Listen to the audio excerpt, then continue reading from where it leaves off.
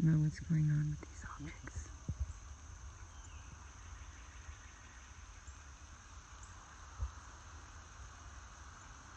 They keep moving.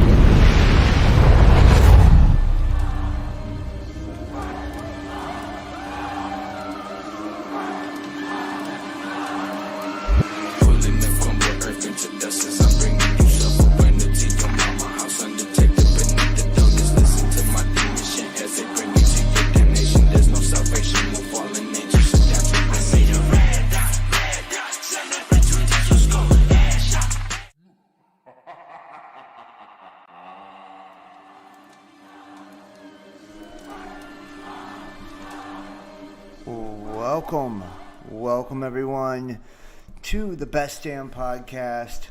I am your host, John Keene. As always, I would like to thank you guys for joining me.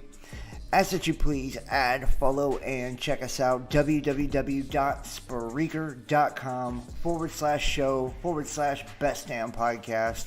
Also, guys, check out the Best Damn Podcast.tv. Follow me, Instagram, Best Damn Podcast, Twitter, The Real Best Damn, and no matter what you're watching on, YouTube, DLive, Periscope, Facebook Live, or any of the other platforms, please make sure to subscribe, get the notifications, give a thumbs up, hit the like, and leave a comment. Let me know what you think. And remember, the number one way to support the channel, support my work, is by sharing. So share it. Whatever social media that you're on, take just a second and share this video, share this link. It'll help me out a ton.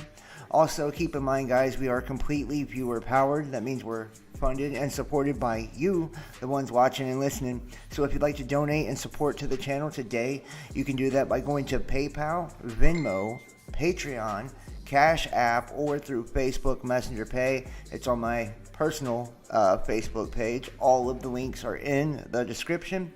And if you have supported this month, or you will support after seeing this, last night's private show is up now. I've got it up, and I put it on Patreon, and I put it for the YouTube channel members. So if you belong to anything like that, it should be posted for you. I've got the audio version as well as the video version.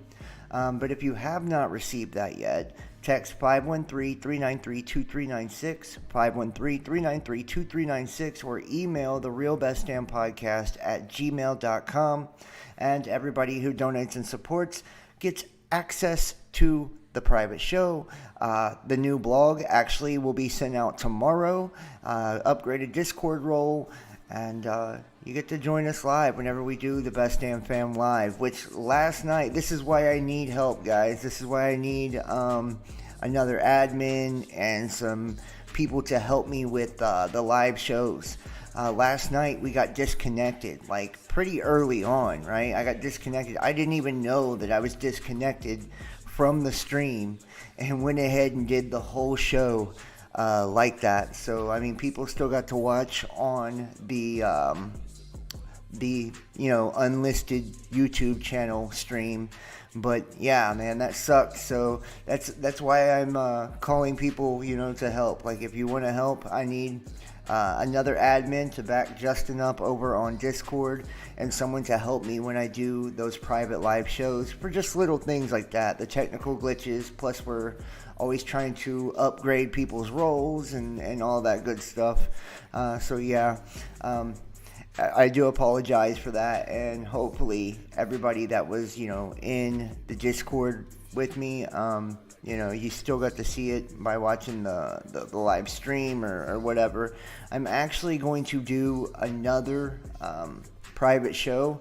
I don't know if I'm going to do it tonight because it's so late, but probably tomorrow night I'm going to do another private show, because I feel bad that a lot of people didn't get to, experience the whole live deal and get to chat or anything like that, because I got kicked off the stream so early. So yeah, sorry about that. And hopefully everybody will be excited to. I mean, last night's was actually really kick ass though. It was some of the most shocking shit that I've seen in a long time, and yeah, pretty crazy, dude. I wish I could show those kind of things still on YouTube and Facebook, but my ass would be gone in a split second. So I guess that's why we save it for the private stuff. So hopefully everybody's encouraged to donate and support. It'd be greatly appreciated, and you can get access to that by texting or emailing. Let me say what's up to those in the chat. Looks like we have Marlon Creetzo. You're still trying to figure out how honest he is. Okay, I don't know. Know thyself. What happened last night, bro? Early during the Best Damn Fam Live, on my end, you know how sometimes when there's, people and they're running video and all of that, it'll just like drop, a person out of the room. Well, it dropped me out of the room, and I was the one streaming, so the stream got disconnected, and nobody knew my phone number or anything like that to call me and tell me, hey, John, you need to reconnect. So I sat and done like a 2-hour private show by myself and didn't even know that nobody was in the room. I was so busy, streaming and focusing on the information and showing all the videos. I didn't notice. And then when it was over, I come back to the room and I'm like, holy shit, nobody's in here. And I went, and seen on the YouTube that, there were people over there watching. But yeah, man, I'm really sorry about that. I do apologize. And yeah, it was a really good one too. So if some of you guys, got upset and gave up and left, I understand, but you missed a really good one. Sorry about that. It looks like we have Take Care, D Sir, Bear Reality, Old Hillbilly, Paulo W, Planet X Survival, Shauna, Graceful Heart, James Dunn, Marcus 99. Thank you guys. Josh Hoosier, I think it's Hoosier. Nancy Lewis, Patty Statler. Thank you guys. I appreciate everybody. Kyle Calhoun. Awesome. Celeste Danelli, Just Jest, Charlie Jones, Tim Hamby. That's what's up, guys. I appreciate all of you for joining me. Yeah, goddamn, bro. Yeah, that's right, Justin. One time you don't show up, you see what happened? We should all blame it on Justin, the admin. The first time he doesn't show up, look what happens, guys. Not my fault. It's Justin's. So everybody direct your anger and your energy towards Justin. I'm just playing. Definitely just playing. Justin's awesome. And everybody go subscribe to Know Thyself YouTube channel as well. You can drop that link in the chat if you want to, Justin. I appreciate that. Yeah. Here we go. Hey, I've got a really good one tonight. And I'm kind of going to be towing the line on some of the things that I think I can or can't talk about on the public platforms. So I'm just putting that out there. If I end up getting in trouble for this, I'm blaming you guys. It's your fault, right? It's definitely your fault because I'm trying to, present the information to you. It has nothing to do with me. We're just going to get that out of the way. So if I get a strike, you guys better watch my other channels or something. So, all right, because I'm putting myself out there tonight. There's so much to talk about too, is what's crazy. There's it's hard to even put into words, I guess, because there's like these different realms of shit that's going on, right? You got like politically, all these different laws and acts that are being passed, and I mean, damn, some of these bills are downright cutthroat. And then you have, at the same time, geopolitically, all of the governments in the world getting into this strategic position for war and invasion, and they're running these mass drills where they're practicing, invading or defending against invasion, and it's crazy. They're in this race to acquire as many big dog technology, nuclear weapons, and all kinds of shit right now. And you can see the fracturing of the sides too, right? You can see those that are, from the east, basically, China and Russia. You can include North Korea and Iran in the mix, and they're all making these power moves, like strategically and all of this. And what looks like it's happening on the West, and I'm just going to point this out, it looks like the West is laying down intentionally. I mean, does anyone else get that feeling? Like, things in the past that just would not fly with the United States and, UK and Australia, and the rest of the Five Eyes.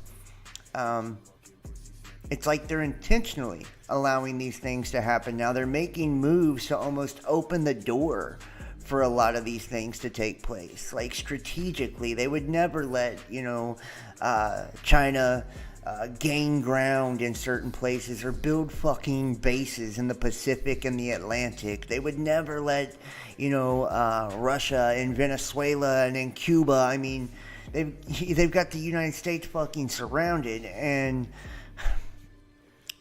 we are seeing, like, everything is showing you that they're fracturing too. They're making that the presentation. How they're going in different routes with their space programs, which we all know, the space thing is just, man, it's honestly probably for some type of, global surveillance or, weapons and shit like that. It's because I don't think we go to space, so I'm just saying. But either way, they're separating that too.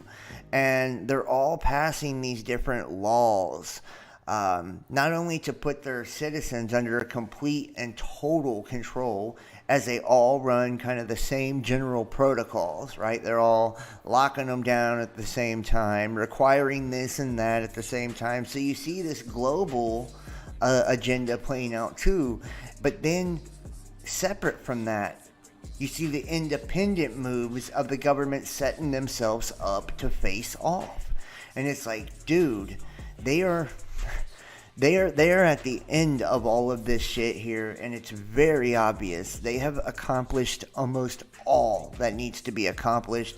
And I tell you what, one of the reasons I'm going to do another private show is because since last night, I have found things that will blow your fucking mind about a lot of what's happening right now and how nefarious and well thought out and well planned out all of this shit really is that's taking place right now. And I'm telling you what, like, I think a lot of people, like, especially the ones that we would call normies or whatever, they wouldn't believe it, even with them being shown it. I mean, that's how out there a lot of the things are that are, in preparation and are actually happening in real time. That's how fucking out there all of this is.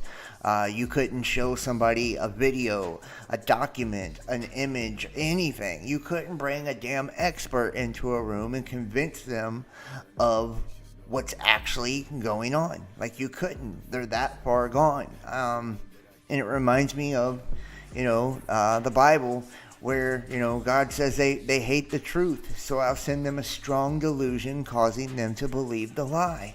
And look around you, man. Right, these people are under a spell, a literal spell. And it's not just because, words and the etymology of the words. That's one part of the spell, right? Because, words have power.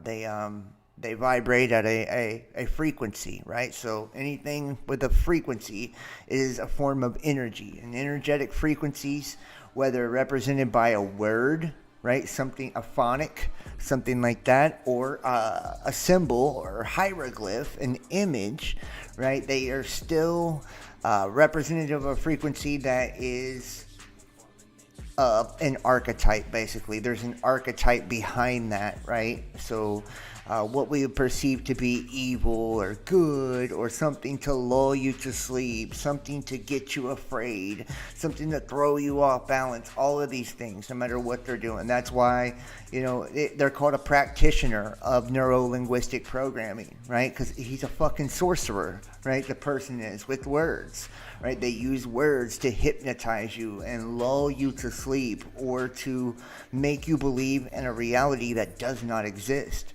Right, and we're going to talk about some of those things as well. We're going to talk about Venus tonight also, in the whole scheme of things. First off, Venus represents Lucifer, the light bearer. Think about the entire agenda, the global agenda with the mark and all of that that's playing out, and who that seems to be connecting all of them to, right? Lucifer. Number two, think about... And we're going to look at some of the historical accounts of catastrophic things that have happened on the earth, the different cycles as they've ended, and the importance of Venus, aka Lucifer, to those things, and how he was identical to what kind of takes place in the Bible and Revelations as well. Eerie and weird, I guess, right? We're going to look at some videos of the different protests. They're protesting in Italy, the UK, Australia. I mean, people are going ham right now. And it's because of the different laws and obligations that are being put on them. Remember, I talked about this, the third horse. Remember the first horse, right? C19, that's 19 in the tarot, the sun card. It's the rider on the white horse. Right, Corona, aka a crown, right, or representing your crown chakra, right, or a sun, right, so the son of God. So it's a virus of the crown chakra, or virus of the son of God, right? We would be the sons of God. That's and Christ said that. He said, "Didn't I say that ye are gods?" Those little g gods mean supreme ones. Which are the sons of God, right? They're the watchers, they're the angels, basically. So that means you're an angel, and you've probably fallen, right, to get yourself into this mix. And we probably don't remember any of that for a reason as well. Who knows, right? So we see that play out. Then we see the Abraham Accord peace treaty, where they have the sigil of this sword, and on this sword, what do you see? You see the entire ritual, right, that they plan on, using against the masses. And in that ritual, it has the Wi-Fi, it has SpaceX, it has DNA and the heart with the little life force pumping through it, because the heart's the seat of the soul. You see the stars and shit like that are for, the third of the stars being flung down and all of this. You see the dove, the sign of Jonah. And then it all ends where, what looks like Saturn conjunction. It's Jupiter with the rings behind him, right? So, yeah, that appears to be that red horse, right? Causing men and women to butcher, aka sacrifice one another, right? And there you have it, right? There it all began with the riots and protest over George Floyd, and it's went on and on and on, right? To what you see today, right? To what you see today. Not to mention that first horse is conquering and to conquer, and it subdued the world economically, physically. Nobody could leave their fucking home. That was what Pompeo described as, what do you call it? He called it a live exercise. Pompeo described it as a live exercise. And what did we, and I showed this shit, right? How there was military checkpoints and shit. And there was bases that were next to major highways, where major highways would intersect with each other too. Checkpoints at state lines. I mean, dude. And even down to all of the mobile hospitals and shit that were erected across the United States, and how we went inside of one of those tents, and what was it? Lo and behold, it was a morgue, right? And then the bringing in of the refrigerated semi-truck trailers, right? They hadn't been seen since some heat wave in the 90s or some shit like that. And they brought them in, and you guys remember, they would hide it by particle board, right? To kind of keep people from seeing, supposedly, the bodies going in and out of there. Well, people were showing images of empty semi-truck trailers, and they were refrigerated. And what ends up happening, right? This whole agenda, what they use for the cure of all this is something that has to be refrigerated at a super cold temperature, right? It's like, whoa, what, were they setting all this up? We watched, military and National Guard and all of this be wheeled in by train, plane, everything, right? We've seen it happening. We've seen the federal government use this, federal aid money basically to the cruise ships, and some of them were essentially what many people think turned into floating prisons, right? That's why they were getting defense money, right, to kind of bail them out. And you see kind of where they're going with all of this stuff as well. Many people wouldn't believe a lot of the things that are about to happen, and they didn't see these things when they were happening, that they were a practice run for it all, right? That's what it was. It was a live exercise, right? That's why they keep calling it different waves, right? Second wave, third wave, fourth wave, right? Like they're letting you know these are the different phases of the plan. And if you looked at any fucking handbook, I don't care if it's that kind of handbook or anything else, right? They're all phased plans to slowly and meticulously bring the population into a state of submission and mental enslavement. And not just mental, like this is going to be, thought police type shit. Like, you are not going to be able to disagree with any ideology or belief system outside of the approved one, right? And that's already being shown. That's why they're calling people science deniers if they don't accept, the scientific consensus, right? They are associating conspiracies with mental illness. I mean, this is some KGB fucking, red wave type of shit, man. And we've seen this has happened over and over and over again. Not just biblically, right? We know biblically it has, right? Like 14, 15 times there's been these massive amounts of cataclysms and complete upheaval politically, socially, everything resets, right? Including the monetary systems, which we're seeing we're heading in that direction too. And that's biblically. But you look historically and even recent history, you have the world wars. And man, Albert Pike's 1871 letter to Mazzini, it outlines the whole shit. And I tell you what, you've never seen something more accurate. So for us to believe that any of this is organic, if something was written a couple hundred years before it even took place, right? That's kind of suspect right there in itself. And then World War I, it was through the Russian, and I say Russian loosely, revolution. And that was this massive culling of the people. And then we had World War II and Germany and what they did, right? Which was another massive culling of the people. And it wasn't just in the primary places, okay? So when you see Russian Revolution shit, it wasn't just in Russia. It was going on simultaneously throughout the world. But the main place that needed to be taken down, the main place that was used as a scapegoat and used to really thin down the herd, so to speak, was Russia, because they were independent of the other governments with the czars, right? So they had to get rid of that system and bring in the system of socialism and communism that we now know today. Bring in Marxist ideologies that we now know today.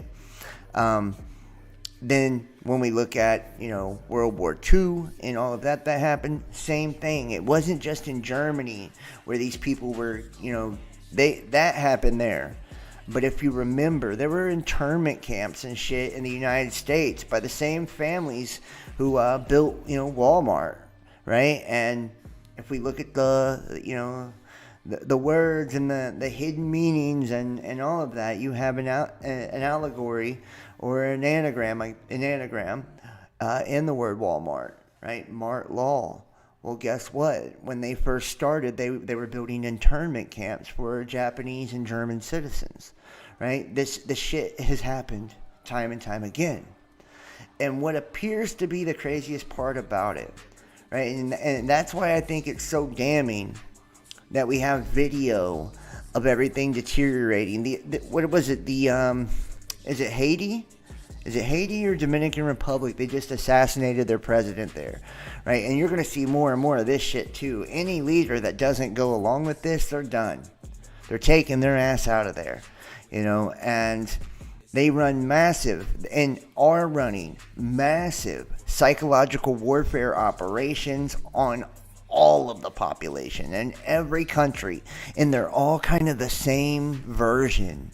It's kind of the same thing, which is really fucking spooky, right? If they're trying to deceive people in the same fashion, the same way, and get them all going in the same direction, there's got to be a reason, right? And they're also running the war rhetoric, right? And pumping people up, putting the cables on people for China and Russia. And they're doing the same thing with their citizens against the United States, right? So all of this is happening that way. People will promote and support a war effort, right? They'll do that, even though the U.S. continually appears to be laying down and setting themselves up for defeat, because I believe that the United States is World War III's version of Germany and Russia, right? I believe that's what they are. Remember, World War I, Russia was a superpower, dude, and they were expanding everywhere. They were doing their thing with a lot of people. And World War II, you had Germany. They were a superpower, and they were expanding, and they were doing their thing, right? And now you have the United States that is a superpower and has massively expanded and was just at their economic peak, so to speak, under the last guy, right? And we could go into prophetically how he was Cyrus, and he did his 4 years, and Babylon fell after his 4 years, just like, what happened in the days of old. Nothing new under the sun. It was minted on the gold coin. The Israel 70 years, born on a blood moon, inaugurated on a blood moon. Israel 70 years on a blood moon. His association with the number 7 and judgment. Trump and Pence, trumpets. I mean, it was all right in your face the entire time. He was the outsider that became the king of Babylon, right? And he was the outsider. And he also took away the daily sacrifice. That's why he was wearing the red for Republicans. He was representing the solar, out of the solar and lunar of the twin pillars, right? So he done all of those things. He was the first beast, right? He had the fatal wound to the head and lived, right? Which means a plague, a scourge, and affliction, right? And he had that virus. I mean, he fulfilled every bit of those things, and he even was supposed to restore and kind of protect Israel and then turn on them. And he did that too, right? Israel being God's chosen, or, he who wrestles with the fallen, right? We've established that there's kind of a mistranslation of the words there and what most people believe it means. So those that are wrestling against the system, right? Because this is an archon system, an archonic system of control. Government means to govern, control, lord over. Mental mentality, your mind, right? Which this is an archonic system, and those fighting against it, those resisting it, right? That would be the definition of Israel, right? They're resisting the world. They're resisting the beast system, right? And he acted as if he was on their side and was doing things that looked like he was trying to help them, and really putting the cables on all of those people, just like Operation Trust and the Russian Revolution, right?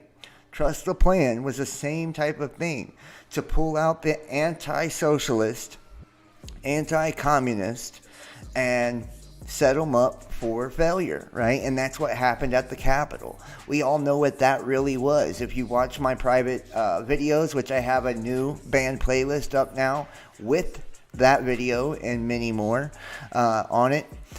If you watch my private videos, you've seen that was a complete... It was not what we were told at all, right? And it was even something that was encouraged by him, and now being used to demonize anybody that followed him, right? And remember, I was talking about how Stalin says, right? Like was Lenin, I believe it's Lenin, says that the best way to destroy your opposition, right? Or to, control the opposition is to lead them, right? And he was controlled opposition, right? And he had many Illuminati cards too, right? Enough is enough, charismatic leader. I mean, there were quite a few. And then we even seen an effort by the other CIA shills like Alex Jones, right? Like, he had those kind of people by the balls, so to speak, because he was the most famous kind of truther out there. And what'd he do? He misled them into being pro-Israel, pro-Donald. And he created, this straw man for everybody to buy into, and they all worshipped it. He became an idol, a savior to them, right? If he can't do it, nobody can. He's our last hope, and he's coming back, right? They still believe these things, and you even had the apostate church rear their ugly head, right, with all of this. They all got behind him and all swarmed around him and talked about how he was anointed for this and that. And we're pushing, all of the same agendas he was pushing, and tried to make people feel like if they wasn't a part of that, then they were against God, right? And these are the false prophets that came out and said he would heal the nation, he would do this. And we all have seen them. Right? If you watch videos and shit like that, especially spiritual and religious videos, you have seen those kind of people out there, and there were a lot of them, right? And they're still there, by the way. They haven't quit, right? They're following the white rabbit, remember?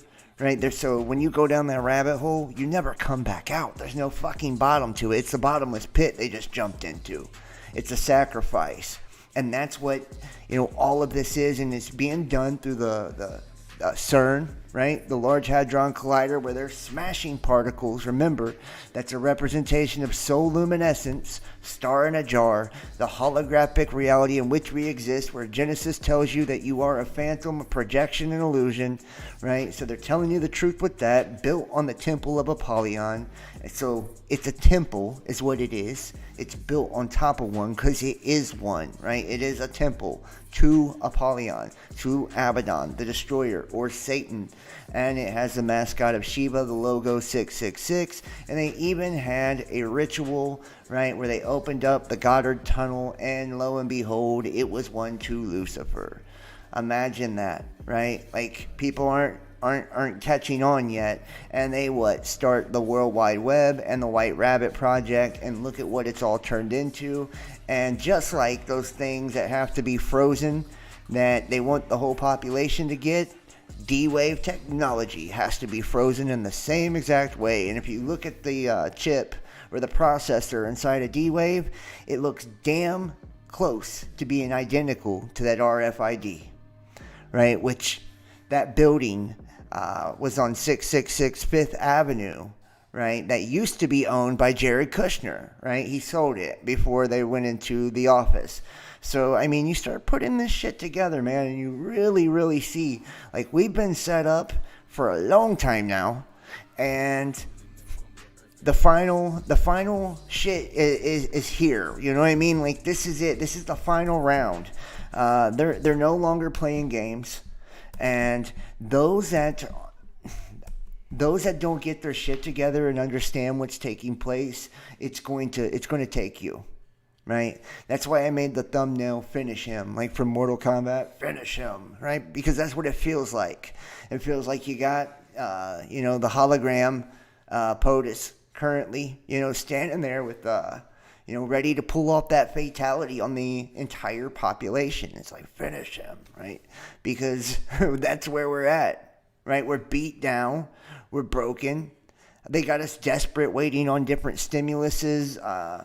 They've got people that have been compromised and altered in a very, very serious way because of the nature of what it does to you spiritually, cutting that silver cord, right? So basically, you're slowly shifting into a soulless demonic entity is what is happening.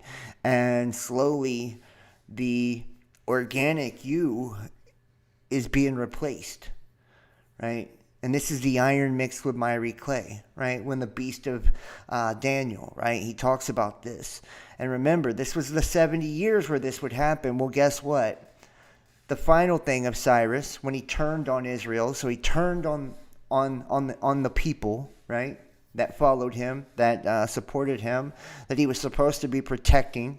He turned on them, and what's he do? He builds a third temple. First temple, second temple, third temple, right? And that iron mixed with miry clay, the beast of Revelation, right? This is the beast from the prophet Daniel, right? It's the abomination of desolation, right? It's standing in the place of God. Standing in the place of God. And it's like nobody is putting these things together. And that's why I think it says, for lack of knowledge, surely my people will perish. Because once you know these things, there's nothing they could get you to do to compromise for this, right? There's nothing. There's nothing they can make me do now to become a part of all of this. I won't do it. I won't do it. And they're forcing it too, by the way. They're forcing it. I'm about to show you some different documents. I'm about to show you some different laws and things like that have been put into play. I'm about to just break it all down here. And, we got to understand it's a few parts, right? It's a few parts. It's not only the prophetical, political, and the catastrophic and all of this, man, and the war and geopolitical. They're doing this economically, and they're doing this. The hardest part, I think, for people to believe is that it's witchcraft, is what it really is. It's witchcraft. And it's a powerful, powerful form of witchcraft. It's Enochian magic. And what they're doing is getting the masses, you and me, all of our friends and family, through the media, right? Through the media, the news, north, east, west, south, representing those four angles, right? Or four horsemen of the apocalypse, or the four angles which make up the Holy One, right? As in whole, as in a circle, supreme being, Yahweh, right? Ariel, Adonai, Elohim, Jehovah, which makes up Yahweh, right?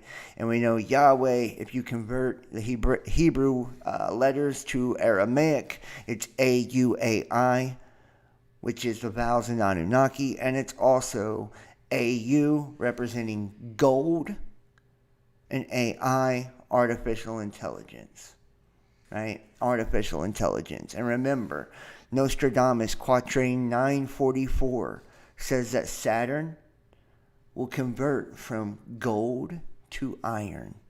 So we got all of these prophecies that were warning us against these things, that Satan or Saturn or the evil one, right, would enter into what looks like machine, right? That's what it looks like. And when he did, or when he does, destruction comes. This is, the son of perdition, the man of sin. This is it. This is where they finally come against the saints out in the open. And remember the third horse, or the third horse, right? And it's the Libra scales, right? And the Libra Diem and the CBDC and all of this digital currency shit that's happening right now, right? And then remember, it says to yoke you into servitude through law or obligation. Let me show you something. This is your laws and obligations, and I can't talk much about this at all, so please forgive me, okay? But I don't want to get strikes, and I don't want to be banned just for, one thing. You're able to read. And if you want to hear more about this stuff, please support, text, or email, and check out last night's show. You can see here. Weekly testing for city workers. Required, man. Required. Law or obligation. They will not lift travel restrictions at this point. Restrictions that much of the world's population from the U.S. since 2020 will not be lifted in the short term. Law or obligation. Requires city employees to get that and to be tested. Law or obligation. California government health workers must show proof. Law or obligation. Right? See, it's a really sad thing that we can't get more people to see that they're being led into something, and it's not good, right? We know that even it's got in the book of Exodus. Why? Because there's nothing new under the sun. I told you each story is alive, and it's a human story, right? It's a human story. It's our story from beginning to end of our cycles, right? And that's what these are. These are cycles, guys. And what kind of cycles? Well, they seem to end in harvest, right? So it seems to be cycles of harvesting spiritual energy or our souls, right? Because that whole being, Supreme One, is the architect of the Matrix, right? He is the architect. And that circle is the trap of time, right? Death and rebirth, right? It's time. You're trapped into the construct of time. That's what's going on down here. You're being tricked into thinking that you are what you're projecting down here, right? So you think you're your physical self. You think you're your carnal self. That's why they're constantly pumping different things to push you in a carnal direction, right? That's why people are so selfish, right? That's very carnal, right? They can't possibly consider another human being. They can't. Matter of fact, they'll make excuses to themselves on why they can't, love another person, or why they can't help another person or give to another person. They're just carnal, right? They only want to serve themselves, right? That's a low nature, low man type of thing. But they've been groomed to have this mentality through schooling and the media and popular culture, the whole nine, right? Like, they've been pushed in this direction to have no remorse, no empathy, right? They've been desensitized through violence.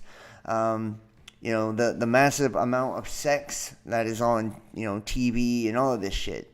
It's desensitizing them, right? That way they hold no value in intimacy, and that way violence is natural to them, right? It's accepted to them. It's an accepted behavior to them. Not only do they not feel bad as they watch other people die or wars go on and people be blown up and all types of shit. They don't feel bad as they harm other people, whether it's physically, emotionally, mentally, spiritually. There's no guilt, right? There's no remorse. There's nobody home, if you know what I'm saying. And we're going to find more and more that people, I now see it. I'm telling you, I now see it. People are shifting away from their humanity, if you will. Those that have participated in the system now, and I'm telling you, you can believe me or not, you can take this or leave it. That's up to you. As always, I challenge you to use your own spiritual discernment, your own critical thinking, regardless of anything I say or show you, right? Because ultimately, at the end of the day, the truth is written on our hearts. So it's in you, right? And you have to learn how to trust you. Matter of fact, if we have time here in a little bit, I'll tell you a story of some things that just recently happened to me. Some terrible things where I had a dream about them first and was warned about it all. And because I failed to trust myself, I ended up, in a very, very shitty situation that caused me a lot of pain and grief and just blew up in my face. And it's just an example. It was like a lesson to me. Like, damn, man, it's not just the truth that's within us, right? We have to trust our gut too, like the way we feel about things. Once you become in tune with yourself, man, your higher self will tend to give you the answers you need. And when you directly go to your higher self and ask something, you shouldn't second guess and doubt what's being brought back to you, right? Because it's not outside of you. So there is no chance for motive, right? There's no motive. Entities outside of you, usually higher entities, higher beings don't seek to interfere, right? They respect free will, and they have to be called on or invoked. And when you do, a lot of times they still, if it's something that is not completely benevolent and serving other people, won't really get involved. And the way they get involved won't be the way that you want them to. It'll be in a way that is for your own good, but still probably lets you learn what needed to be learned and all of this, right? But the lower entities, the lower energy, it's always trying to get in there, right? So anytime we get outside of ourselves, right? Anytime we allow outside influence to dictate what we think, what we feel, what we believe, how we act, it can really get us into big trouble. And that's why you see the masses that are allowing something outside of themselves to influence everything within their lives. Look at them, right? Look at them. They're deaf, dumb, blind, and stupid. And that's not a knock on them. They just, Father, forgive them. They know not what they do. But they have given away their sovereignty. They have given away their freedom, or the illusion of freedom within this system. They've given away all of those things. And they've done it, willingly. Right? They've said, hey, and it's because they have believed something outside of themselves, and it's convinced them that they aren't capable of ruling themselves. They aren't capable of growing their own food and farming and living in a natural way, in the way that man used to live in balance with nature and each other. That they're not capable of that. That they're not capable of fidelity and being loyal and honest, and that they have to, as a product of this world, be cutthroat and put number one first, which is themselves, right? That they have to do these things, and they've been convinced. Think about it. They watch the news, and what do they show? It's murder, murder, murder. You know what I mean? Death, death, death. Crazy shit after crazy shit. And it's convincing them that that's the way everyone is, that's the way the world is, so that's the way they have to be too. And then you mix in shit like this, right? Like I said, all the governments, in cahoots together, that's very obvious. But at the same time, they're presenting this show, this play, this illusion of division, right? And this is really part of this death and rebirth, right? That's the God of who they are, man. And the whole Abrahamic religions, same thing. It comes from a Brahma, right? Death and rebirth, right? And the buck moon, same thing. That's why it has the antlers and all of that. Death and rebirth. That's what it's all about with them. And destruction is a part of this process. And they're at the place of destruction now, right? They're at the place of destruction, and they hope to bring in through this new cycle, this new age, right? Because we have now eclipsed the end of the age. That was a Saturn-Jupiter conjunction, and the stars are our clock. That is our clock, whether you want to accept it or not. I don't give a shit, right? Astrology isn't evil. People who use astrology to perform, rituals that harm people are evil. You know what I mean? So the stars are all in the Bible. So I hate it when people say, astrology isn't this or that. No, the Bible is a book of astrology, man. Straight up. That's what the great sign is. That's what all of this shit is, man. They're telling you about the stars. Why? Because the stars are a projection of us. See, it don't seem so evil when you look at it that way. You're like, holy shit, right? If we've been trapped in this firmament, this fishbowl down here, and through the soul luminescence, the star in a jar concept, we are in a prism projecting an image and being deceived into believing that this illusion is who we are, and we're giving all our energy, all our life force to it. We're taking all the negativity that's attached to us, and instead of transmuting it, transfiguring that into light and overcoming this place, overcoming ourself, our carnal desires, overcoming the world and it being at enmity with us and trying to destroy us, essentially, right? Instead of overcoming all of these things and still having love, still being selfless, still having the ability to accept everyone around you and come together with those that are of the light as well, right? We're being deceived into, the people that we've become, right? We've watched all of this, spiral out of control, and now this is the final chapter here, and this war is going to cover up for the cataclysms. This war is going to serve the purpose of the global agenda for sustainable development, 21 and 30. And they are going to use one another's militaries for each other's populations. War of words. World War III fears as China boasts U.S. would have no chance stopping invasion of Taiwan. And remember, I have told you for a long time, Taiwan would be one of those, those linchpins to all of this, man. It's going to be a firing point for all of this. And why? I mean, just a month or so ago, there was 5.2 magnitude earthquakes.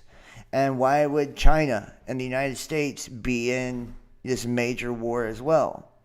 Well, if you think about it, China is flooding out of control. They're having all types of disasters there, right?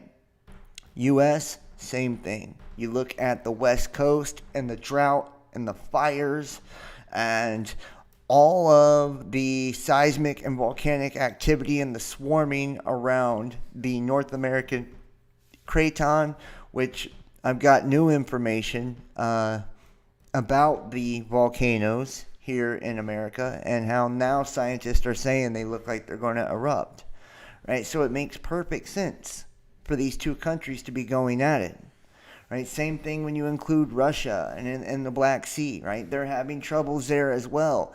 And the magnetic pole is moving to Siberia. I mean, all of these are the reasons why they decide who's going to win and who's going to lose, right? They need certain ideologies to go on, and they need other ones to die.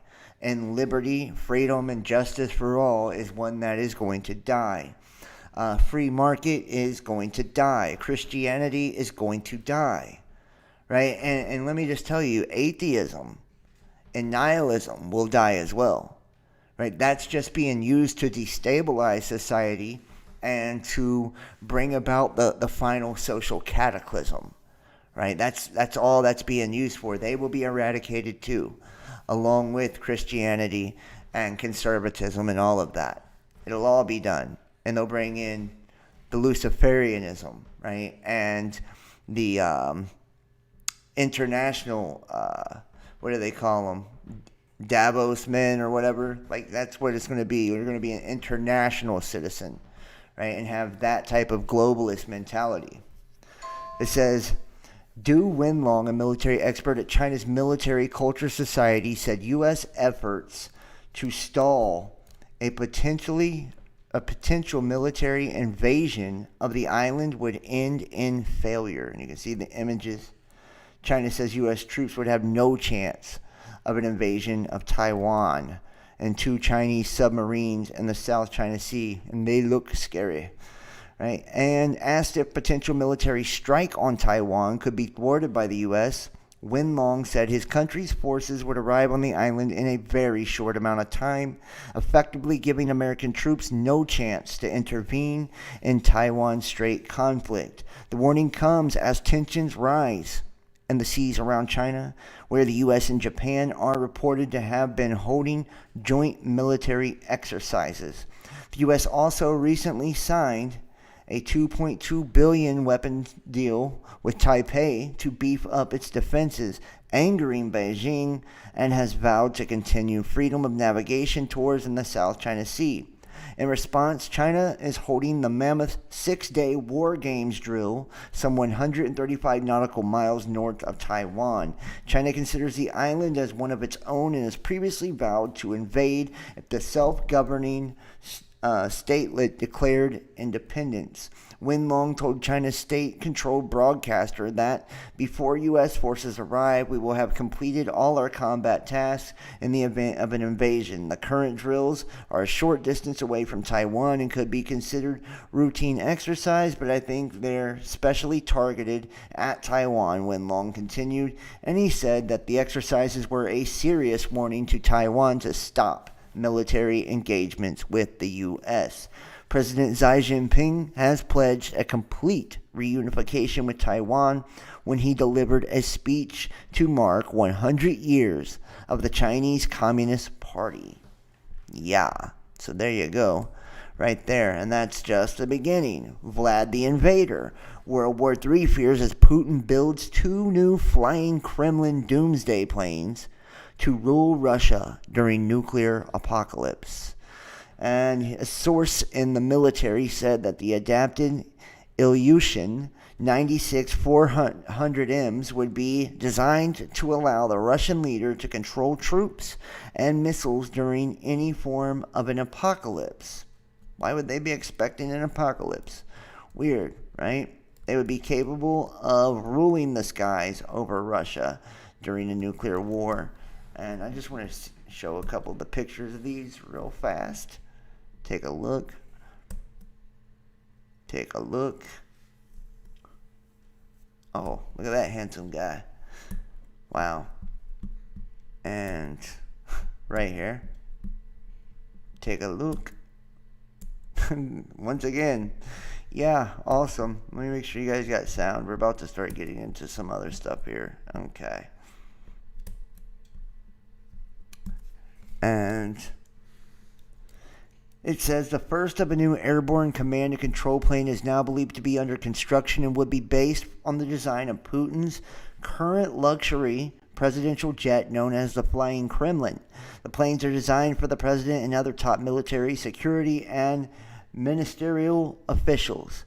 Quote, the Russian aerospace forces will receive 2 air command posts based on the 296-400M, confirmed the military source. 1 is now in production, and the Flying Kremlin command aircraft would replace the existing Ilyushin 280 MAX domes, which are on permanent standby. It would also likely include an advanced communication system on board that would allow it to act as a management center capable of commanding troops during combat. Russian outlet Moskovsky Komsomolets reports that the aircraft radio complex of the aircraft will make it possible to deliver orders to troops, strategic aviation, mobile and silo launchers, and submarines carrying strategic nuclear weapons within a radius of 6,000 kilometers or 3,728 miles. And there you have it, man. You know, what do they get ready for? Huh? How about this? Nukes of hazard. World War III fears as Russia warns the U.S. not to deploy hypersonic missiles in Europe. And this is what I mean, too. Another thing, we don't honestly know. They tell us a lot is about the nuclear weapons. But remember, guys, frequency right now is the name of the game when it comes to the whole transhumanist shit, right? And I've talked about the radio frequency and how it would actually be used and what it would actually be used for in my private shows, right? And how it goes right hand in hand with this agenda. Just consider, quite possibly, these doomsday planes couldn't just, be for controlling the military and the forces and dropping bombs. But what if they were used to control the frequencies of the people below? You know what I mean? That's something to think about, and something I think is a strong possibility. Russia's warned the U.S. plans to deploy hypersonic missiles in Europe could spark World War III. The Russian embassy in the U.S. warned of an inadvertent conflict if the U.S. pushed ahead with the deployment of the long-range rockets in Europe. Yeah. And it says, we would like to remind Pentagon Press Secretary that the potential deployment of any American flag hypersonic missile in Europe would be extremely destabilizing, a tweet from the embassy official Twitter account read. Their short flight time would leave Russia little to no decision time and raise the likelihood of an inadvertent conflict. Washington saying it's checking Russia's destabilizing activities in the region, which has included a British destroyer coming under fire from Russian fighter jets in the Black Sea and the allegedly successful testing of the Zircon hypersonic cruise missile. Quote, it's important to note that Russia's new hypersonic missiles are potentially destabilizing and pose significant risk because they are nuclear-capable systems, Pentagon Press Secretary John F. Kirby shot back. Kirby said the U.S. was working closely with allies and partners, including NATO, to try to check those destabilizing activities. Yeah, think about it. Russian warning, Putin using intimidation tactics on the UK. Dangerous actions could erupt. Boris Johnson has been warned Vladimir Putin and Russia are only using intimidation tactics against the UK at present, but this could easily explode into dangerous actions. And let's take this back. Это политическая составляющая. Вот только что состоялась несколько дней до этого встреча в Женеве. Спрашиваете, зачем Said you said the world was on the verge of a global war. нужно было совершать такую провокацию? Of course, it was not. Even if we sunk this ship, it Ради could. чего это все делается? Ради того, чтобы подчеркнуть, что эти люди не It could be difficult to imagine the world would be on the verge of the Third World War. без уважения относятся к выбору крымчан о присоединении к Российской Федерации. Они там Because всё those признают. who do Ну, it хорошо, не know признавайте that дальше. they Зачем, can't emerge провокации victorious подобного from рода this war. осуществлять? Okay. Well, I know he just made a statement that he would whip our ass in World War III too. So yeah. And it says earlier this month, the Russian President Vladimir Putin boasted his country would have sunk Britain's HMS Defender a week earlier, as it would never have triggered World War III, because those who do it know they can't emerge as winners in that war. Tensions between Moscow and London had exploded after Russia challenged the right for the presence of the UK's huge ship in the waters near the Russian annexed Crimea, something Britain insisted it had every right to do. Russia claimed it had fired shots and dropped bombs in the path of the HMS Defender, which had been en route to Ukraine to Georgia. Britain hit back at those claims and insisted it did not recognize that accounts of the events, but Russian Mr. Putin has sent a warning to the UK, adding to earlier warnings from Moscow it would bomb British naval vessels in the Black Sea in the event of further provocative actions near Crimea. Speaking during his annual question and answer session with voters, Mr. Putin was asked if the world stood on the edge of World War III. During the intense standoff with HMS Defender, he replied, "Of course not. Of course not. No way, man. No way, man." And let me hit you with a couple of these videos real quick, and then I am going to get into a couple documents as well. And let's remember what we were just looking at too. And gosh, man, I've got so much. I'm going to try to hurry up.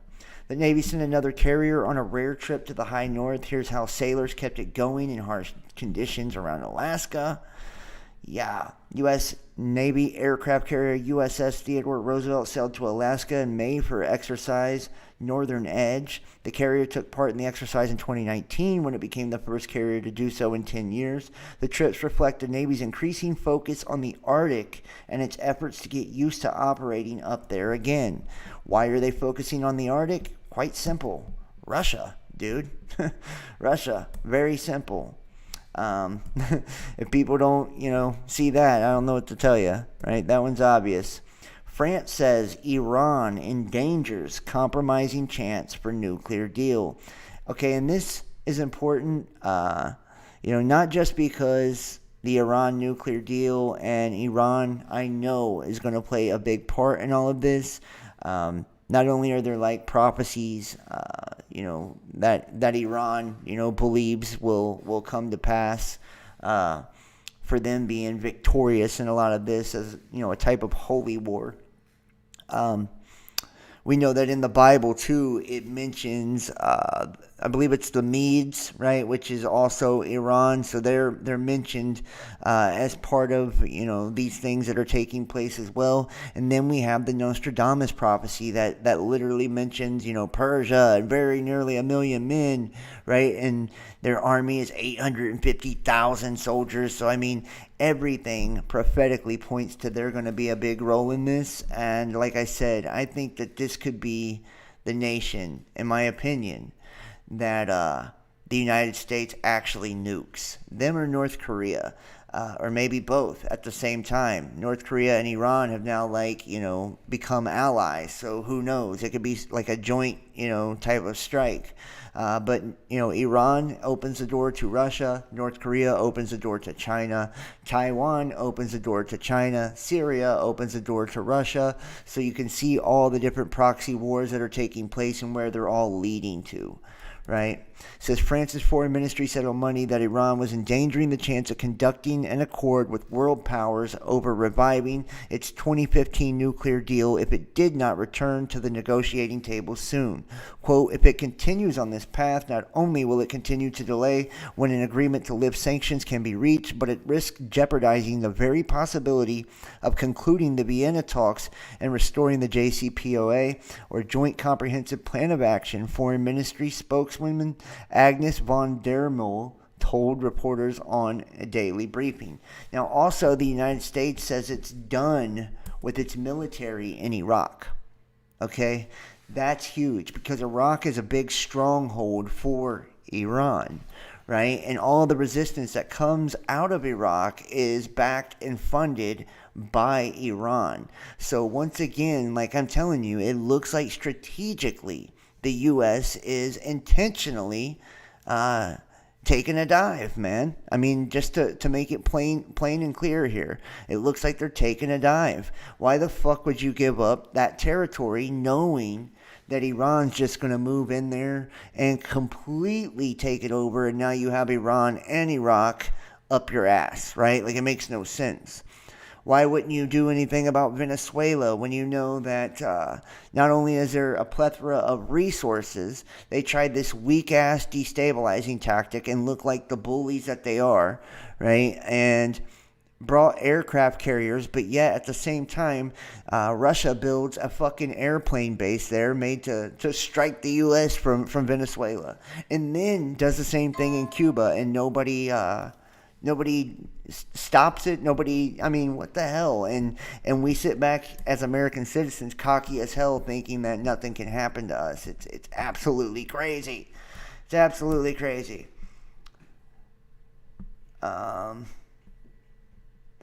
And they're frying, and all the forms to tech to the war planets. Yes, and there's to the tech of the war planet Mars.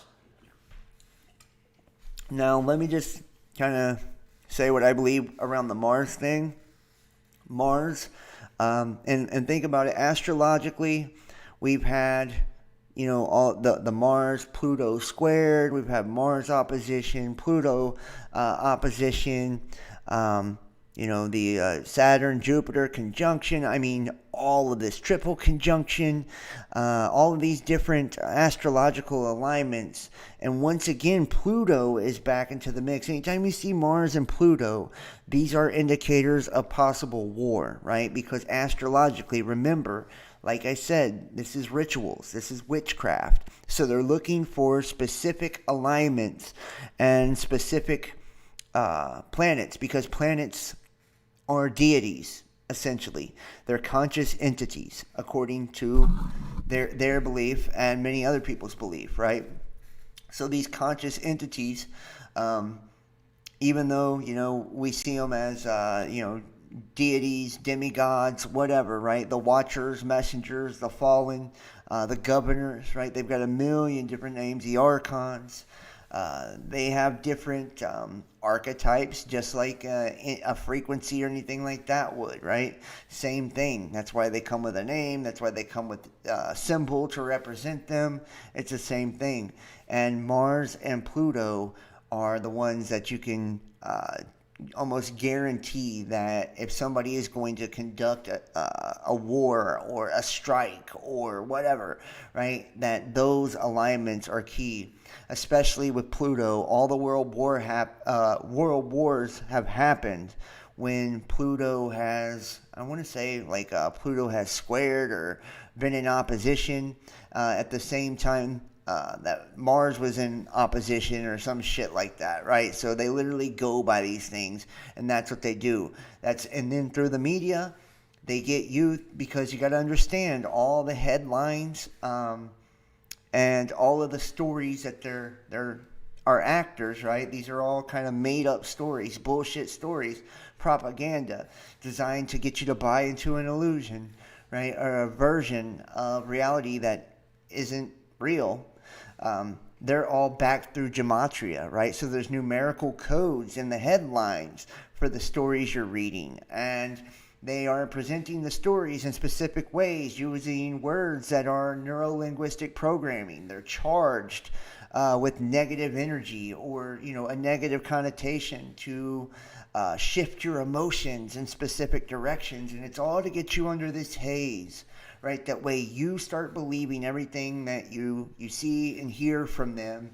And you believe that that's what reality is, and you create that reality, you manifest that reality, you attract that reality, right? And you become a part of it. You get solidified within that reality. That's why I always tell people, I've seen YouTubers claim to be, fucking Moses or Enoch, or they'll say, one example, Naughty Beaver says he's the guy on the in the book that Naughty Beaver wrote about, right? And he may be. I don't know. He may be, for all I know. But I strongly, am against those things, because whenever we take on a character or a role, we solidify ourselves into the reality as well. Right? So if I was to go and say, hey guys, I'm John from the Bible, right? Because my email is John the Divine. So I'm John the Divine from the Bible, and I solidify myself as that character, right? That role, right? Then I'm stuck in the reality. The only way to escape this is choose not to choose. Once you have accepted a label, you have accepted a role, which is a form of ego, right? It's your persona, your mask that you're putting on, your demon that you're putting on, right?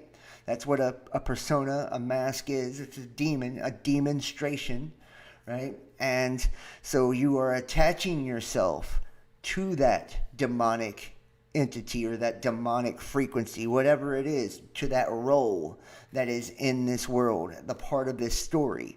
And you will probably play out that role, right? Because you're living according to it and you believe it is true. But at the same time, you are now believing that you are this physical being. You are this flesh. You couldn't possibly be that role because you're something more. You're a spiritual entity that's outside of all of this, above all of this, separated from all of this, right? We're not of this world. We're just in it. So when we accept those roles, man, we solidify our reality and we allow ourselves to become part of the story. Once you're part of the story, that means you're playing the game, right? And this is the game 23, the Illuminati card game, the game, right? And all of us are being used as pawns. That's why they call you Goyim, right? It derives from the word golem, right? A golem is like a mud or a clay figure, an idol that is used, and it's seen as, and let me pull it up. We can pull up Gollum and show you what I'm talking about. Right here. A golem. Right? This is what they believe you are because you don't have a soul from the Most High. Right? And remember when Trump passed the anti-Semitism act or law or whatever, that it said that those people were neither a religion or a race, which essentially gave them godhood, right? And, because you and I, we're a race or we're a religion or whatever. They said that's not a religion or a race, and they believe their soul are the only ones that come directly from God, right? And that they're the children of the Most High.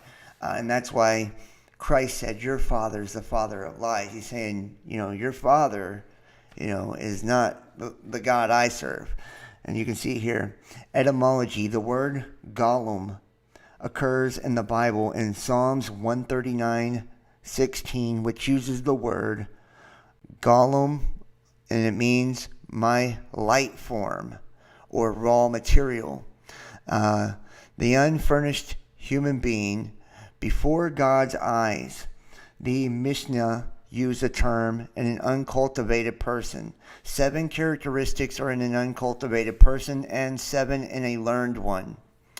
And it says that it used to mean dumb or helpless. Similarly, it's often used today as a metaphor for a mindless lunk or entity who serves a man under controlled conditions, but in hostile to him under others. And golem also in Yiddish as goyim to mean someone who is lethargic or beneath a stupor. And it says the oldest description of the creation of a golem by a historical figure is included in tradition connected to the Rabbi Elihu of Chelm. It says a Polish Kabbalist writing about 1630 to 1650 reported the creation of the golem by Rabbi Elihu, and I have heard in a certain and explicit way from several respectable persons that one man living close to our time, whose name is R. Elihu, the master of the name, who made a creature out of matter, right, which would be flesh, right? We're made out of matter, right? And performed hard work for him, and it performed hard work for him for a long period. And the name of the emet was hanging upon his neck until he finally removed it for a certain reason. The name from his neck and turned it to dust. A similar account was reported by Christian author Christoph Arnold in 1674. And think about this: from the dust you came, from the dust you shall return. Right? He had an amulet basically on his neck to control the golem, right? Which performed things that he wanted under control. It's controlled, right? Even if it's detrimental to itself, right? And it's, where does it also say? It's in a stupor also, and it returned to dust. And it says, as an aside, I'll mention here what I heard from my father's holy mouth regarding the golem created by his ancestor, the Gaon Elihu Baam Shem of blessed memory. When the Gaon saw that the golem was growing larger and larger, he feared that the golem would destroy the universe. He then removed the holy name that was embedded on his forehead, causing him to disintegrate and return to dust. Nonetheless, when he was engaged in extracting the holy name from him, the golem injured him, scarring him on the face. Now, he removed the holy name that was attached to his forehead. Goim, deriving from golem, something that performs tasks under controlled conditions, right? A tool, a puppet, used to create, manifest, used to work, right? For the one that has the amulet or the control over the being. And that being, they extract that life force, that light from the being by removing the mark on his forehead. Do you see what this is a metaphor for? Do you see what they're talking about actually?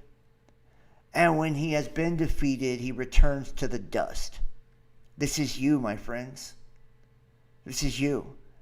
And when it says that they extracted the holy name from him, right? It says right here that the golem is growing larger and larger, consciously, right? Spiritually. He feared that the golem would destroy the universe, right? Which, remember, the universe is you inverted. So he feared the golem would destroy the construct of time, the illusion. He feared the golem would destroy the illusion, right? He then removed the holy name that was embedded on his forehead.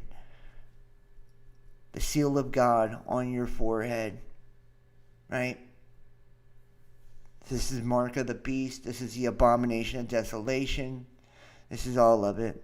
They were all killed except those who had the seal of God on their forehead, the holy name on his forehead, right? And it was embedded in his forehead, so it was inside of his forehead, like your pineal, thus causing him to disintegrate and return to the dust. Nonetheless, he was engaged in extracting the holy name from him. The golem injured him, scarring him on the face. Scarring him on the face. And if you think of like Odin and all of that, they have one eye, right? God of the blind. God of the blind. They created a golem out of clay from the banks of the Vltava River and brought it to life through rituals and Hebrew incantations to defend the Prague ghetto from anti-Semitic attacks and pogroms, depending on the version of the legend. The Jews in Prague were to be expelled or killed under the rule of Rudolph II, the Holy Roman Emperor. The golem was called Joseph and was known as Yoseli, and it was said that he could make himself invisible and summon spirits from the dead. Rabbi Love deactivated the golem on Friday evenings by removing the Shem before the Sabbath Saturday began, so as to let it rest on Sabbath. One Friday, Rabbi Loew forgot to remove the shim and feared that Gollum would desecrate the Sabbat. A different story tells that of a golem that fell in love and, when rejected, became a violent monster seen in most accounts. Versions have the golem eventually going on a murderous rampage. The rabbi then managed to pull the shim from his mouth and immobilize him in front of the synagogue, whereupon the golem fell in pieces. And remember, like, we have been fractured or fragmented, turned into fractals. The golem's body was stored in the attic, Genazah, of the old new synagogue, where it would be restored to life again if needed. Rabbi Loew was then forbade anyone except for his successors from going into the attic. Rabbi Yechiel Landau, a successor of Rabbi Loew, reportedly wanted to go up the steps of the attic when he was a chief rabbi of Prague to verify the tradition. Rabbi Landau fasted and immersed himself in mikvah, wrapped himself in phylacteries and a prayer shawl, and started ascending the steps. At the top of the steps, he hesitated and then came immediately back down, trembling and frightened. He then reenacted Rabbi Loew's original warning. According to the legend, the body of Rabbi Loew, Gollum, still lies in the synagogue's attic. Where the attic was renovated in 1883, no evidence of the golem was found. Some versions of the tale state that the golem was stolen from the Genazah and entombed in a graveyard at Prague's Zhukov district, where the Zhukov television tower now stands. Recent legend tells of a Nazi agent ascending to the synagogue attic during World War II and trying to stab the golem, but he died instead. The attic is not open to the general public, and some Orthodox believe that the Maharal did actually create a golem, and that the evidence for this belief has been analyzed from an Orthodox perspective. And there you have it, right? And I'd love to know what the word, where is it at here?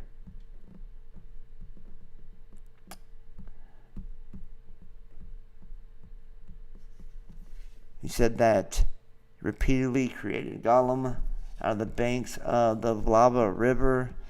And where is it at? Where Gollum's body was stored in the Genza. Shem is the word. Because if you think about it, they call God Hashem. So I'd like to know what Shem actually means. I think there is a connection.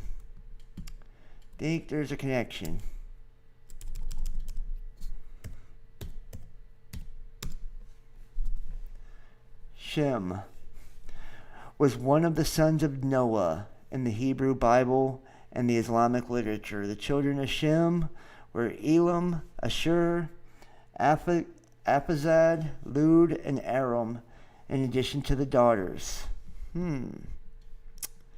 And Abraham, and in addition to the daughters, Abraham, the patriarch of the Muslims, Jews, and Christians, was one of the descendants. Strange. So, yeah. And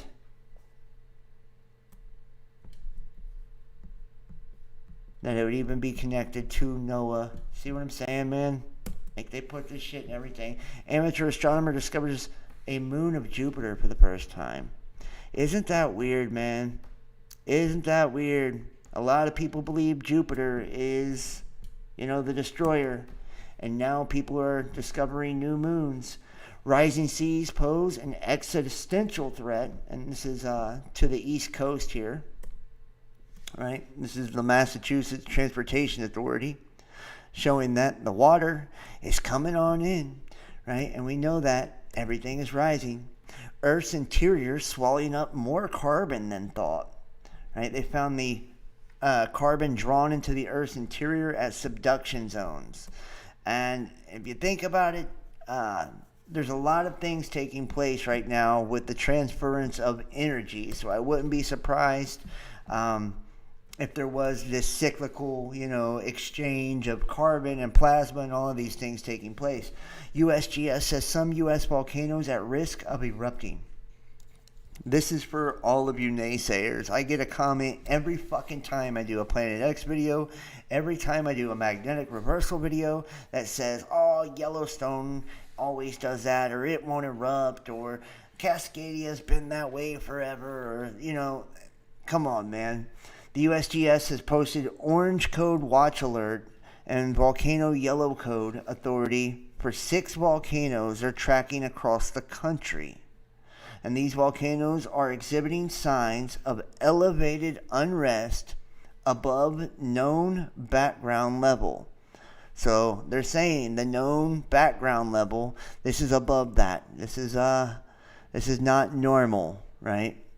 And it says that the 6 with the heightened level of alert, yellow advisory code, include the world's largest active volcano, Mauna Loa and Kilauea, Ganloi and Semipoknoi, and in Cleveland. While Mauna Loa and Kilauea are both on Hawaii's Big Island, the rest are under the yellow code are in Alaska, which I think is one giant super volcano, right? And don't forget the swarming that's taking place in Yellowstone and the swarming that's taking place San Andreas, which appears to be, another super volcano in that area. Or the swarming at New Madrid and Oklahoma could be a giant fucking caldera. I mean, keep these things in mind, seriously. And then you have this shit here. Meteors light up the night sky in Norway. And there's so much of this. Look at that. Very, very bright. It says doors and hatches were blown open and there were gusts of wind. No damage has been reported though. This thing came down huge. It probably fell about 15 miles outside of Oslo. And that's not all, folks. Video catches fiery meteors shooting across the night sky over Texas.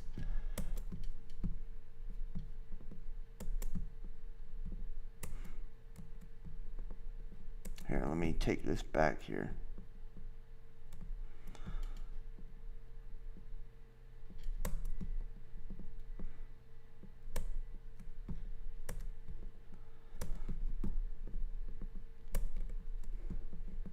How can I convince you? What is that? Tell me the truth. Yeah, how about that? Like, what is that? That's a giant ass fireball, son. How can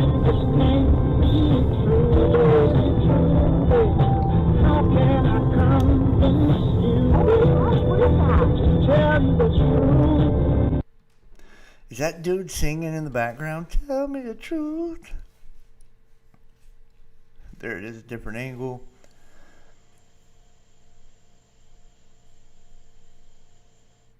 Yeah. So there you have it. There's another one. Another one. And look at this. Beijing thrusts long list of demands at the Biden administration. State Department's number 2 visit to China is met with bellicose exchanges. Yeah. Doesn't look like it's going to work out. At least 85 wildfires torch 1.5 million acres across the drought-hit U.S. West. Look at that sky, dude. Seriously. That is fucking crazy. That is crazy. And it said over 10,000 people, or tens of thousands of people, have already been relocated and evacuated from the West Coast. It's like they're moving everybody's ass out of there. I mean, and remember, the Colburn talks about the ground drying up, right? Heat would dry up the ground until it had no moisture, and it would crack and open up in different places. Look up. Twin meteor showers will light up the night sky to close out July. Twin meteor showers. The Southern Delta Aquarids and the Alpha Capricornids both peak on the night of Wednesday, July 28th. 2 meteor showers peak on Wednesday. The southern Delta Aquariids will produce more meteors, and the Alpha Capricornids offer brighter shooting stars. The next meteor shower, the Perseids, peaks on the night of Wednesday, August 11th. And I don't want to say for sure, but I've got a video talking about the different gematria and numerology around when they believe the next event will happen. I'll play it in a second. Asteroid the size of the Great Pyramid of Giza just flew by safely by Earth. And the asteroid was about as long as the Great Pyramid of Giza, made a close approach to Earth on Sunday, according to NASA, and there's no worry from the space rock as any threat. And the closest approach, the near-Earth asteroid 2008 GO20, swung within 2.8 million miles of our blue marble. It flew at a whopping 18,000 miles per hour, according to news reports. And speaking of, pull that up.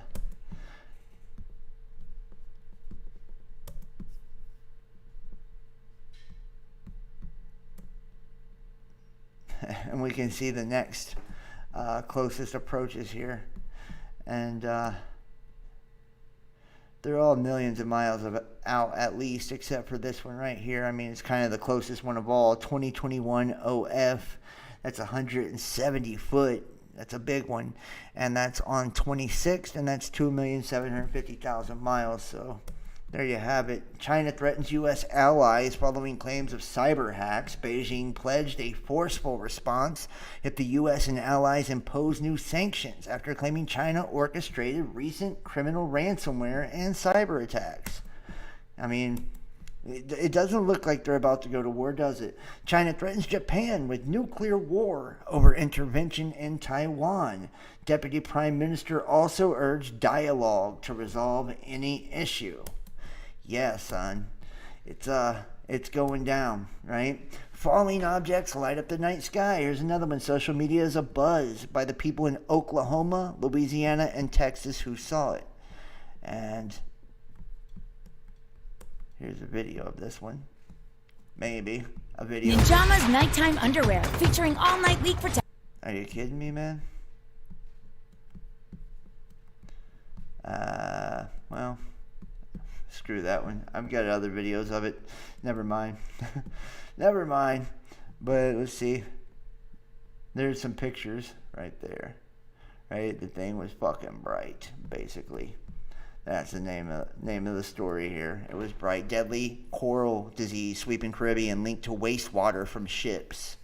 Dude, it talks about wormwood and the waters being poisoned. Right? Like the Cobran talks about the animals dying off. I'm telling you guys, you look at the red tide and all of this shit. The Cobran talks about the waters turning blood red, dust and rocks raining down, all of the mountains opening up and belching forth fire. And, you know, just last month we had 48 fucking volcanoes erupting at the same time.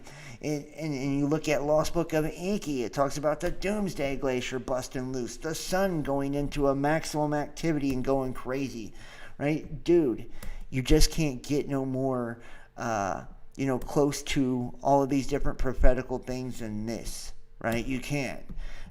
We're seeing things that honestly are mind-boggling.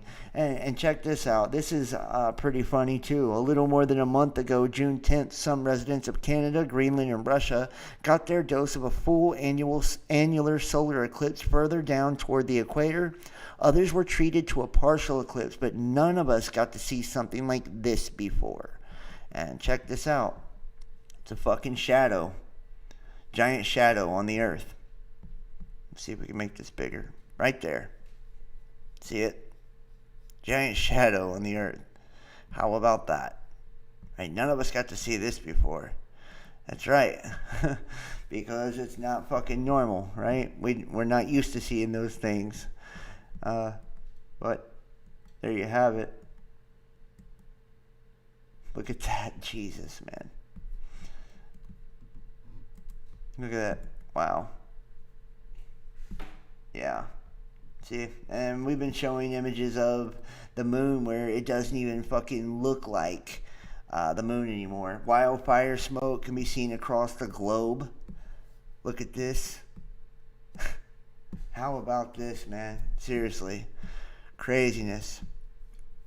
Craziness. And that's another thing. The smoke is a big part of all of this. Now, I want to show a few things right here. We're going to check out people in Sydney, Australia who had enough. We want freedom!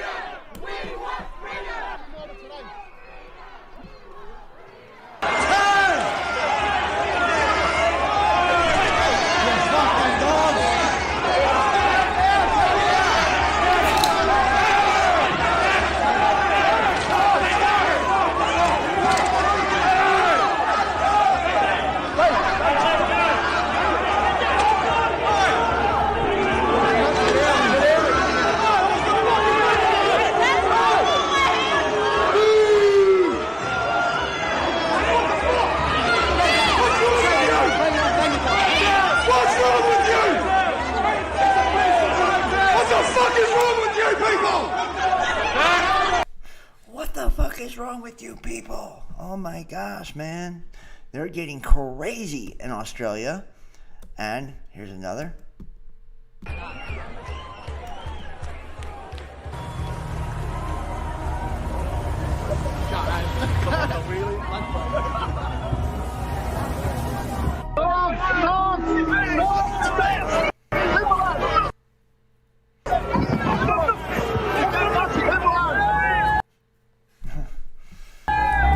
Yeah, and dude, let me just tell you, man, this is something that I've seen the mainstream media in the United States, and this is all possible from the Smith-Mund Act, remember, right? They made it legal to run the same propaganda that they run on our foreign enemies on American citizens, right, in 2012.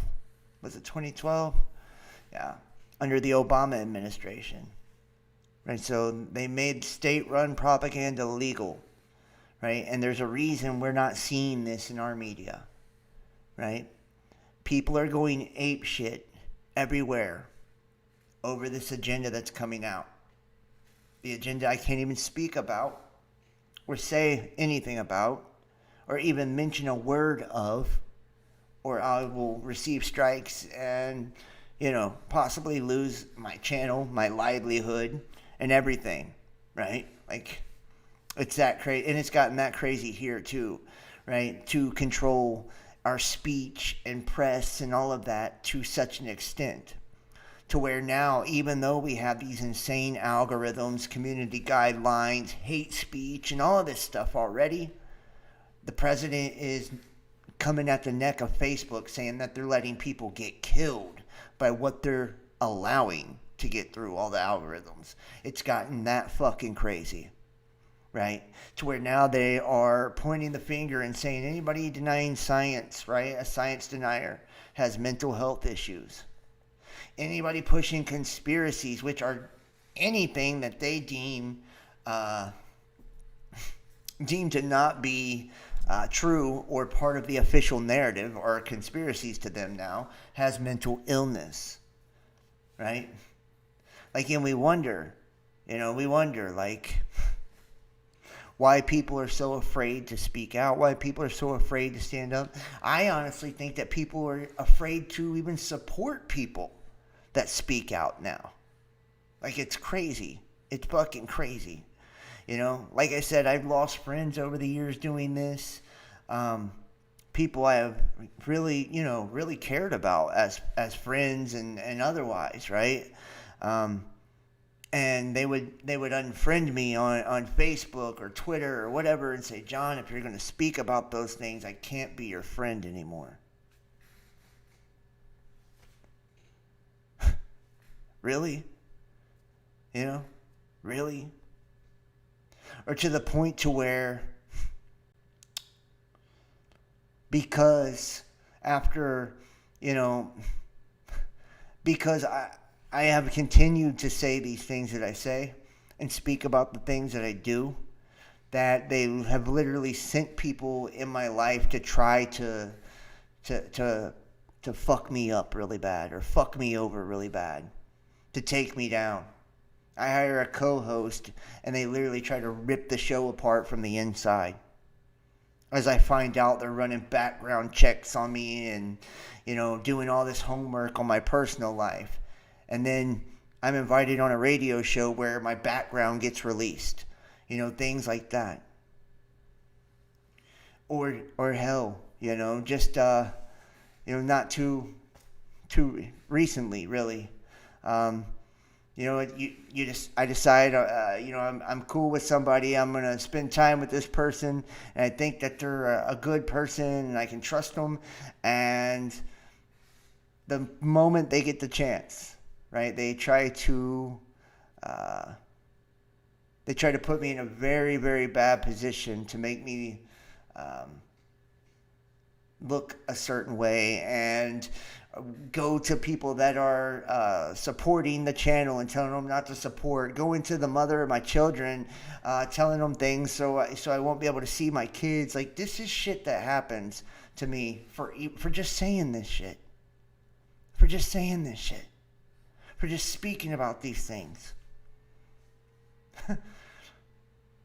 And I don't get it. I don't get it how, it sucks. But dude, what is more worth it? Right? There will be no world for our kids if we don't say something. You understand? We'll have no chance to live our lives if we don't say something. You get me? So, people say, why do you, put yourself through that? Why do you, continue to do it if, you have so much troubles and all of that? Why wouldn't I? Why wouldn't I? Why wouldn't you? Is your family not worth it too? Is your friends not worth it too? See, I think it's this fucking selfish mentality. I'm going to protect my own ass by keeping my head down, not speaking against something I know is fucking wrong. Right? I know it's wrong, but I'm going to keep my head down because it's safer for me. I'm more secure in my job if I do that. I'll be financially okay. They shut down my fucking Patreon before, and it wasn't through no fault of my own. It was because someone was trying to, make a bunch of pledges over and over and over. So it looked like fraud. So they had to investigate all of the shit. And lo and behold, the people were committing fraud. And this is the shit they do to me all the time. So I imagine anybody that's doing this has had the same things. Matter of fact, I think others have had worse. Right? There's people that have been doing this that I used to follow that are gone. Or have been charged, in crimes that are just completely uncharacteristic of them as a person. And you wonder what happened. Were they set up, And I know for a fact that's happened to me before. They've tried to set me up for things. They have paid people to be my friends. They have paid people to be my girlfriends. And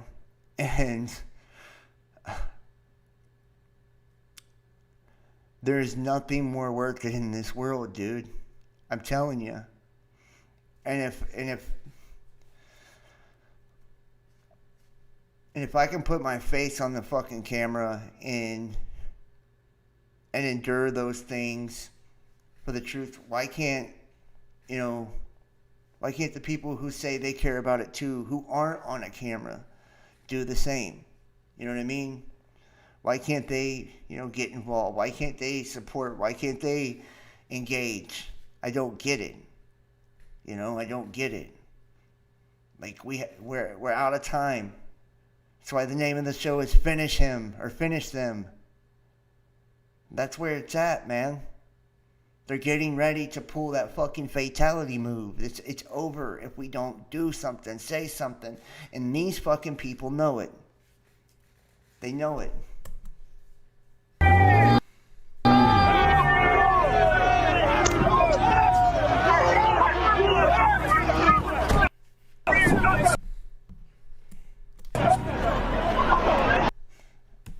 it's not just here. It's not just here. This is France.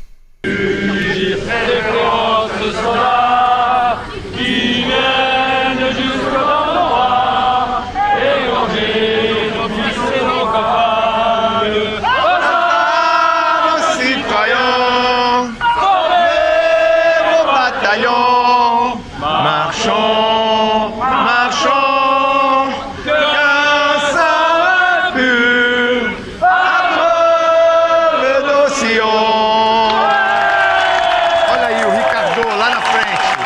Tá vendo? Aí, o jornalista Richard Butry, lá na frente, puxou a Marselhesa. Said, and you survived. Damn right I survived. Damn right I survived. But not through my own anything. Right? God is what's kept me alive, y'all. Straight up. I've been poisoned.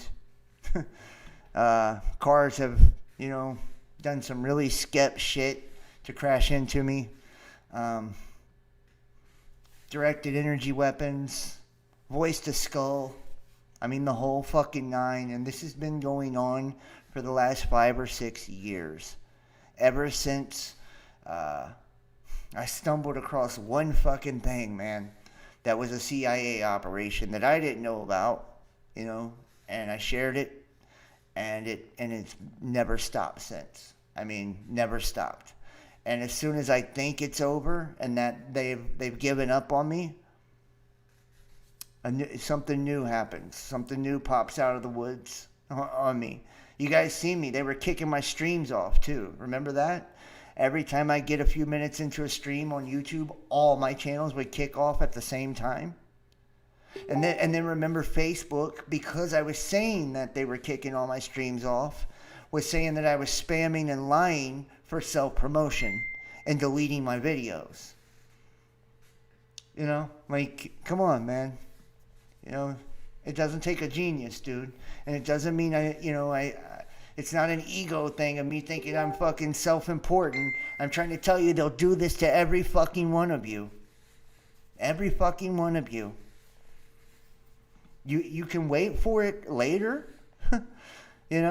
You can look it straight in the eye and face it now, or you can wait for what's coming for you later. It's up to you, honestly.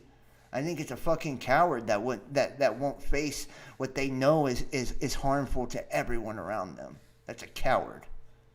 It's a coward. Honestly. And people talk the talk, but they don't walk the fucking walk, when it comes to this shit. Everybody's a goddamn truther and everybody's woke until you really gotta, be woke and really gotta be a truther. Then you're not one. Right? Then you're just, Bob or Tom, and you're trying to just go to work, or I'm just trying to do this or that. No, you're just a coward.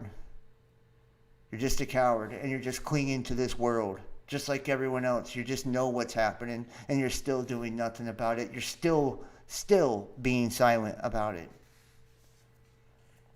Everybody else isn't, though. These people know exactly what's going on, and they're ready.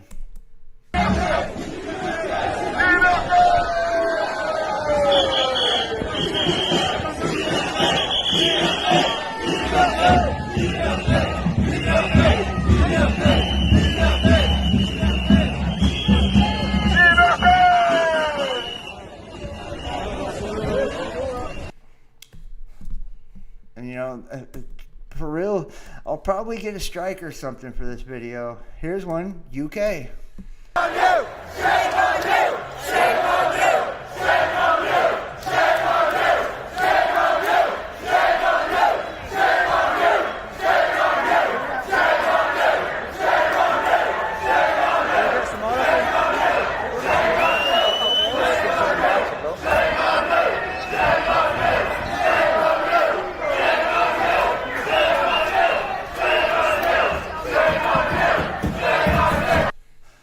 I've seen male organite quantum science. I don't know what that is.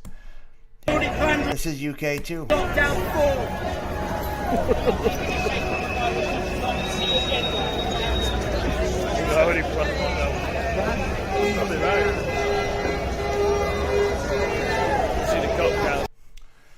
You know, and I'm not saying violence or anything like that. I would never, ever, ever, ever promote violence of any way, shape, or form. Any kind. It's wrong on every level. But man, you have the power of manifestation, the power of creation, the power of attraction, of intention. You are a super magnet, right? You are, and you're a magical ass being. The power of your words alone. That's why they want to censor and shut everybody up. There is power in our words. There's power in that. And we're not using it to serve ourselves. We're using it to serve others when we speak truth, when we speak love, when we speak unity, when we speak power. You know, like, understand who you are. And if you knew who you are, you would be bold in Christ. That's why you're told to be bold in Christ. There's nothing that can touch you. They won't harm a hair on your head. And when they do, if they do, it's because your job is done and your time here is over with. Not a moment before. Not a moment before can they do that. And some of them will never get to do that to you. Some will endure to the end. But I'm telling you, you won't endure to the end by being fucking, scared. By hiding. By thinking that's going to solve your problems. It's not. And this guy's funny as shit. I told you the whole thing is a hoax, fooling you. Act like you have rights and you have laws, you have freedom. If you think you're free, you're dumb. Just doesn't make any sense. Following these first responders, mask up for TV. That's what it's there for. Just wake your ass up. This perfect picture that they get right here with this fucker stand up. It's a faker. It's just TV. They're making a show for the people with no brain cell. That's who they're making it for. Another fucking piece of shit doctor and the masses. They're all fake. Don't. Oh, he said they're making a show for the people with no brain cells. He says another fucking piece of shit. Sorry, I was all rah just a second ago, so that dude makes me lose it though. But he's just showing, man. TV and shit, it's not real, man. It's not real. He just does it in a very funny voice. Yeah, sorry. But I mean, it's not like they're preparing for something really crazy. Hey, this is Eric. I'm in a deep underground cave system for our nation's food storage and our well-being, I guess. It's a central locality, undisclosed location. I'm going to give you a view of it live on my side, breaking. So you guys won't usually get to see this stuff, but this is a deep underground military base system. Reminds me of what I used to work at as a Marine. Dumps Forces, Security Forces, Fleet Marine Force, FMF. Here you go.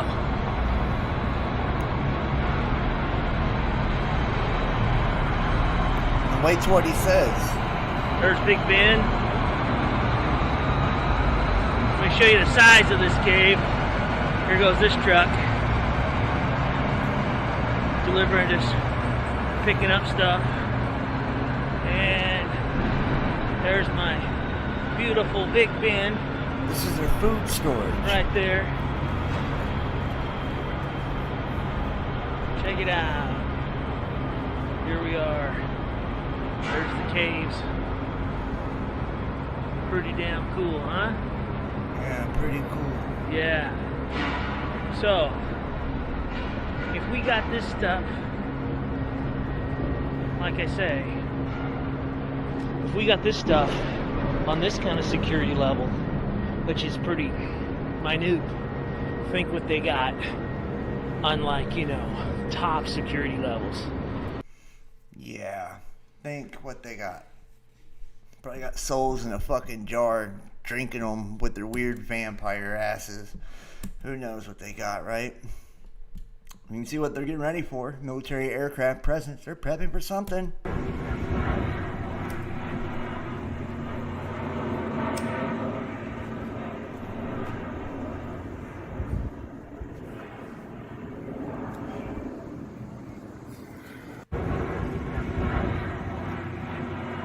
Say what?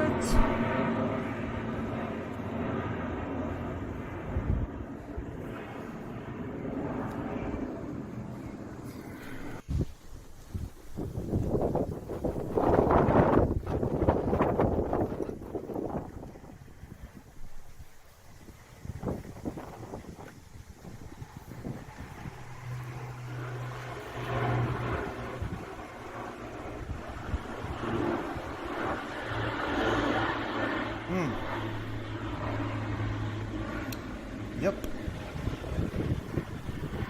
Yes, sir.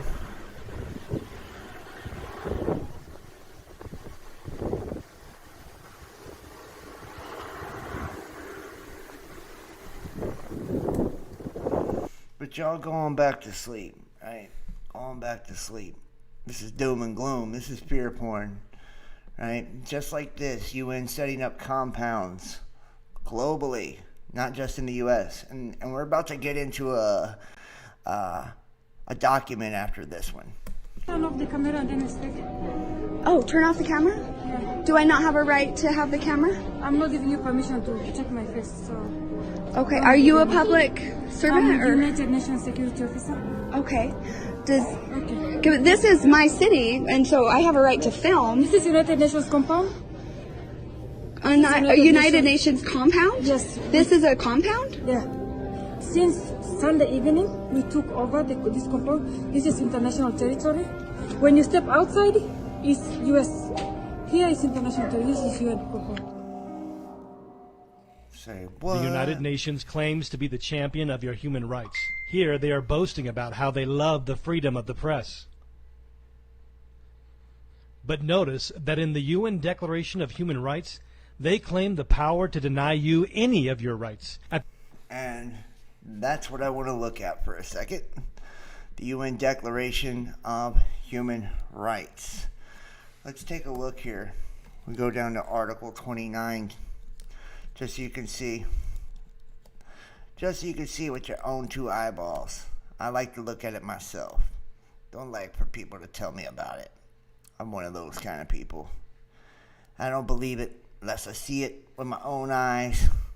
I read it and hear it and absorb it. I have to.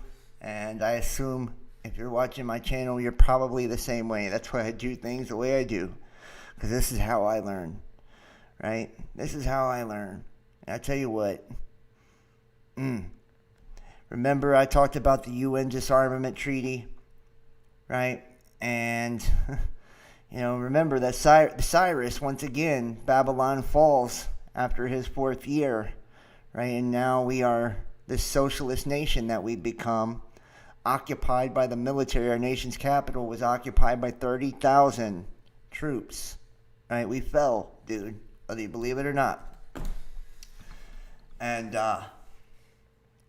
in the case of collapse, an out-of-control pandemic, natural disasters, war,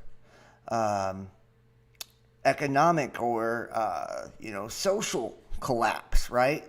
And civil unrest, the UN has the right to come in and take over. And they use the National Guard as UN peacekeepers to disarm American citizens. The UN Disarmament Treaty, the report from Iron Mountain, is where you can find this information if you're interested. I've done videos on the report from Iron Mountain. There is I think it's a 1-hour documentary. You can still find it on YouTube. Just, Google report from Iron Mountain. If I can find it, I'll put it in the chat here in just a second. And there is also a PDF document of it as well, right? And that report was how they were going to take us from a perpetual war system into the New World Order.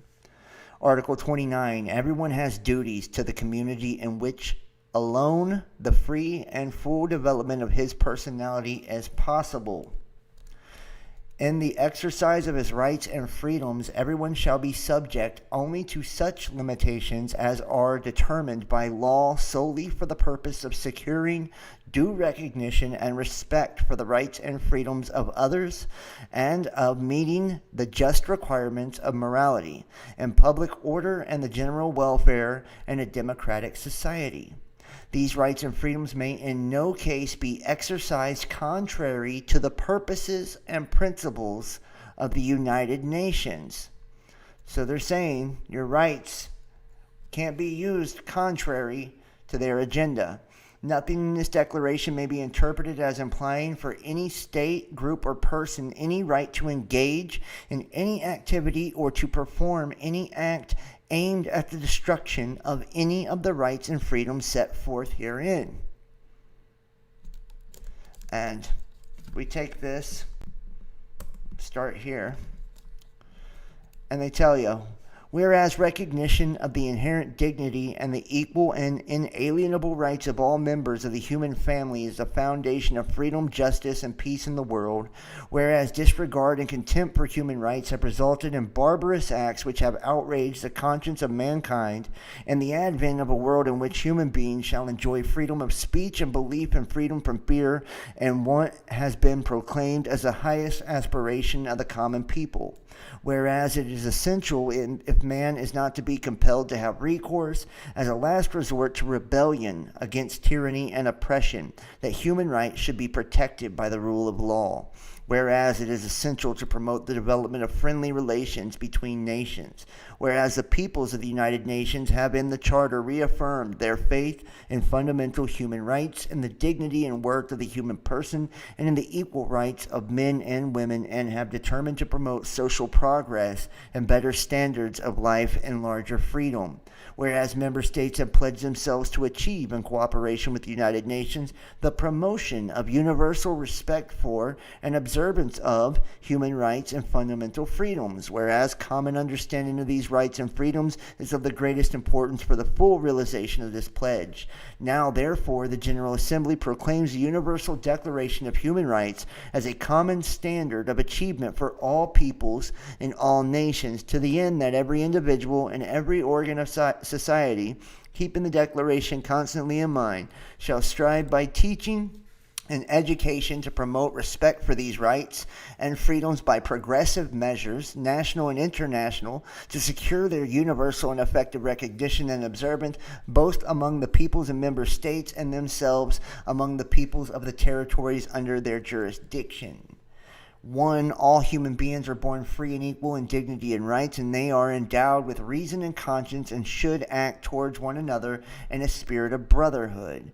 Everyone is entitled to all the rights and freedoms set forth in this declaration without distinction of any kind, such as race, color, sex, language, religion, political, and other opinion, national or social origin, property, birth, or other status. Furthermore, no distinction shall be made on the basis of the political, jurisdictional, or international status of the country or territory to which a person belongs, whether it be independent, trust, non-self-governing, or any other limitation of sovereignty. Everyone has the right to life, liberty, and the security of person. No one shall be held in slavery or servitude. Slavery and the slave state trade shall be prohibited in all their forms. No one shall be subjected to torture or to cruel, inhumane, or degrading treatment or punishment. Everyone has a right to recognition everywhere as a person before the law.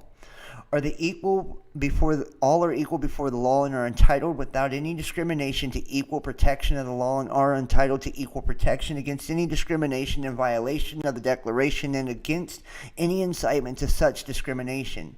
Everyone has the right to an effective remedy by the competent national tribunals for acts violating the fundamental rights granted him by the Constitution or by law. No one shall be subjected to arbitrary arrest, detention, or exile. Wow. I'm just going to show you. There's about fucking 5 of these already that are violated big time. Everyone is entitled in full equality to a fair or public hearing by an independent and impartial tribunal in the determination of his rights and obligations and of any criminal charges against him. Article 11. Everyone charged with a penal offense has a right to be presumed innocent till proved guilty according to law in a public trial at which he has had all the guarantees necessary for his defense. No one shall be held guilty of any penal offense on account of any act or omission which did not constitute a penal offense under national or international law at the time when it was committed, nor shall a heavier penalty be imposed than the one that was applicable at the time of the penal offense was committed.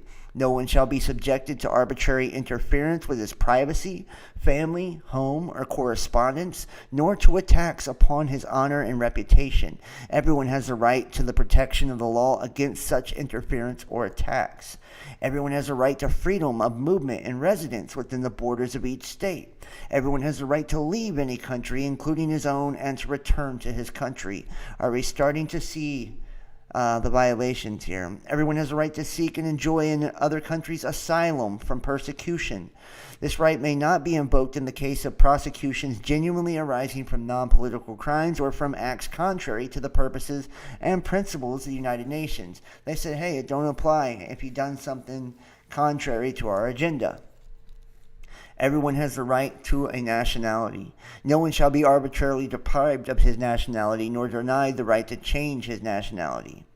Men and women of full age, without any limitation due to race, nationality, or religion, have the right to marry and to be found a family. They are entitled to equal rights as marriage, during marriage, and at its dissolution.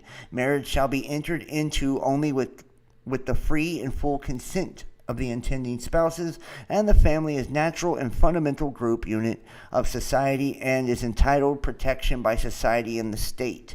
Everyone has a right to own property alone as well in association with others. No one shall be arbitrarily deprived of his property. And I just want to show you something. And finally, let me just read this one. Everyone has a right to freedom of thought, conscience, and religion.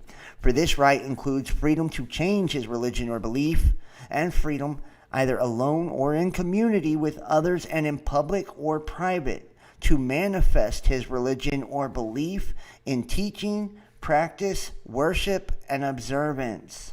Everyone has the right to freedom of opinion and expression. This right includes the freedom to hold opinions without interference and to seek, receive, and impart information and ideas through any media and regardless of frontiers. Think about that. The right to freedom of peaceful assembly. No one may be compelled to belong to an association. But think about that. The right to freedom of opinion and expression. To hold opinions without interference. To seek, receive, and impart information and ideas through any media and regardless of frontiers. Censorship, the internet stopping people from doing exactly that, right? You look at all of these, the family, the natural family under attack too. Now they are they're creating children and test tubes basically for same-sex marriages and calling them parent 1 and parent 2, removing mother and father from the equation. Everyone has the right to seek asylum unless it conflicts with their agenda, right? Julian Assange, which was probably a psyop, just saying. Freedom of movement. No, you're not. That's a lockdown, right? Freedom of assembly. No, you can't. You need to social distance, right? That's not happening either. Or presumed innocence until proven guilty in a public trial. Well, if they suspend habeas corpus, no, you get none of that, right? The great writ's gone. And think about it, the right to have an effective remedy competent by national tribunals for acts violating fundamental rights by the Constitution or law. Do we get a tribunal for all the constitutional laws that have been violated? I'm just wondering, right? No one should be subjected to torture or cruel, inhumane, or degrading treatment. Would that be classified as a targeted individual, right? Or how about the cancel culture? Would that also classify as being degraded and defamed and all of that? I'm just wondering, right? Everyone is entitled to all the rights and freedoms without any of these things, right? Sex, age, political, any of it. So everybody qualifies, so they say, right? Everyone's endowed with reason and should act towards one another in a spirit of brotherhood. Well, I don't want no fucking brother like that. Just saying. You know? Just saying. And people, they don't get it. They don't see it. They don't recognize it. You don't think there's an agenda to strip you of every fucking thing you got? You better wake up. Let me show you what they're doing here. I can't show much of this one, but. And then we're going to just zip through a little bit further. And now he's being joined by somebody else who is slipping himself in tops to tails style. You know, like when you're a kid and your cousin had come over and stay. And what's the deal with this blue bag? Strange. Anyway, when we swing back around, you can see him starting to get himself into position, and his other mate is looking up, talking to the, is it the imam or the mufti or something? I'm sorry, I don't really know the ins and outs of that religion. I apologise if I said the wrong thing. And now when we come back, they're both laying down and having a little bit of a kip, because this acting lark is tiring, isn't it? Still there, laying down, having a little bit of a kip, and he's got his feet crossed as well, just making himself a little bit more comfortable. So we whiz back around again, and now when we get a closer look, we can see it looks like he's on the phone. So I thought that was a little odd. And then the camera whizzes around. Has anybody figured out what they're doing yet? I can't say what they're doing or what I think they're doing. Not allowed to say it, right? Not allowed to say it. I can't tell you what I think might be going on there, right? But I'm sure there's no agenda for anything like we could think of, you know, to put us in a position, you know, by doing something like that. Bon, Monsieur Macron, c'est le représentant, évidemment, comme on le voit ici sur les pancartes, comme on le voit partout en France, c'est le représentant des riches. They're not scared of the people, right? They're not scared of the people rising up and all of this over all this shit. There's no way, right? That's not happening nowhere. I haven't seen it anywhere on the news, you know? So why would they? Makes no sense. Makes no sense, does it? Makes no sense. And I'm just going to put this here. I can't show this on here, but look. Fighting nanotubes.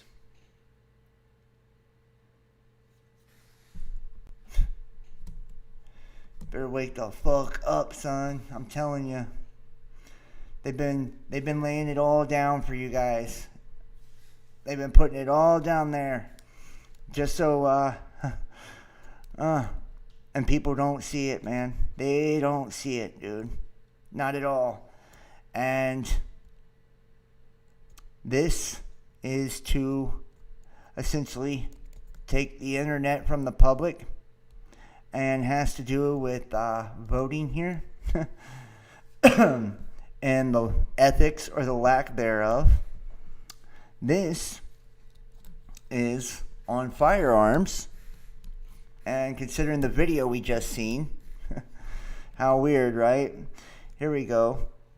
And it tells you that the Attorney General, through the Bureau of Alcohol, Tobacco, Firearms, and Explosives, shall establish a system for licensing the possession of firearms and ammunition in the United States, and for the registration with the Bureau of each firearm present in the United States.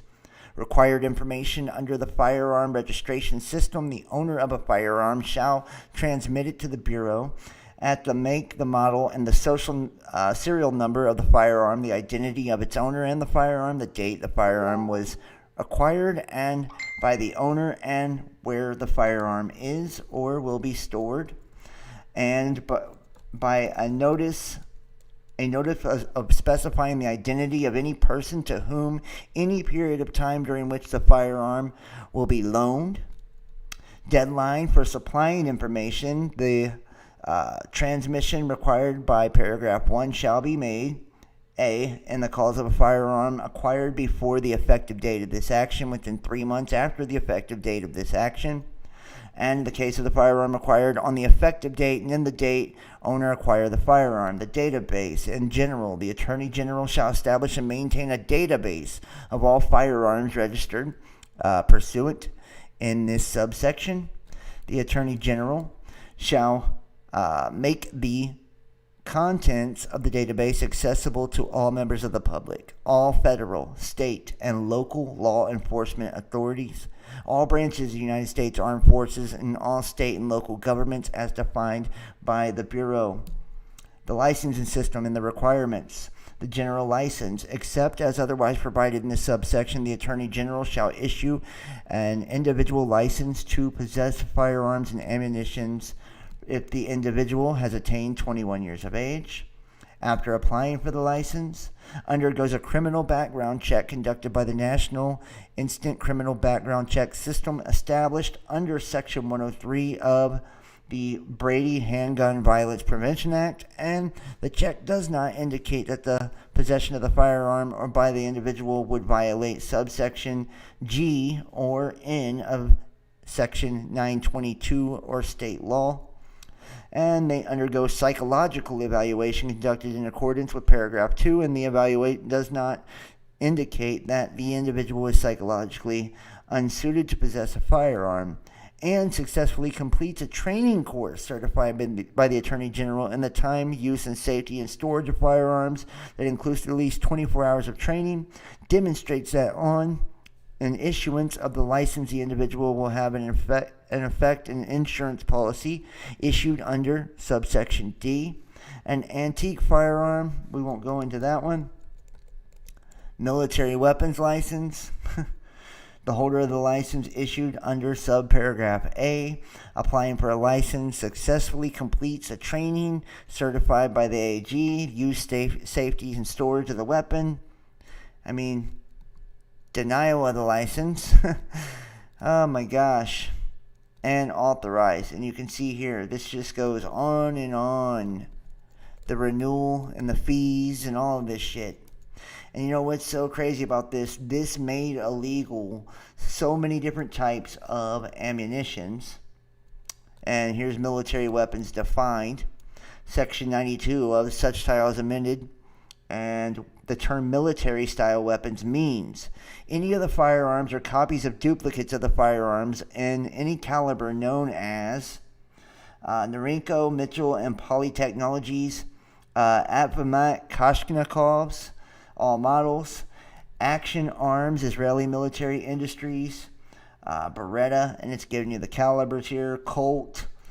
It just goes on and on and on. And what's funny was Joe Biden said, why didn't people just, have a good old 12-gauge shotgun and use that to protect their home? Well, under this, they wouldn't even be allowed. It would be illegal to purchase the ammunition for the fucking thing. So, yeah. And this, we know, the TRACE Act, to authorize the Secretary of Health and Human Services to award grants eligible entities to conduct diagnostic testing and related activities for contact tracing, such through mobile health units and as necessary at individuals' residences, and for other purposes. Other purposes. Weird, right? What would those other purposes be? But you can see here, guys. Permissible use of funds, right? And now we see that there's 100% kickback compensation for these fucks, right? If they label the way someone passes the right way. 6172, the Freedom Reauthorization Act. This is fucked up. This is fucked up. And let me show you. Notable bill provisions. The FISA Business Records amends provision within Sections 215 of the Patriot Act, also known as the Business Record Provisions. Repeals and prohibits the call detail programs, which is currently not operational. NSA terminated this program in 2019. Prohibits authorization for the federal government to obtain business records if there is reasonable expectation of privacy and when a warrant would otherwise be required. Prevents the use of authority to obtain cell site location information and GPS location data through the government, and they could use FISA Title I electronic surveillance authorities for location data. Requires the government to notify people in a trial or proceeding if the government has obtained information under this authority. The provision has had a waiver that would allow the government to withhold notification if needed on national security grounds. They don't have to tell you if they're fucking tracking your GPS movements and all up in your cell phone and all of that, if you are a target. Limits the retention of business records for 5 years with some exceptions, including to protect foreign intelligence, counterintelligence, imminent threats to life, and national security. So they can do it longer if they decide to. And you see here, it amends a provision in regarding applications for court orders of foreign intelligence surveillance. So this is, still allowing the Five Eyes to fuck you over. Requires applications for court orders to certify that the government has been apprised of any information which would question the accuracy of the assessment and raise doubts about the findings included in the application. Requires certain FISA applications to describe other investigative techniques carried out before making the application. Requires the Attorney General to approve in writing any application for electronic surveillance or physical search for an elected federal official or candidate in a federal election. So they're going to protect the politician from this shit, not you, is what that says. Just saying. Increases the penalty for the false declaration of the FISA court from 5 to 8 years and specifically lists these false statements in a federal crime. Federal employees or contractors can be subject to adverse removal or suspension for misconduct. And here you go. It amends the provisions in the law regarding declassification, decisions, orders, and opinions, and makes several reforms to the amicus representation before the FISC. Requires the Director of National Intelligence to review and release declassified versions, decisions, orders, and opinions within 180 days. The requirement specifically applies to decisions, orders, and opinions that involve a significant and novel legal interpretation or result from a proceeding involving an amicus, and provides additional amicus representation for significant novel legal interpretations, amendment activities, and legal questions. And so on and so forth. Transparency, there is none. Includes provisions regarding transparency, Congress oversight. Clarifies that nothing in this law shall prevent the Congressional Intelligence Committees from receiving the materials upon request. So they can get whatever they need out of this anytime. They can't be stopped. Mandates each agency that submits the application to have a compliance officer, so they have to comply, and general publicly report on how the government ensures that a FISA-related investigation of the United States person complies with the current law and does not occur solely upon the basis of activities protected by the First Amendment to the Constitution. So it's saying they can't fucking target you for what you say. Requires the FBI to report on queries are also known as U.S. persons or are measurably likely to identify a U.S. person, and requires the Privacy and Civil Liberties Oversight Board to prepare a report for a relevant congressional committee on whether FISA targeting decisions were made based on the First Amendment activities or other protected characteristics, and ensures continuity of service. Reauthorizes FISA authority in Section 225 as amended, roving wiretap and lone wolf authorities to December 1st, 2023. Fucking despicable, dude. Despicable. honestly. And HR 645, this is what was used for the Rex 84, the readiness exercise, to direct Secretary of Homeland Security to establish national emergency centers on military installations. And you can see here, be it enacted in the Senate and House of Representatives of the United States of America assembled. The act may be cited as the National Emergency Centers Establishment Act. In accordance with the requirements of this act, the Secretary of Homeland Security shall establish not fewer than 6 national emergency centers on military installations. The purpose of national emergency centers to be used existing infrastructure to provide temporary housing, medical, and humanitarian assistance to individuals and families dislocated due to an emergency or major disaster. And now you see why it would be really beneficial to control the weather. To provide centralized locations for the purposes of training and ensuring the coordination of federal, state, and local first responders. To provide centralized locations to improve the coordination of preparedness response and recovery efforts of government, private, and not-for-profit entities and faith-based organizations to meet other appropriate needs and determined by the Secretary of Homeland Security. Designation of military installations as national emergency centers no later than 60 days after the date of the enactment of this act. Secretary of Homeland Security, in consultation with the Secretary of Defense, shall designate not fewer than 6 military installations as sites for the establishment of national emergency centers.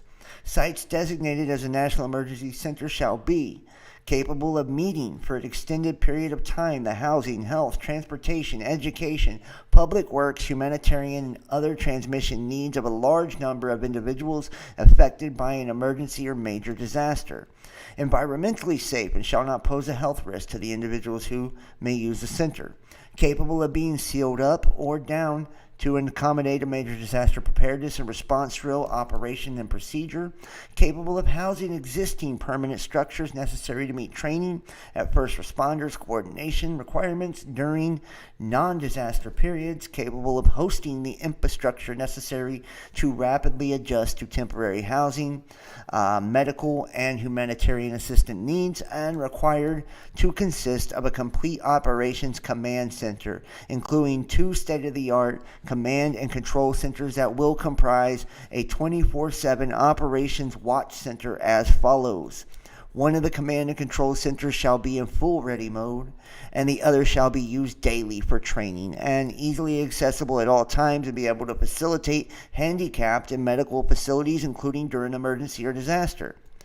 And located, it just tells you about all the different ones that are located, and this is all FEMA. And remember, Walmart, it was Janet Napolitano, right, with the federal government, had the Federal Emergency Management contract, right? So where do you think these centers are being established? Just saying, right? Just saying. And if they can come after you now for all of this, it makes one wonder, why they have everything set up and ready, right? Everything set up and ready. This is Bill A416, right? New York.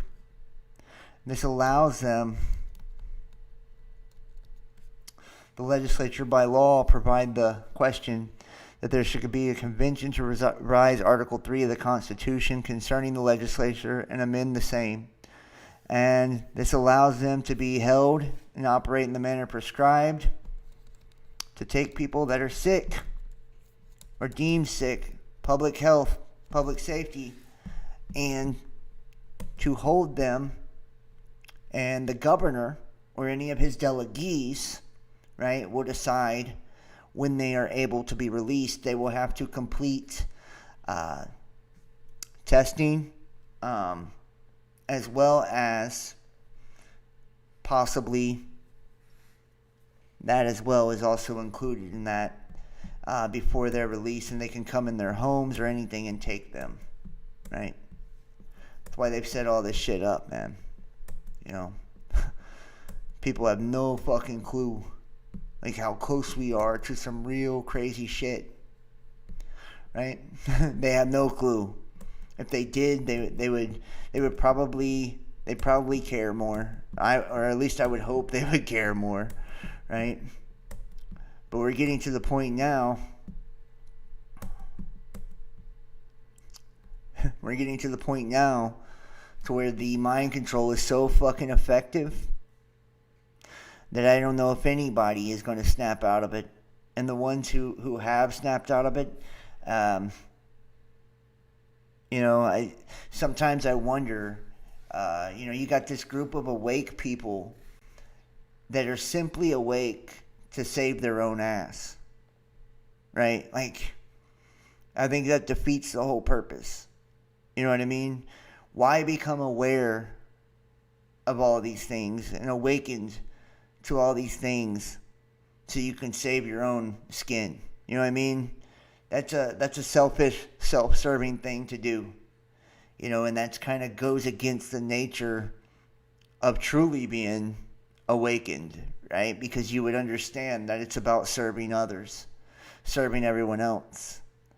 And a lot of people also seek the truth because they want to have the understanding and the power to manipulate everyone who doesn't as well, right? To use it for their own benefit. Like, oh, okay, well, now I know neuro-linguistic programming, so I can make people do what I want them to do.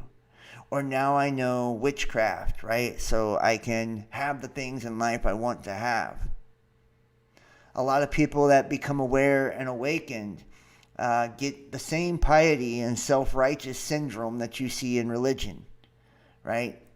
All of a sudden, because they practice certain things, whether they're vegan or whatever, and they keep their temple holy, they look down on someone who doesn't. Or because they believe that they have all the answers and they've got it all figured out, they look down on all the people around them who don't. Right? Like, it's like they have completely fucking lost the spirit of what all of it is supposed to be. Right? And then they wonder why they're not getting true revelation in their life. You know? When we focus on what other people are doing, when we use the actions of our this is our family, man, the human family. When we hold things against them and use it to judge them or to elevate ourselves above them, right? We're harming ourselves in doing so, right? When we judge another person, we're just judging ourselves. And 9 times out of 10, you know, what you see in another person that you hate, that drives you crazy and that you despise that person for, and that you put them down for, and all of that, is something that actually is in you, right? Something about yourself that you hate. Or you know that you would do it if you were in their position and you hate that. Or, you know, given the chance, you would do it and you hate that. Or it's something you want to do or think about and you hate that. It's always a projection of ourselves whenever we do these things to other people, to one another. That's why if we are selfless and we serve other people, we're truly serving ourselves, right? Because all of that good, that love, that light, that healing, that giving, that charity, all of those things that we put out there for other people, it returns to us. It returns to us because we're actually giving it to ourselves, doing it to ourselves, because we're all connected. Same thing goes with negative bullshit. Whenever you're harming people, lying to people, right? Watching people suffer, judging people, putting people down, whatever it is, man. Looking down on people in general. You're honestly doing it to yourself. And all of that is going to come back to you as well, right? Because you're doing it to yourself, because we're all connected, right? Like, and people don't see that. They don't see the big fucking picture. It's always like, you know, they can't see the forest for the trees type shit. You know? Yeah, congratulations. You're woke. Right? You're aware. You know some things. But in truth, you know, you don't know shit, and neither do I. Right? We're both still learning, or we wouldn't still be here in this form. Right? Congratulations. You were seeking some stuff. You found a few mysteries, some things out. And if you truly were enlightened, and like you believe you are, you wouldn't look at the person next to you, that person in your family who is sound asleep, and think of them as stupid. Right? I hear that a lot. Like it's your intelligence that brought you to this level. Bullshit. Right? It has nothing to do with intelligence. We've all been duped 1 billion times. I have. I've fallen for 1 million tricks. 1 million psyops. I've walked face first into 1 million hornets' nests when it comes to witchcraft and people fucking me over and everything you can imagine. Right? Just like the dumbest person on planet Earth. You know, seriously. Some of them I should have seen coming. Some of them I should have known better. But I walked face first into them because I didn't know, and I still don't know anything. Right? That's what all of this is truly about. It should humble you when you do learn these things, to see that even though you have, you know, gotten some knowledge, some wisdom, right? That true wisdom will tell you that you know nothing. That there is so much more you don't know. There is so much more you don't understand. And every time that you think you've gotten it figured out, you find that, you know, there was a deeper level. That there was more to the story. That there was another way of looking at it. There was a bigger perspective, and you missed it. So we have to remain humble no matter what we're doing, especially when we're searching and we're seeking, and we're the ones, you know, saying this about ourselves too, right? We're, you know, you need someone else, I guess, you know, to confirm it for you, right? It's like you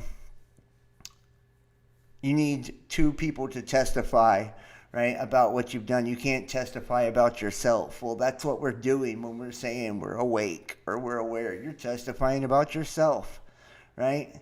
It's you saying that, not somebody else, right? Like, we don't see the arrogance in what we're doing, and we believe that we're immune to it, and we're not. You know, we're not. And we have to stop looking at ourselves like we're above all the other people, because we're not either. You know? Matter of fact, we were just like them maybe months ago, years ago, and some of those people that are deaf, dumb, and blind are kinder, more loving, more giving than the most woke and aware person you'll find, because it's a heart thing, right? It's a heart thing. And what happens to a lot of people on the journey to knowledge, they become bitter. They lose that heart. They lose that compassion.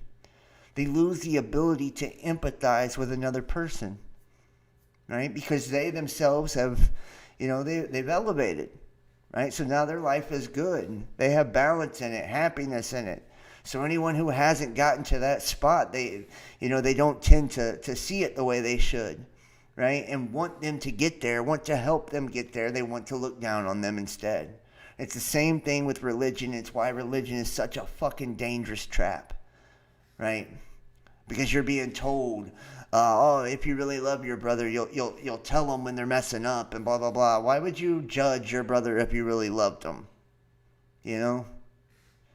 It's like they don't get the scripture that they're even reading. It's like you know, what book are you reading this shit from? Where are you getting the meaning of all of these things? And why are people that are aware or awake taking the fucking indoctrination and trying to make it fit in the new information they've learned?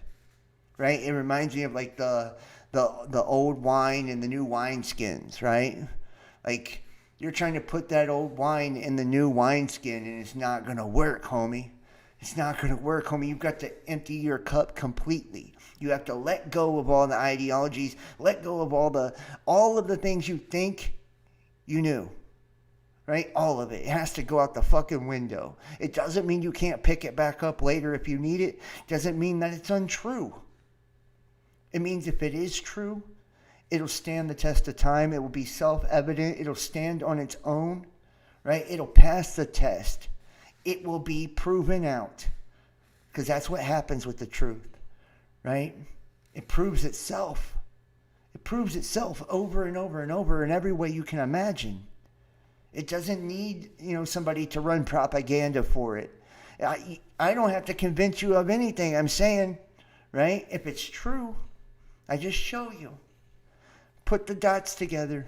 That way it proves itself, right? And what isn't true, it won't. It won't.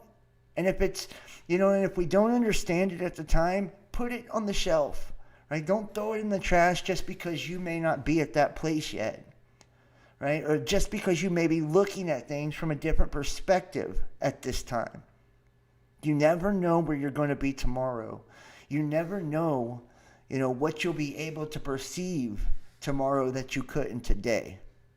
But if you don't stay humble, stay loving, stay selfless, stay all the things, remembering your first love, right?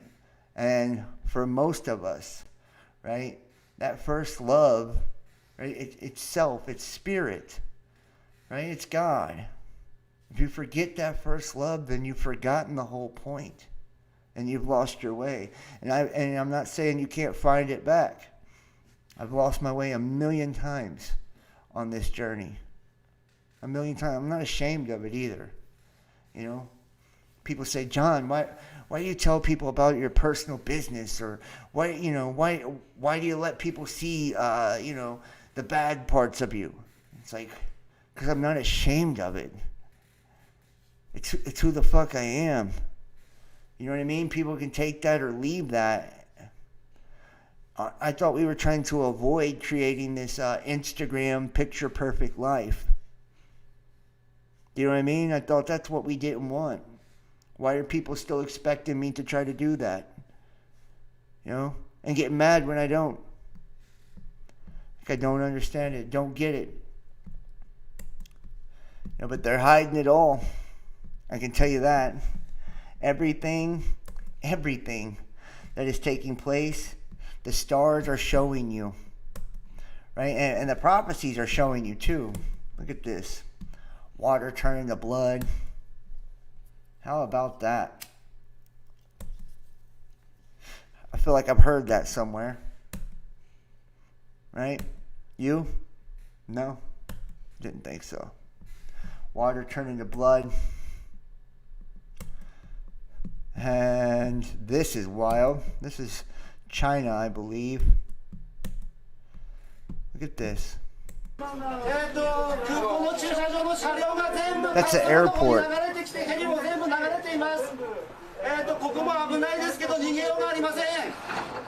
That's the airport. 今2階にいますけどどうなるか分かりません。はい、もうダメだ。いやいやダメだわ。全部ダメ。他の機体来てもどうにもなりません。空港全部ダメです。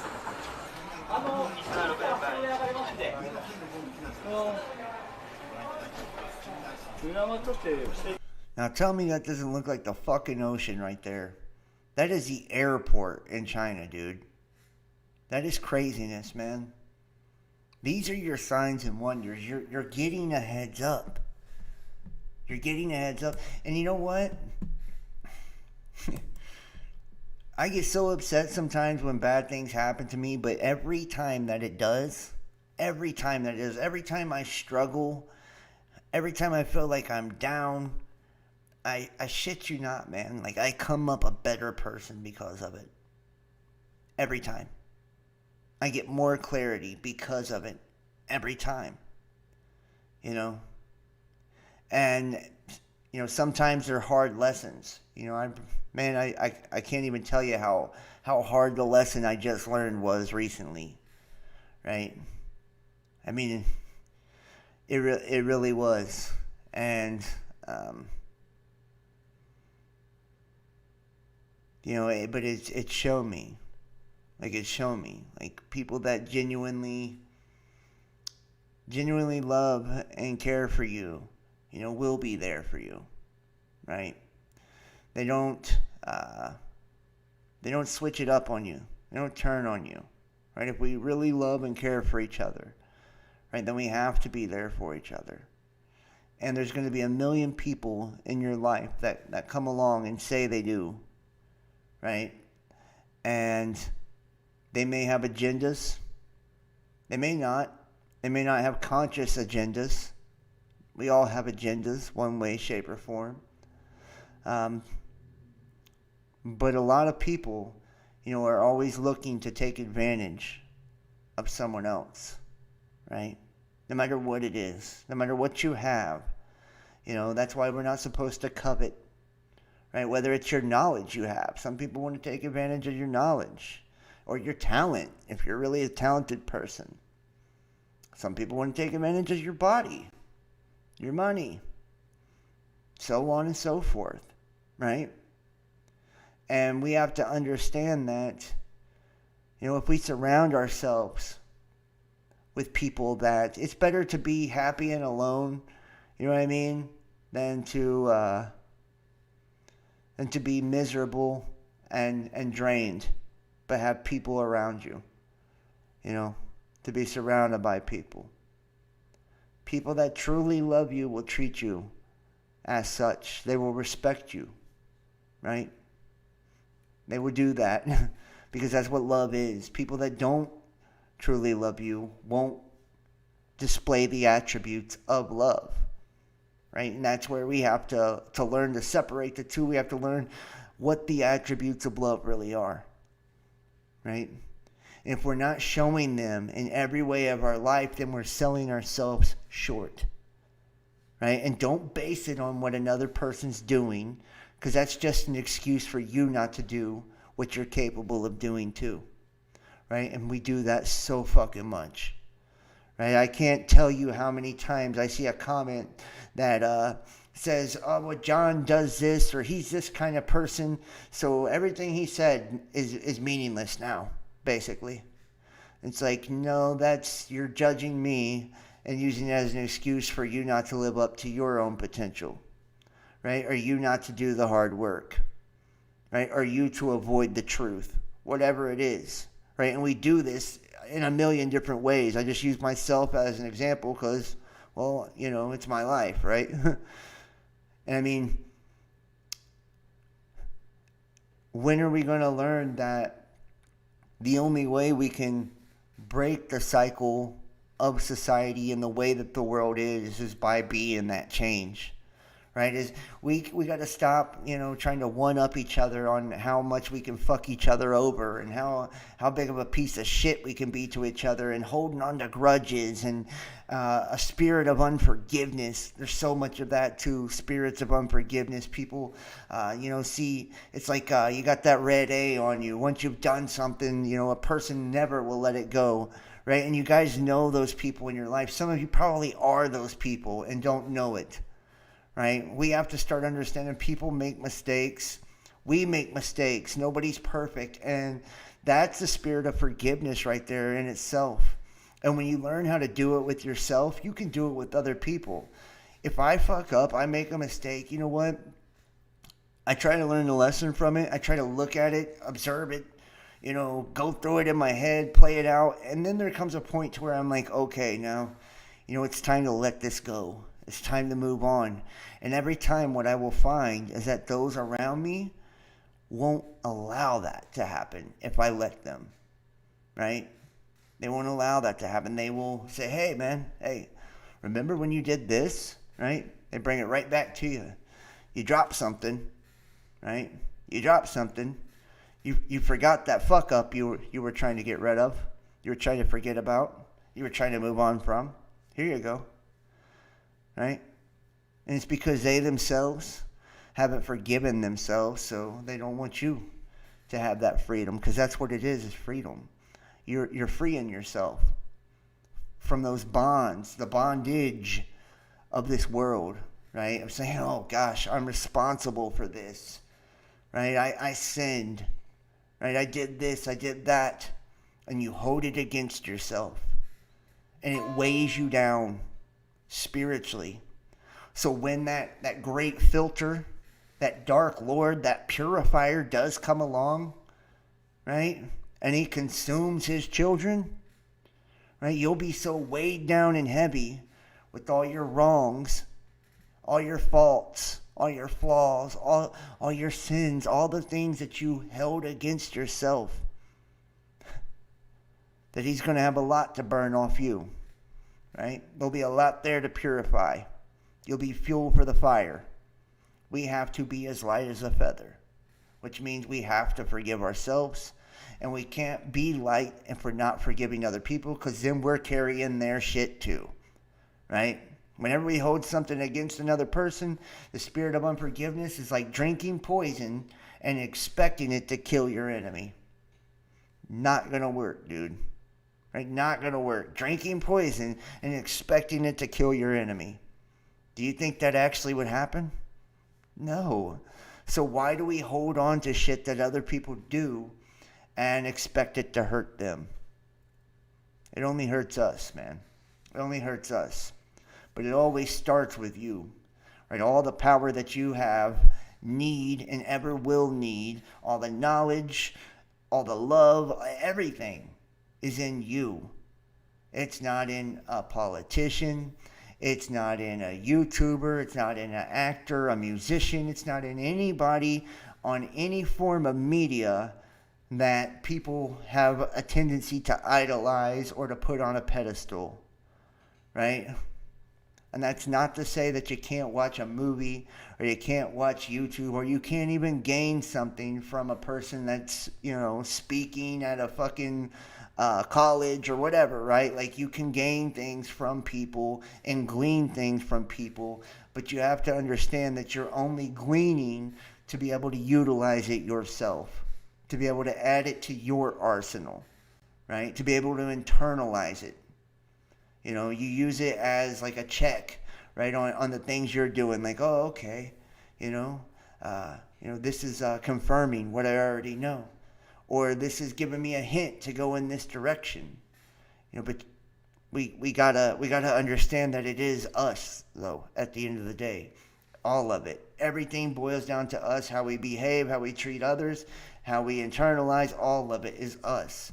The only way out is within. Know thyself.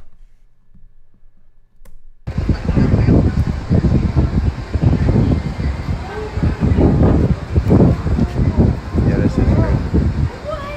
I've never in my life seen clouds. This is another thing from the Colburn, from the Lost Book of Enki. How the clouds touched the ground. The sky touched the ground. Everything that they said took place before that day. Everything. Fireballs. All of it. All of it. It's all happening right now. This is your wake-up call. Like, this is letting you know. Look at that. The fuck is that? What is that above the moon?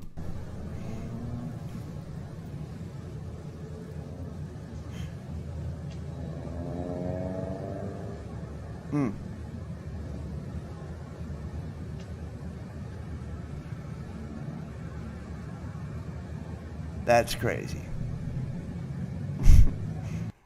That's crazy, dude. That's crazy. That's crazy. And check this out. Where we decode the matrix and deprogram the masses. Look at this sun simulator. So guys, we got flooding in London right now. Did I not tell you? We're about to get hit with flooding. Oh, and it ain't over. And snowing in South Africa, which we get snow in parts of Africa that have mountain areas, but not fucking South Africa. You understand what I'm saying?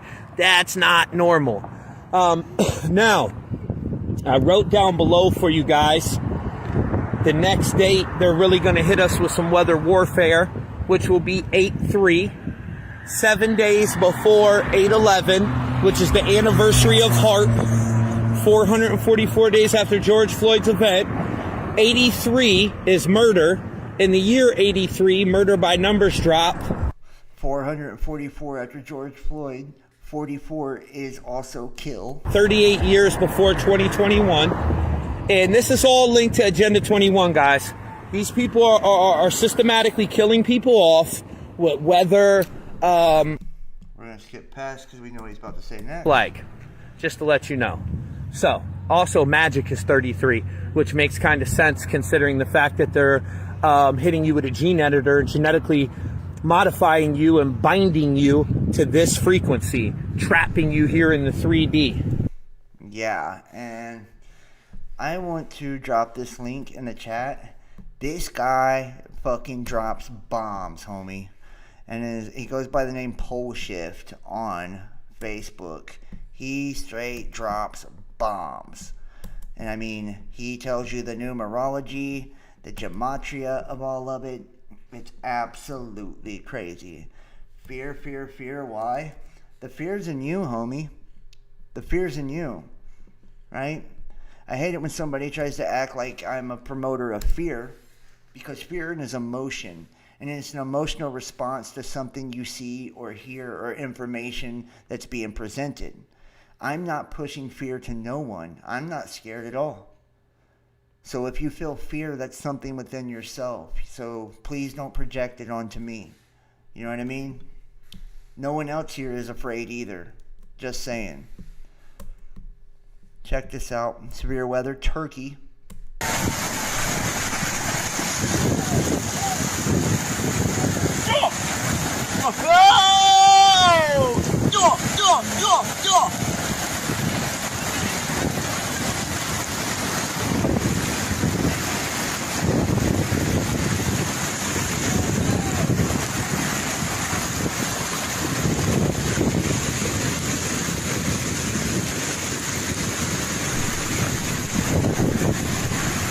Those are yeah.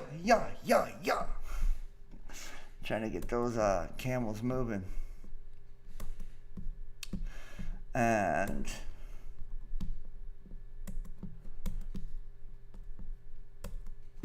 maybe Jesus. Maybe.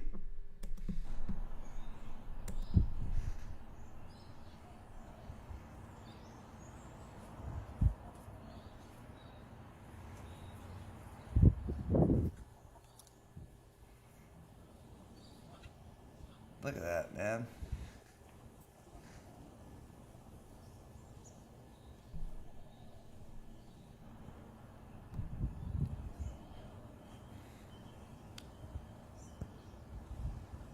And what's so weird too, when you look at these images here, it almost looks like a triangle or something underneath the sun. You see this big blob of light that's flaring off of these clouds with these particulates, and then underneath you see a circular object, a sphere.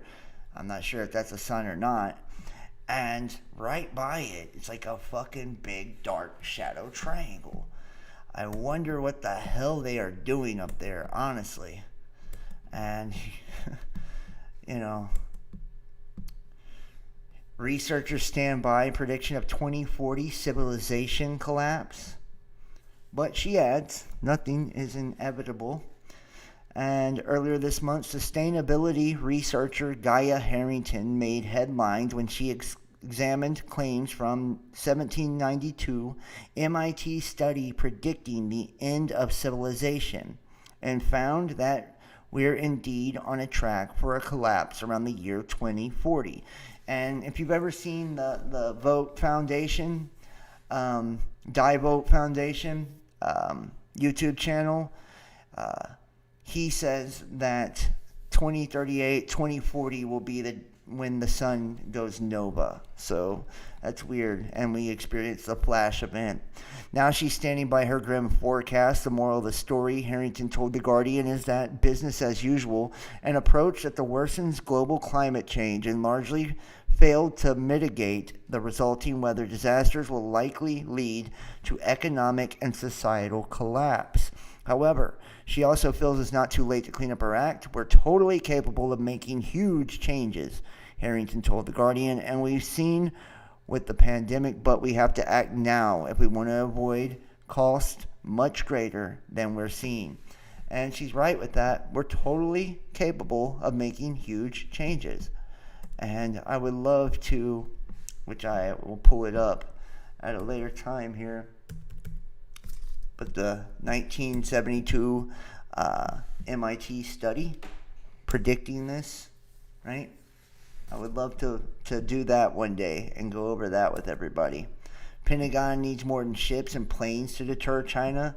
U.S. forces in the Indo-Pacific region need to be more resilient, flexible, and effective. I mean, dude, it's all there. Check this out. Angry Catfish is probably doing backflips right now. There's a wobble in the moon's orbit. That's not good. High tides will get even higher as the sea level rises due to climate change. The moon's 18.6-year wobble will also affect the rising tides. Altogether, these factors will lead to more nuisance flood days per year. Thanks to rising sea levels and a wobble in the moon's orbit, the 2030s will be marked by a record number. Don't know what happened there. That was weird. A record number. Lost my spot. These kind of floods will not be, nuisance floods will occur and rise between 1.75 and 2 feet above the daily average high tide, according to the U.S. National Oceanic and Atmospheric Administration, NOAA. These kinds of floods may not be as extreme as those caused by hurricanes or other natural disasters, but they can still cause water to back up into basements and gurgle from sewage drains. And they report that more than 600 nuisance floods occurred in the U.S. in 2019, and between May 2020 and April 21, coastal communities saw twice as many high tide flooding days than they did 20 years ago. But the new NASA-led research published at the month in the journal Nature Climate Change suggests the trend will only grow more dramatic in the 2030s. Yeah, and the flooding has doubled. And I'm sure it has nothing to do with the stars in the sky. And speaking of the stars in the sky, check this out right quick.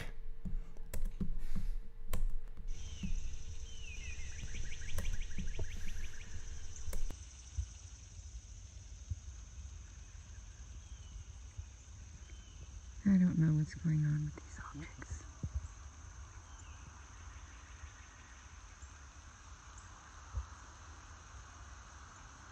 They keep moving.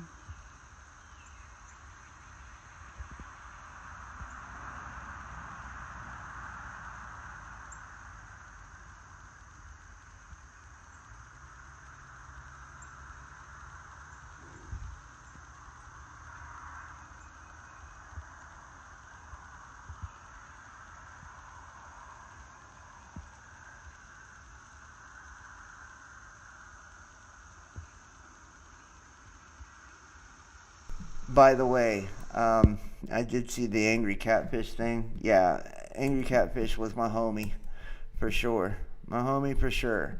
I hate that. I hate that we don't work together anymore. Him and Relentless Maverick, which the other day when I was not having such a good day and made a video about the private show, just frustrated really. Relentless Maverick made sure to leave a comment there, and it's like, wow, I thought we were cool, homie, but I bet Eric is doing backflips over that article right there. He has been on the moon thing for how long now?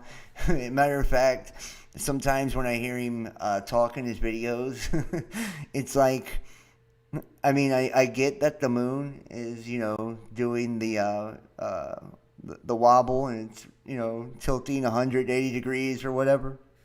But he acts like that is the most fucking important thing of all of it. It's like, I mean, it's really crazy, and it's evidence, that the earth is wobbling and shit's really off. But, I mean, number one important thing, the moon, being confounded. I don't know about that. Okay, either way. Check this out. Jupiter and Saturn visible in the night sky during opposition. And think about this, dude. War in heaven. Jupiter usurping Saturn, right? This is fucking symbolic as shit right here. And they had the moon directly between them in conjunction as well. And if you see here, right? See here, that's Jupiter. And its moons are flanking it. I told you that people are getting broad daylight images of Jupiter and its moons, and you can see how close it is right here. I halfway wonder if Jupiter and Saturn, right, aren't, part of this whole Planet X or Nemesis shit, and it's not some outside system. I mean, I don't know. It's just 50-50 for me. And if you add in maybe Mars and Venus, right, who knows? This could definitely form a cross. Two bright objects in the eastern sky just after sunset, just above the moon. That's Jupiter and Saturn.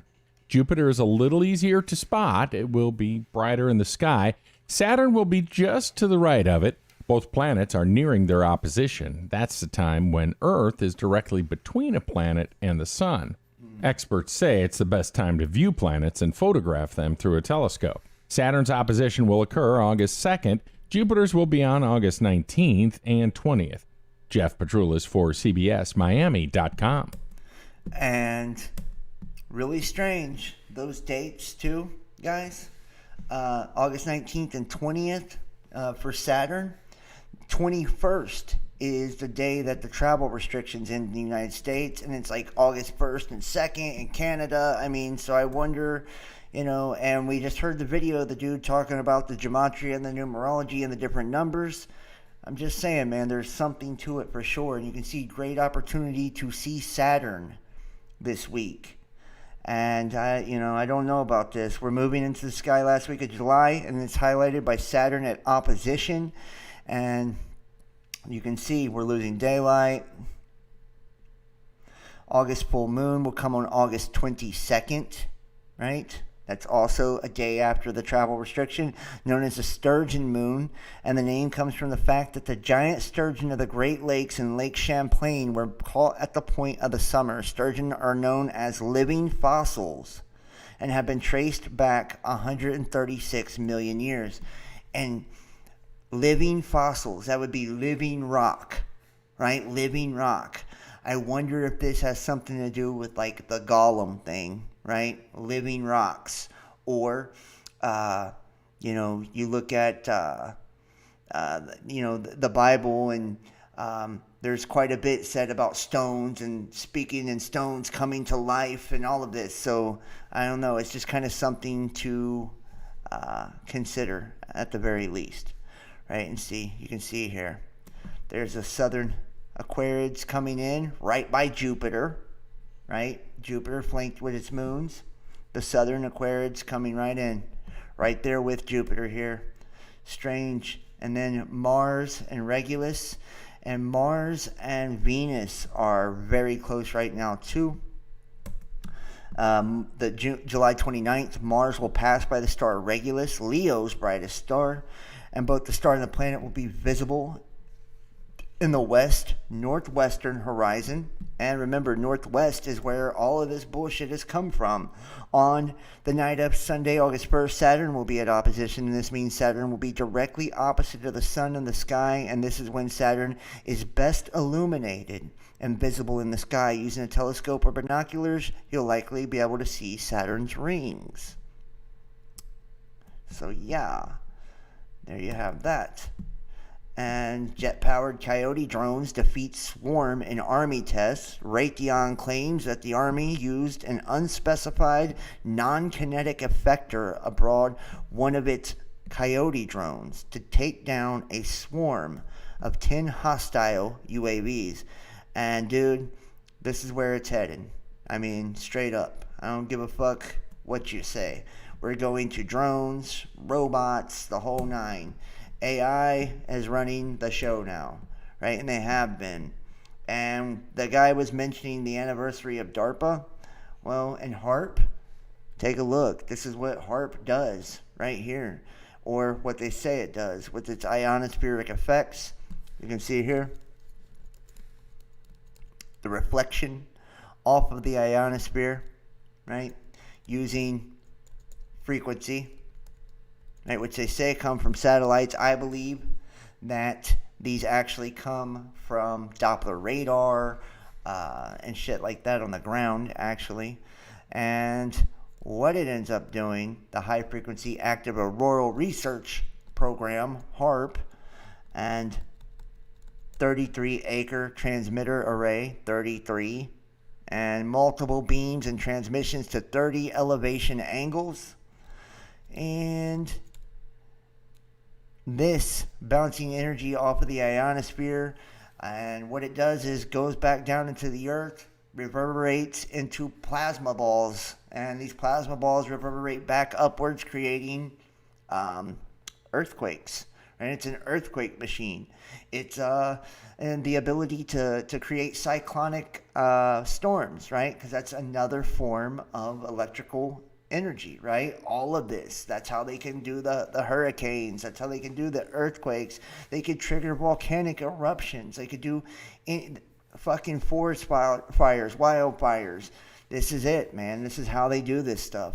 The potential of ionospheric modification techniques through the collocation of modern heating facilities with a full complement of diagnostic instruments, including incoherent scatter radars, see, radar, the effective requirements of coordination between NSF and DOD, the Department of Defense, DARPA, and you guys already know DARPA and their connection to the entire agenda playing out right now, the mark of the beast, and agencies in planning and operation existing and future ionospheric modification facilities. And it's high power, high frequency transmitters to advance ionospheric and thermospheric research. And I will drop this in the chat for those interested and going through it.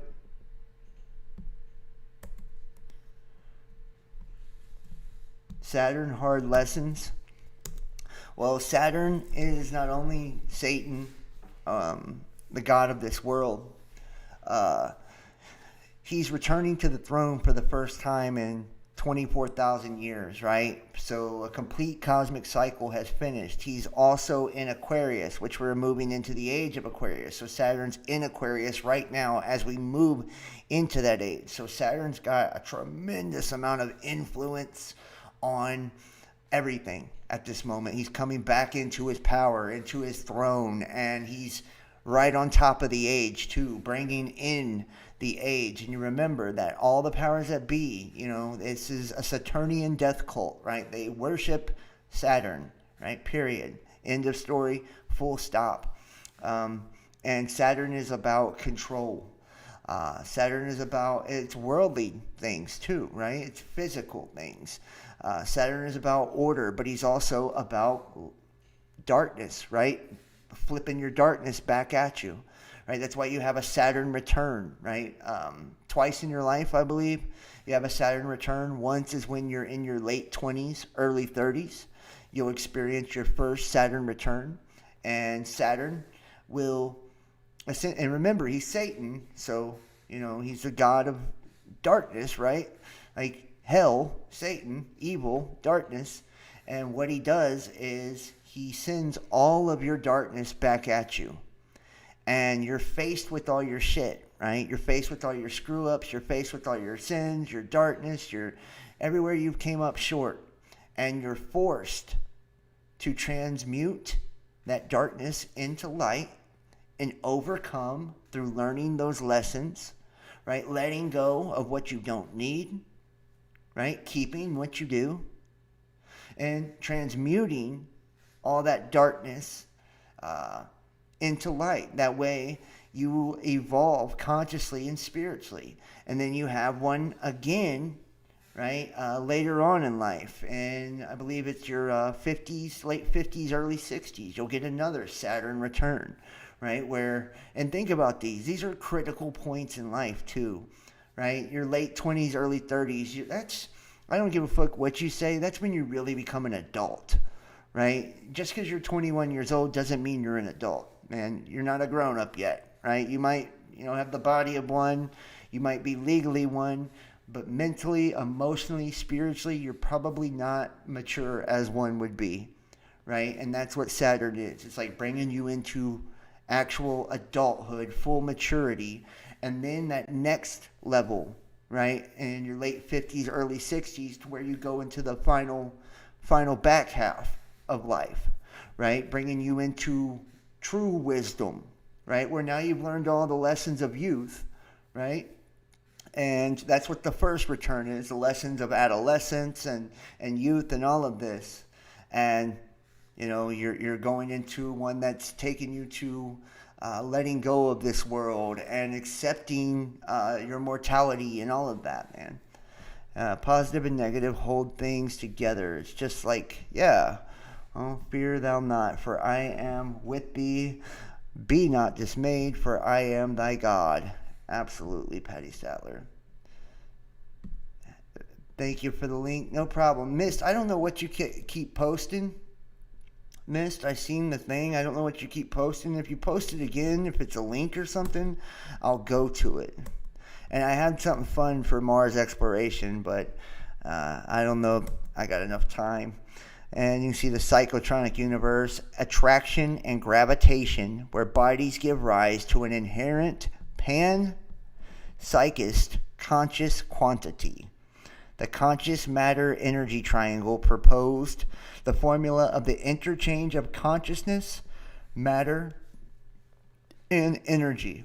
See, this is unclassified, and this is literally talking about the same things, the metaphysics that we are discussing here on this channel, right? And they knew what they were going after way back then, right, when they were creating, through the Department of Defense, all of these different agendas, from fucking the telegraph to electricity to the phone and internet and all of it, guys. It was all leading us here, right? That way, they could essentially, roll out the mark of the beast and essentially mind control and fracture all of us in a million pieces, right? It's actually really crazy when you think about it. And Venus. We're going to look at this before we wrap up the show. The most incredible story of miracles is told about Joshua ben Nun, who, when pursuing the Canaanite kings at Beth-Rehoron, implored the sun and the moon to stand still. And he said in the sight of Israel, Sun, stand thou still upon Gibeon, and thou moon in the valley of Elon. And the sun stood still, and the moon stayed, until the people had avenged themselves upon their enemies. Is not this written in the book of Jasher? So the sun stood still in the midst of heaven and hasted not to go down about a whole day. This story is beyond the belief of even the most imaginative or the most pious person. Waves of stormy sea may have drowned one host and been merciful to another. The earth could crack asunder and swallow up human beings. The Jordan could be blocked by a slice of its bank falling into the bed of the river. Jericho's walls, not by the blast of trumpets, but by an incidental earthquake, could have been breached.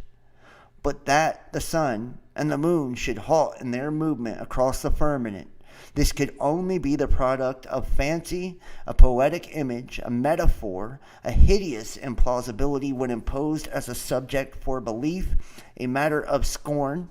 It manifests even a want of reverence for the Supreme Being. And according to the knowledge of our age, not of the age when the book of Joshua and Jasher was written, this could have happened if the earth had ceased for a time to roll along its prescribed path. Is such a disturbance conceivable? No record of the slightest confusion is registered in the present annals of the earth. Each year consists of 365 days, 5 hours, and 49 minutes. A departure of the earth from its regular rotation is thinkable, but only in the very improbable event that our planet should meet another heavenly body of sufficient mass to disrupt the eternal path of our world. It is true that aerolites and meteorites reach our Earth continually, sometimes by the thousands and tens of thousands, but no dislocation of our precise turning round and round has ever been perceived. This does not mean that a larger body or a larger number of bodies could not strike the terrestrial sphere. The large number of asteroids between the orbits of the planets Mars and Jupiter suggests that at some unknown time, another planet revolved there. Now only these meteorites follow approximately the path along which the destroyed planet circled the sun. Possibly a comet ran into it and shattered it. That a comet may strike our planet is not very probable, but the idea is not absurd. The heavenly mechanism works with almost absolute precision, but unstable, their way lost. Comets by the thousands, by the millions revolve in the sky, and their interference may disturb the harmony. Some of these comets belong to our system. Periodically they return, but not at very exact intervals, owing to the perturbations caused by gravitation toward the larger planets when they fly too close to them. But innumerable other comets, often seen only through the telescope, come flying in from immeasurable spaces of the universe at very great speed and disappear, possibly forever. Some comets are visible only for hours, some for days or weeks or even months. Might it happen that our Earth, the Earth under our feet, would roll toward perilous collision with a huge mass of meteorites, a trail of stones flying at enormous speed around and across our solar system? This probability was analyzed with fervor during the last century, from the time of Aristotle, who asserted that a meteorite which fell at Aegospotami I'm terrible with that, when a comet was glowing in the sky, had been lifted from the ground by the wind and carried in the air and dropped over that place. Until the year 1803, on April 26, a shower of meteorites fell at Aigle in France and was investigated by Biot for the French Academy of Sciences, the scholarly world, and in the meantime there lived Copernicus, Galileo Galilei, Kepler, Newton, and Huygens. They did not believe that such a thing as a stone falling from the sky was possible at all. And this despite many occasions when stones fell before the eyes of a crowd, as did the aerolite in the presence of Emperor Maximilian and his court at Nicene, Alsace, I can't say some of these words, on November 7th, 1492. And 1492, how strange, right? Something else happened that year, supposedly. Only shortly before 1803, the Academy of Sciences of Paris refused to believe that on another occasion stones had fallen from the sky. The fall of meteorites on July 24, 1790 in southwest France was pronounced a phenomena physiquement impossible. Since the last year, 1803, however, scholars have believed that stones fall from the sky, and if a stone can collide with the earth, and occasionally a shower of stones too, cannot a full-size comet fly into the face of the earth? It was calculated that such a possibility exists, but that it's very unlikely to occur. If the head of a comet should pass very close to our path, so as to affect a distortion in the career of the Earth, another phenomenon besides the disturbed movement of the planet would probably occur. A rain of meteorites would strike the Earth, and it would increase to a torrent. Stones scorched by flying through the atmosphere would be hurled on home and head. In the book of Joshua, 2 verses before the passage about the sun that was suspended on high for a number of hours without moving to the incident, we find this passage. As they, the Canaanite kings, fled from before Israel. And remember, the Canaanites would be like Babylon as well, right? In this version, Babylon has 1 billion different forms, right? So the Canaanites are one of those. The Egyptians, Sodom and Gomorrah, right? So on and so forth. The Roman Empire, the UN, so on and so forth. And Israel is God's chosen, right? He who wrestles with the fallen, the elect. And it says, the Lord cast down great stones from heaven upon them at Azekah, and they died. They were more which died with hailstones, stones of Barad, than they whom the children of Israel slew with the sword. The author of the book of Joshua is surely ignorant of any connection between the two phenomena. He could not be expected to have had any knowledge about the nature of aerolites, but about the forces of attraction between celestial bodies and the like. As these phenomena were recorded to have occurred together, it is improbable that the records were invented. The meteorites fell on the earth in a torrent, and they must have fallen in very great numbers, for they struck down more warriors than the swords of the adversaries. To have killed persons by the hundreds or thousands in the field, a cataract of stones must have fallen. Such a torrent of great stones would mean that a train of meteorites or a comet had struck our planet. The quotation in the Bible from the book of Yashar is laconic and may give the impression that the phenomenon of the motionless sun and moon was local, seen only in Palestine between the valley of Ajalon and Gibeon, and the cosmic character of the prodigy is pictured in thanksgiving prayer ascribed to Joshua. Sun and moon stood still in heaven, and thou didst stand in thy wrath against our oppressors. All the princes of the earth stood up, and the kings of the nations had gathered themselves together. And remember, guys, princes actually means a son of God or an angel, right? So when it says all the princes of the earth stood up, you get me, right? That would be Israel as well. I'm telling you, we are the fallen angels. I'm like 99.9% sure on that one now. Everything that I have read, is basically pointing in that direction.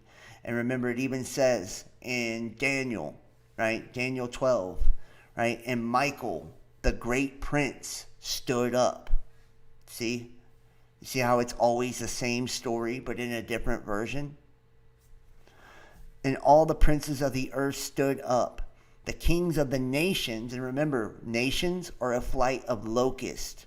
So the kings of the locust, right? So all the angels of the earth stood up. The kings of the locust had gathered themselves together. It's telling you who we are, host body, right? The sons of God versus the angels of the bottomless pit. Thou didst destroy them in thy fury, and thou didst ruin them in thy rage. Nations raged from fear of thee. Kingdoms tottered because of thy wrath. Thou didst pour out thy fury upon them, and thou didst terrify them in thy wrath. Why were they scared? Why were they scared? Because Kronos eats his children. The earth quaked and trembled from the noise of thy thunders. Thou didst pursue them in thy storm. Thou didst consume them in the whirlwind. And Justin, know thyself, our handy-dandy admin, talked about Enlil, and he was what? The god of the winds? Justin? If he's still in here. He was the god of the winds. And I don't know if Justin's still in here, but they talk about Enlil, which would also be Satan, right? That would be Saturn, Satan, Enlil, the god of the winds. And remember, in the Lost Book of Enki, what do they do to destroy mankind? What are one of the things that happens? They release the evil winds. So very, very strange, right? Very strange. And there you have it, right? They didn't consume them from the whirlwind. Their carcasses were like rubbish. The wide radius over which the heavenly wrath swept is emphasized in the prayer. All the kingdoms tottered. A torrent of large stones coming from the sky, an earthquake, a whirlwind, a disturbance in the movement of the earth. These four phenomena belong together. It appears that a large comet must have passed very near to our planet and disrupted its movement. A part of the stones dispersed in the neck and the tail of the comet and smote the surface of the earth, shattering blow. And are we entitled on the basis of the book of Joshua to assume that at some day in the middle of the second millennium, before the present era, the earth was interrupted in its regular rotation by a comet? Such a statement has so many implications that it should not be made thoughtlessly. To this I say that though the implications are great and many, the present research in its entirety is an interlinked sequence of documents and other evidence, all of which in common carry the weight of this and other statements in this book. The problem before us is one of mechanics, and we're going to go away from the mechanics here. And it says, as I shall show later, mountains fell and others rose from level ground. The earth with its oceans and continents became heated. The seas boiled in many places and rock liquefied. Volcanoes ignited and forests burned. Would not a sudden stop by the earth rotating at a little over 1,000 miles an hour in its equator mean a complete destruction of the world? Since the world survived, there must have been a mechanism to cushion the slowing down of terrestrial rotation, if it really occurred, or another escape for the energy of motion besides transformation into heat, or both. Or if the rotation persisted undisturbed, the terrestrial axis may have tilted in the presence of a strong magnetic field, so that the sun appeared to lose for hours its diurnal movement.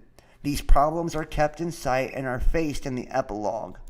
And one thing that people don't really consider, I think, is that we could be the center of creation and that everything could be orbiting around us. But the Lost Book of Enki, when it's describing the destruction of Tiamat, and it's describing how Kingu, the moon, was put into place over the peace of Tiamat, right? And think about how the first book of Adam and Eve talks about one of the destructions that Satan brought on Adam and Eve, right? He hurled a rock down to the earth. The earth used to be huge and a water world, right? And when he did that, God hid them, right, in a hole in the ground. So the rock just landed on top of them and didn't kill them. But he had broken the earth into pieces, and he'd done it more than one time because he kept trying to kill Adam and Eve on the earth. And each time it didn't work, right? It was hiding in the cave or whatever, so the rock didn't smash them. And God kept bringing them back to life. So this kind of tells you that at one time the earth was far bigger, far greater than what it is now. If we look at the story of Tiamat, right, with the Lost Book of Enki, like I said, there's this war in heaven, right? And I believe it's Marduk that actually ends up destroying her and breaking her into pieces so they can harvest her golden veins, which would be us, right? Remember, gold means heaven, the sky. It also means spirit, right? So harvest the souls from her. And the broken into pieces, this goes right along with us being fragmented or fractals, right? And that explains MK Ultra and why it's so important to fracture someone in their psyche whenever you're mind controlling them. You're creating these splits and these fragments, and consciously, micro, macro, right? This is why we see all of the altars or temples, right, that have been created in churches and synagogues, because we create the altars in our minds individually, so on a collective level, right, we see the altars as well, right? We've been fragmented or fractured that fucking much, which should tell you something. And when it talks about 144,000 being that chosen number, put this in your pipe and try to smoke it. 144,000. What if the 7 billion, 8 billion supposed people, alleged people on the earth are really just 144,000 whole human beings, and we've been fragmented that much, right?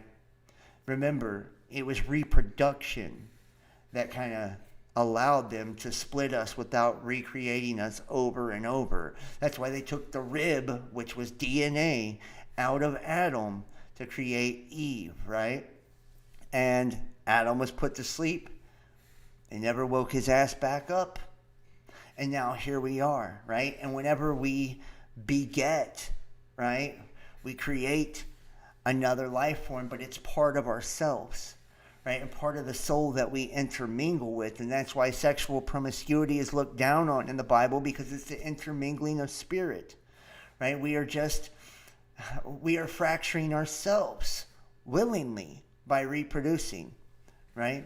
Reproducing. We're creating a smaller piece of ourselves. It goes on and on and on. That's why there's familial curses, right? Because your son or daughter has a piece of your spirit in them. So if you have a curse, they have a curse, right? Just like you can see genetic things that are passed down. And I think it's very interesting today that we have shit like this. The largest known comet has been traveling for millions of years. Dude, they have just found that comet. I showed it the other day in a video, right? And now These they can days, see. we want sophisticated. Now they can see its tail. They are saying that it is coming from under the ecliptic, so they need, satellites or telescopes that look downward to find this thing. It looks very eerily familiar. Asteroids and meteors, meteorites. What's the difference? Well, let's start in space and work our way all the way down to the surface. A comet is a snowball. It's a piece of ice. And that's not true. They use stereoscopic equipment in, I believe, the early 1900s, late 1890s, right, on comets to discover what they were made of by their color, right? And that's why we talk about how a lot of the comets we see now are arsenic, cyanide, sulfur, shit like that, because we know by the color. Astronomers discovered the largest known comet, and it's about 1,000 times more massive than others. Comet Bernadini-Bernstein, so named because it was found by the University of Pennsylvania Department of Physics and Astronomy graduate student Pedro Bernardini and Professor Gary Bernstein, is between 62 to 124 miles across. That is fucking huge. The team announced the discovery in June. This unusual comet will make its closest approach to our sun in 2031, but you'll likely need a large amateur telescope to see it. The giant comet, known as C-2014 UN-271, is from the outskirts of our solar system and has been making its way towards our sun for millions of years. This is also the most distant comet to be discovered in its inbound journey, which will provide scientists with a chance to observe and study it for years to come. And this is what I mean, y'all. And I don't know if it's going to show the image of this damn thing. No. But, just looking at the comets, just saying. And where is it here? Not just the comets do we have in the news here. When the sun dies, Earth's magnetosphere won't provide protection anymore. Right? We're already seeing a weakened magnetic field, the migration of the magnetic poles. Now they're talking about parts of the ocean have no oxygen. Water is being poisoned. I'm just saying, right? And the Bible talks about the heavens and the earth will pass away with a terrible noise and fervent heat. We could be a lot closer to this than what anyone could even imagine. There has even been research that has been released recently talking about at one point in time, 60% of our atmosphere was blown the fuck off the earth, right? And if we have this inbound comet, planet, asteroid, whatever the hell it is, right, that is coming, could this be what triggers the solar flare of the sun or the nova of the sun? We already see now the sun has changed drastically. It has went from a golden yellow to a bright LED looking white to now it has a blue hue to it with the black hole sun shit, to now it's red. It's blood fucking red. The final phase of a recurring micronova is from red to black, right? And remember, it says in Lo, there was a great earthquake. It talks about the moon being as blood. The moon has been as blood recently too, right? And the sun turned black as sackcloth of goat hair. That's it. That's when it happens, right? That's telling you. That's what's taking place. It's the final phase of our sun. And remember, the sun is called soul, right? The only way to the Father is through the Son. If we are pieces of a star in the host body system, and there's 144,000 of us, what if that 144 is what makes up the sun, right? And it's the sun that's being harvested in this round, right? Like this could be one of these cataclysmic rounds or cataclysmic cycles, and we know that they end with destruction, right? Smashing into the planet, creating smaller fractals and pieces and particles, right? Into rebirth out of energy. And I'm just saying, dude, that's what we're seeing around the sun is these spheres that people have different names for that appear to be pulling energy off of the sun. I believe it's plasma that they're taking. And what do you also see? As above, so below. On the earth, the water spouts. And, people have seen things around them that appears to be pulling the water up. And remember, we're 80% water. It was a separation of the waters above from the waters below the firmament too, right? So a lot of this is starting to make sense, that it's all this giant harvest, and everything that we know is a part of us, including our DNA. Our DNA has everything in it, every plant, every animal. And that's why it's important for them to alter all of it, to patent all of it, to take ownership of all of it, to terraform all of it, to absorb all of it. We're watching it happen right now. And the sun is dying. Why? Because the earth is dying and we are dying. If you think about the cosmic connection that would happen between us and soul, right? Our star, the story of Christ. It's the story of the sun. Story of the sun. The virgin birth is Virgo, right? Bethlehem, the house of bread. That's within the constellation of Virgo. The child that'll rule the nation with an iron scepter, an iron rod, Jupiter, right? The crown of 12 stars on her head. Mercury, Venus, Mars in conjunction with the constellation of Leo. Rising from the dead 3 days later, that's the winter solstice, right? And the sun rising, it's all astrological, and people don't see it.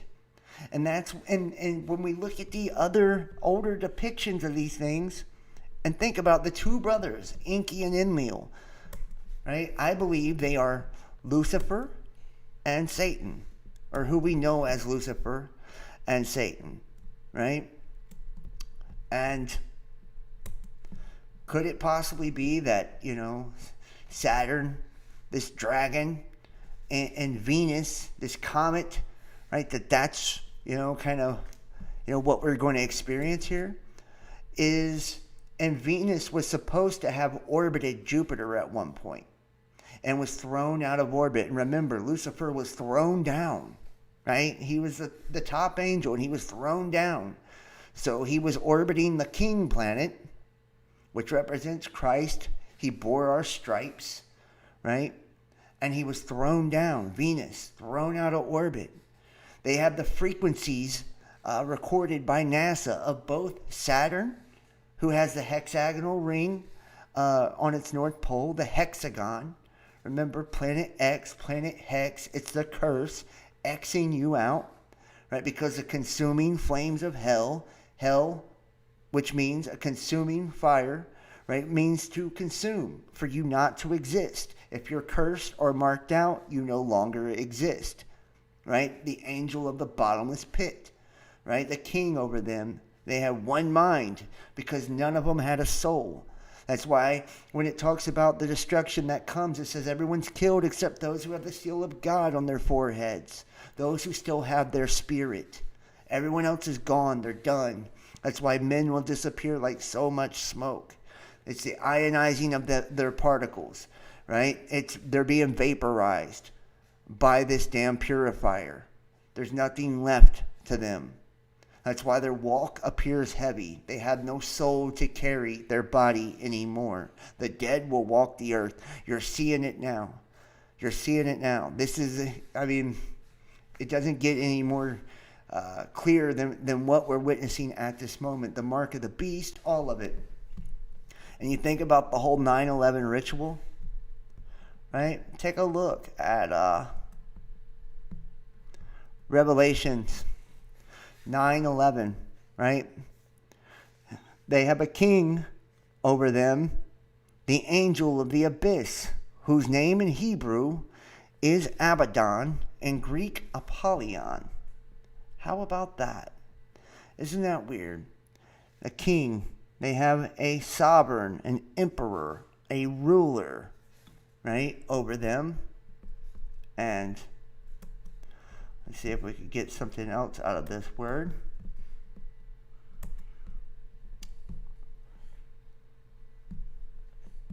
A foot over them. It's also a foot. The foot. And remember, like the earth is the footstool of God, right? So they have a foot over them. That's funny, right? And you're supposed to be the head, not the tail, not the feet. And the foot, right? So they have a foot or to walk. That's crazy. They have a foot over them. Wow. On top of them. And this is the angel or the messenger, an angel of God, a demon, a person carrying forth a message, or a servant, a disciple, elder, prophet, thing or event. A thing or event carrying forth a message, or i.e. a hardship, carrying forth a hardship. A demon carrying forth a hardship. How about that? And it means to lead, or to bring, or to drive, or to pass over. How about that? To pass. See what you get when you look at the words? How it changes everything?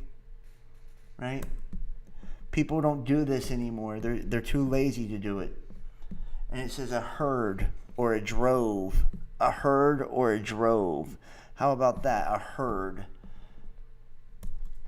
And remember, the flight of locusts, right? A drove, a herd, the shepherd, right? It's all right there. The king over them, the angel of the abyss, the depthless, bottomless, infernal abyss. Infernal abyss. And let's see here. A depth, the sea. Wow. It's the sea. How about that, dude? The sea. And if you know what sea they're talking about the waters above the firmament, right? That's why they're called space ships, right? And that's why the Mayans and the other indigenous people in the Spanish Inquisition, they believed that those white men that came on their fancy ships were the gods, right? Because the Mayans depicted Quetzalcoatl, right, as a giant white guy, right, who flew in a ship. He flew in a ship. And the bottomless, infernal abyss, the depthless abyss. And the sea, which is the sea, whose name in Hebrew is Abaddon. Abaddon, aka the meaning, total destroyer, whose name is a destroyer, the destroying angel, the angel of the bottomless pit, and the demonic king. The demonic king. They had a king over them, the demonic king, the total destroyer, the destroying angel, the angel of the bottomless pit, which is what? The abyss, which is what? The sea, the waters above the firmament. He comes from space. What does he sound like to you? He's a messenger. He's a watcher. Is he a planet? I think so. I think so. Just saying. And it also means perishing, destruction, the angel of destruction. And I know one of the other definitions, looking for here, is Satan as well. He's also known as Satan. Abaddon, the demonic king here. And remember, it called him, Apollon too. So Apollo, right? Apollo, a destroyer, the accuser, Satan. There you go. Apollon. So Apollo, which think about the Apollo moon missions and all of that, right? What that was really about. The Apollo asteroids, right? What that's actually about. And i.e., Satan, the accuser, the destroyer. Why is he the accuser of men? Well, quite simple.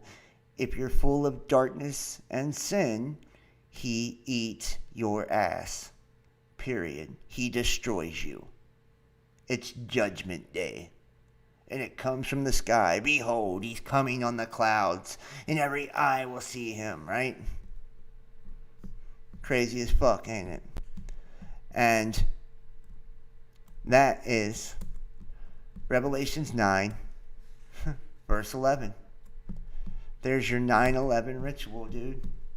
Just in case you didn't know. When the sun dies, the earth won't provide protection anymore. Observing the night side of Venus is pretty tricky. Notice they're all looking for life on Venus, observing Venus. I wonder why. And speaking of Venus, here is the frequency of Venus.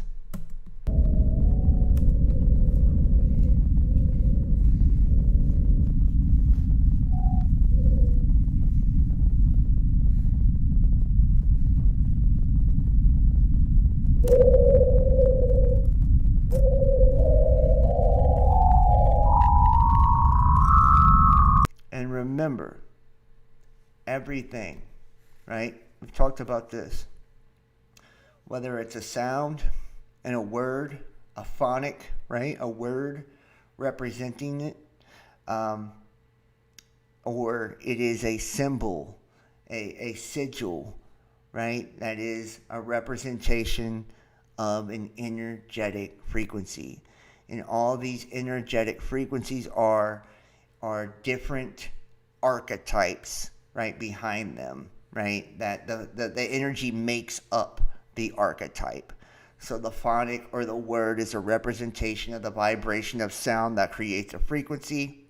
The image is, or sigil or logo, right, is a, or symbol, sigil, is also the same thing, a depiction of an energetic frequency that is a representation of an archetype. And in this case, it's Venus or Lucifer. This is the frequency you're hearing, and the instrument collected a low-frequency radio emission. How strange. Remember what we talked about with the agenda, and that it would be radio frequency that was able to control them? That's weird, ain't it?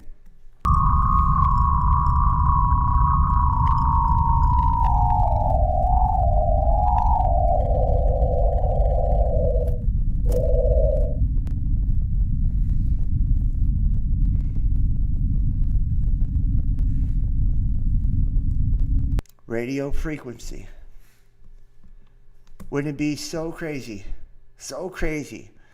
if this whole time we thought that the government was going to try to use radio frequency to control everyone marked, and they were setting it up that way Lucifer or Venus could control everyone that was marked with his radio frequency.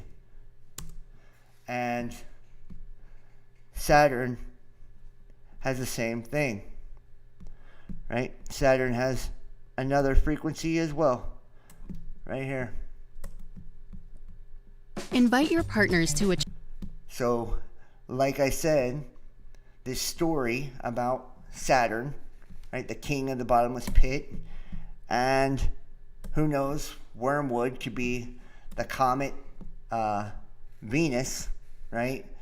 But Lucifer and Satan are Enki and Enlil, right? And they both emit these weird ass frequencies. Saturn even has the all-seeing eye on its south pole, right? The morning star, son of the dawn, that is Venus, Lucifer, the light bearer, right? Very strange.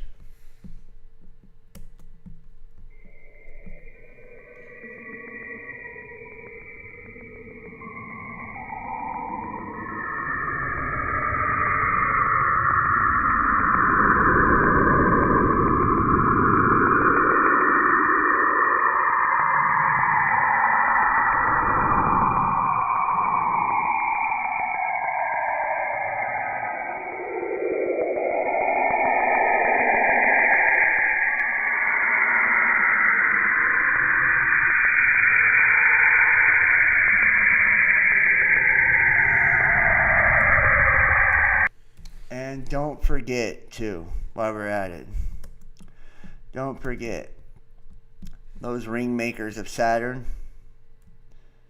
See if I got the image right here. The ring makers of Saturn look identical to Oumuamua.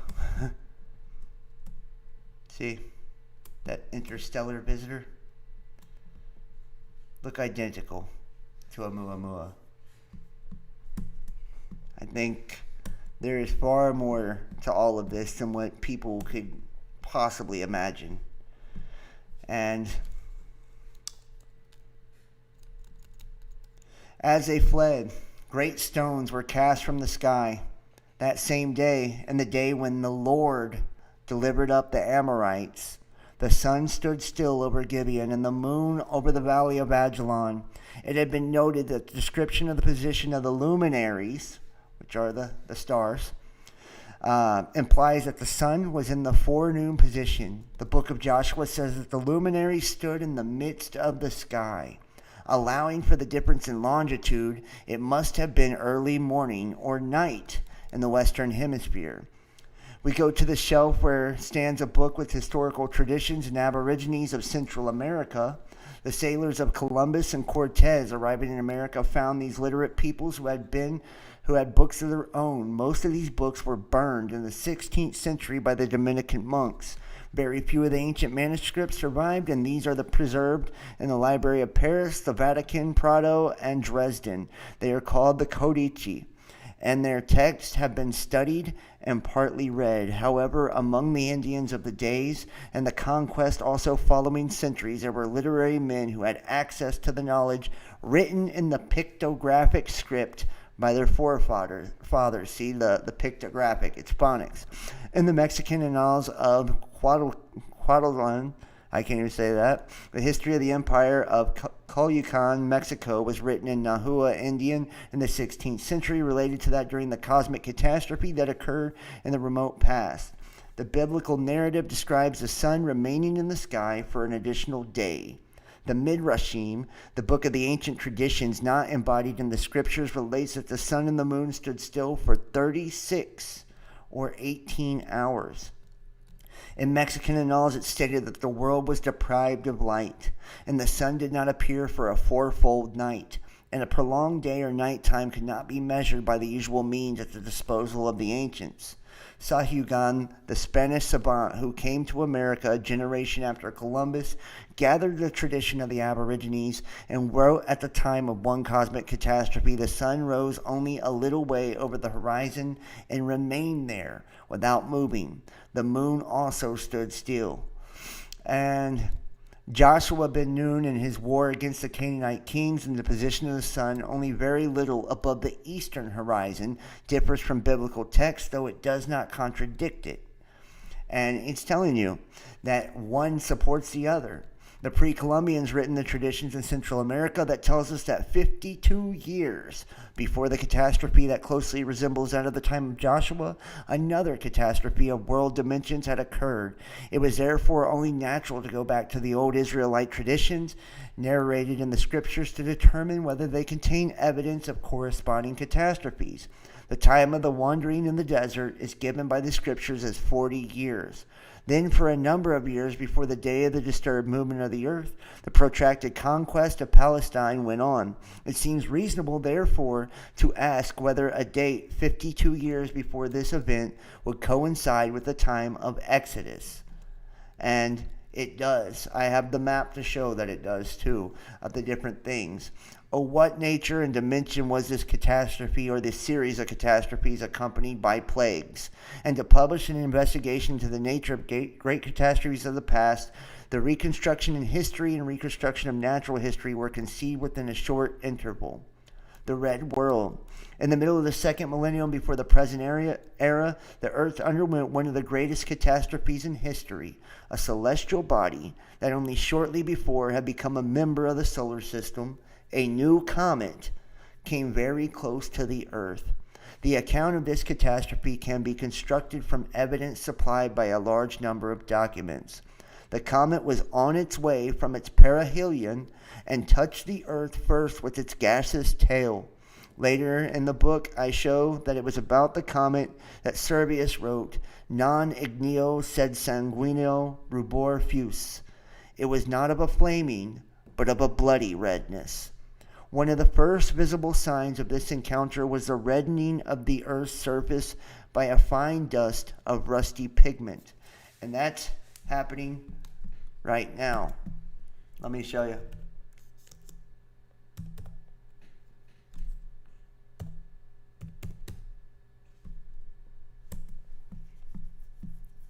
Look. Earth looking like Mars. Right there.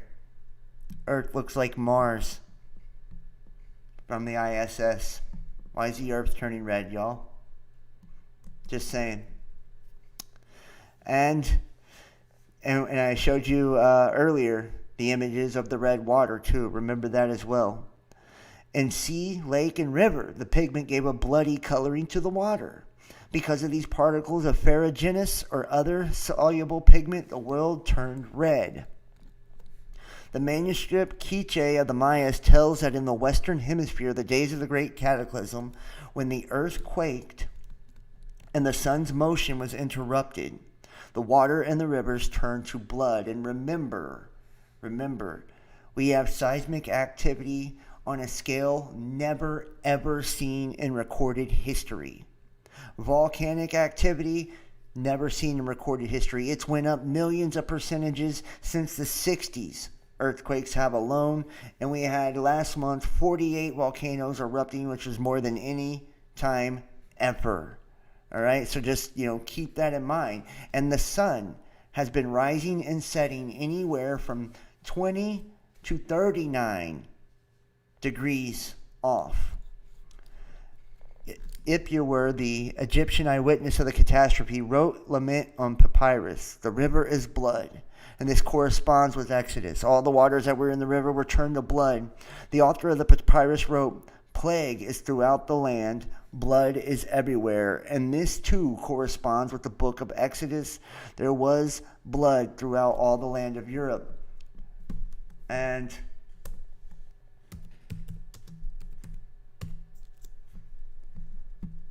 there, monkeypox. Plague was all throughout the land. Here's a new monkeypox that have just started on people. Strange, is it not? The presence of a hematoid pigment in the rivers and the death of fish, followed by decomposition and smell. And remember, marine life is now migrating towards the equator for some reason, or away from the equator for some reason. Also, there has been mass die-off of marine life as well. The coral is dying. There is now places in the ocean that are being considered dead zones because of the complete lack of oxygen. I'm sure it's nothing though, right? And the river stank. And all the Egyptians digged around about for the river for water to drink, for they could not drink of the water of the river. The papyrus relates, men shrink from tasting, human beings thirst after water. And that is our water. That is our happiness. What shall we do in respect thereof? All is ruin. The skin of men and animals was irritated by the dust, which caused boils, sickness, and the death of cattle, a very grievous murrain. Wild animals frightened by the portents in the sky came close to villages and cities. And we've seen that too, animals coming into cities and all of that, not knowing which way to migrate, birds flying and dying in the fucking air because of the magnetic field, and their confusion. The summit of mountains Thrace received the name Haemus and Apollodorus, related to the tradition of the Thracians, and the summit was so named because of the stream of blood which gushed out on the mountain. And it could also be Apollodorus because of Apollyon or Apollos, Abaddon, Sheba, right? That passed. When the heavenly battle was fought between Zeus and Typhon, which would be Jupiter and could possibly be Venus, right? Techi. And Typhon was struck by a thunderbolt. Remember the images I showed you guys of Venus being struck by a thunderbolt. It is said that the city of Egypt received the same name for the same reason. The mythology which personified the forces of the cosmic drama described the world as a colored red. In one Egyptian myth, the bloody hue of the world is ascribed to the blood of Osiris, the mortally wounded planet god. In another myth, it's the blood of Seth, or Apapi. And you guys already know, this is my favorite image to go back to, because this is Revelations 12. This is the story right there. There's Seth, there's Apapi, kicking it right there, right? And there's Ra, right? How about that? And the world was colored red by the blood, and in the Babylonian myth, the world was colored red by the blood of the slain Tiamat, the heavenly monster. Remember, I was talking about Tiamat earlier. The Finnish epos of Kalevala describe how in the days of the cosmic upheaval, the world was sprinkled with red milk. Remember I showed the milk-like substance raining down the other day? The Altai Tatars tells of the catastrophe when blood turns the whole world red. A world conflagration follows, and you guys will remember me showing the planetary alignment that is taking place now. And the Orphic hymns refer to the time when the heavenly vault or mighty Olympus trembled fearfully, and the earth around shrieked fearfully, and the sea was stirred or heaped, troubled with its purple waves. The old subject for debate is why the Red Sea is so named, if the sea is black or white. And like all the water in Egypt, the water on the surface of the Sea of the Passage was a red tint. And it appears that Raphael was not mistaken when the painting of the scene in the passage, he colored the water red. And not this mountain or river that the sea exclusively was reddened, thus earning the name red or bloody. And you can see the phenomenon of blood raining from the sky has also been observed in limited areas. It rained blood in Syria, just saying. The ice in Antarctica turned blood red as well, just saying. And on a small scale in more recent times of these occasions, according to Pliny, during the consulship of Manius, Acilius, and Gaius Porcius, the Babylonians too recorded red dust and rain falling from the sky. And we've seen red rocks raining down. We have over 60 tons of cosmic dust raining down. The red dust soluble in water. And speaking of the dust, matter of fact, someone else just did a video about the shit. Strange, man. Step this forward the next 4 days and show you where this big plume is going to move. You're looking at July 25th right now. We're going to step it forward. See that big plume of sand making its way towards the east coast of the United States, only to get closer on the 27th. right there, almost coming in contact with North Carolina. So this is creating some dazzling sunsets, but that can't be good to breathe in. So just keep that in mind, guys. And you can see it's not only out east, but the green is sand. That's not supposed to be there. It's supposed to be blue, like you said. And think about it, too. The air quality, right, that's been happening everywhere. And that they're blaming on these fires or the smoke that's covering the entirety of America, or how all of America on the thermal maps is heated up intensely. See down here, all of this green and tan is some degree of sand that's traveled over from Africa. Again, combined in with the wildfire smoke, has created some pretty dramatic sunrises and sunsets. Wildfires coming from Oregon, California, up in Canada, and it has blanketed most of Canada and the United States, as you can see here from this July 20th view of North America at Zoom Earth. This is over here at nullschool.net, keeping track of the Sahara sand by July 28th, entering the Gulf of Mexico and southern Florida. It does affect the air quality, but it makes dramatic skies, very photogenic skies. Down here in the Yucatan, Anthony A. sent in this photo of a golden sunset that is being influenced by the Sahara sand. No, it's not. Remember, the Colburn talks about how it would be a golden and amber hue in the time of the destroyer, that it would be a ruddy red glow in the time of the destroyer, billowing red smoke in the time of the destroyer, right? Darkness and smoke and blackness covering the sun in the time of the destroyer. Wake the fuck up, people. When it comes to this, dude, there's so much evidence. I don't know how it can be disproved at this point in the game. Look, the damn moon looks like the sun now, right? And we're seeing it red almost on a nightly basis. That's a picture of the fucking moon that we showed this the other day, how red it looked. And now look at the sun here. I don't know what the hell is going on off to the side of it right there. Anybody see that? You know, just saying. There's another image of it right there. Right, remember, and this was a red planet that came in and rocked their world back in the days of, you know, Joshua and all these other times that it's happened. You know, look at that. Look at that. Come on, man. Give me a fucking break. That is not, if that's our sun, it is very sick. Very sick. And in deep, deep trouble. Deep trouble. You can see the stripes on it and everything.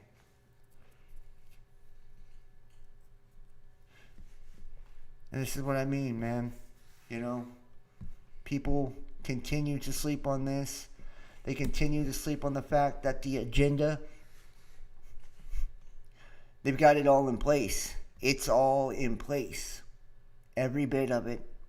They've done it every way, possibly legally, strategically through the militaries. I mean, you name it, man. And now they're rolling out the depopulation agenda. I mean, they're marking everybody who doesn't die. You know? They're literally storing food now underground, and they have been for quite a while. Look at that. And yet, here everybody sits, right, denying the truth that's right in their face. And it says they would. It says that they hate the truth. So I'll send them a strong delusion, causing them to believe the lie. What the hell is that? You know? Look at that. A strong delusion causing them to believe the lie. And remember, the one unforgivable sin is to blaspheme the Holy Spirit, which is the Spirit of truth. You know? If we're not in that time, I don't know what that time would be. I don't know what that time would look like. Look at that. That's not smoke from fires and sand from Sahara, dude. That's the same smoke and fucking dust that has been every time that this event takes place. At the end of every cycle. Every cycle happens when? After the Saturn-Jupiter conjunction. We just had it. We just had it. The only thing that I could possibly see with all of this happening, and I highly doubt it, is that the tribulation has just began with some of these things, because on the same day, I think March 6th, when Apophis passed, there was a similar alignment, like with the Revelations 12 stuff. But I don't know what the hell's going on there.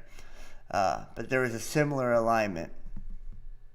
None of the other leaves are moving on these trees except this branch right here that has been moving nonstop now for several weeks, and there's no wind. They walked up to it, touched it so it would stop, let go of it, and it took right off again, bouncing back and forth as they put it, waving at them. They have been absolutely mystified at this rare phenomena that really has no explanation because there's no wind. No other leaves on these trees are behaving this way except for that one right there. And they sent me a video where they walk up to it and actually physically touch that leaf, and it continues to move after they let go of it. You can see a little bit of wind occurring in here, but not enough to promote this type of behavior. I mean, that thing is bouncing back and forth like crazy. Here they go up and touch it, and it stops, right? Let go of it, starts again.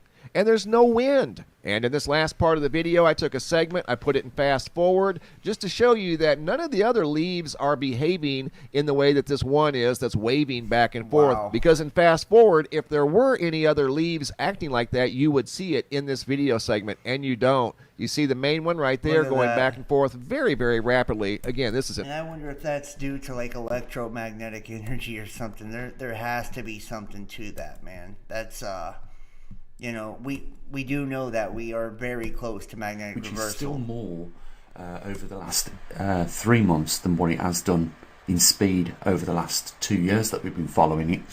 And there's your longitude and latitude headings. So 83 degrees by 1 hour, and that will give you your opportunity, if you're following it on your own Google Maps, to put the pin in. So, and we've had the 18% increase in speed in the last 3 months of the migration of the magnetic poles. They are so close to the 40-degree zone that if they stay the same speed they're at now, which they won't, 18 months from magnetic reversal, you know, so how crazy is that? And we have moved, what was it, 6 miles just this month? This last month, 6 miles. And this is the cause, dude. Right? This is the cause. Right here. Better known as the Destroyer, on the horizon to destroy all the Gentile nations at the time appointed. We know what it is. Here it is again. These people are driving. Stopped in the road to watch it. It's on the horizon, glowing like another sun in the sky. It is the sun, ain't it?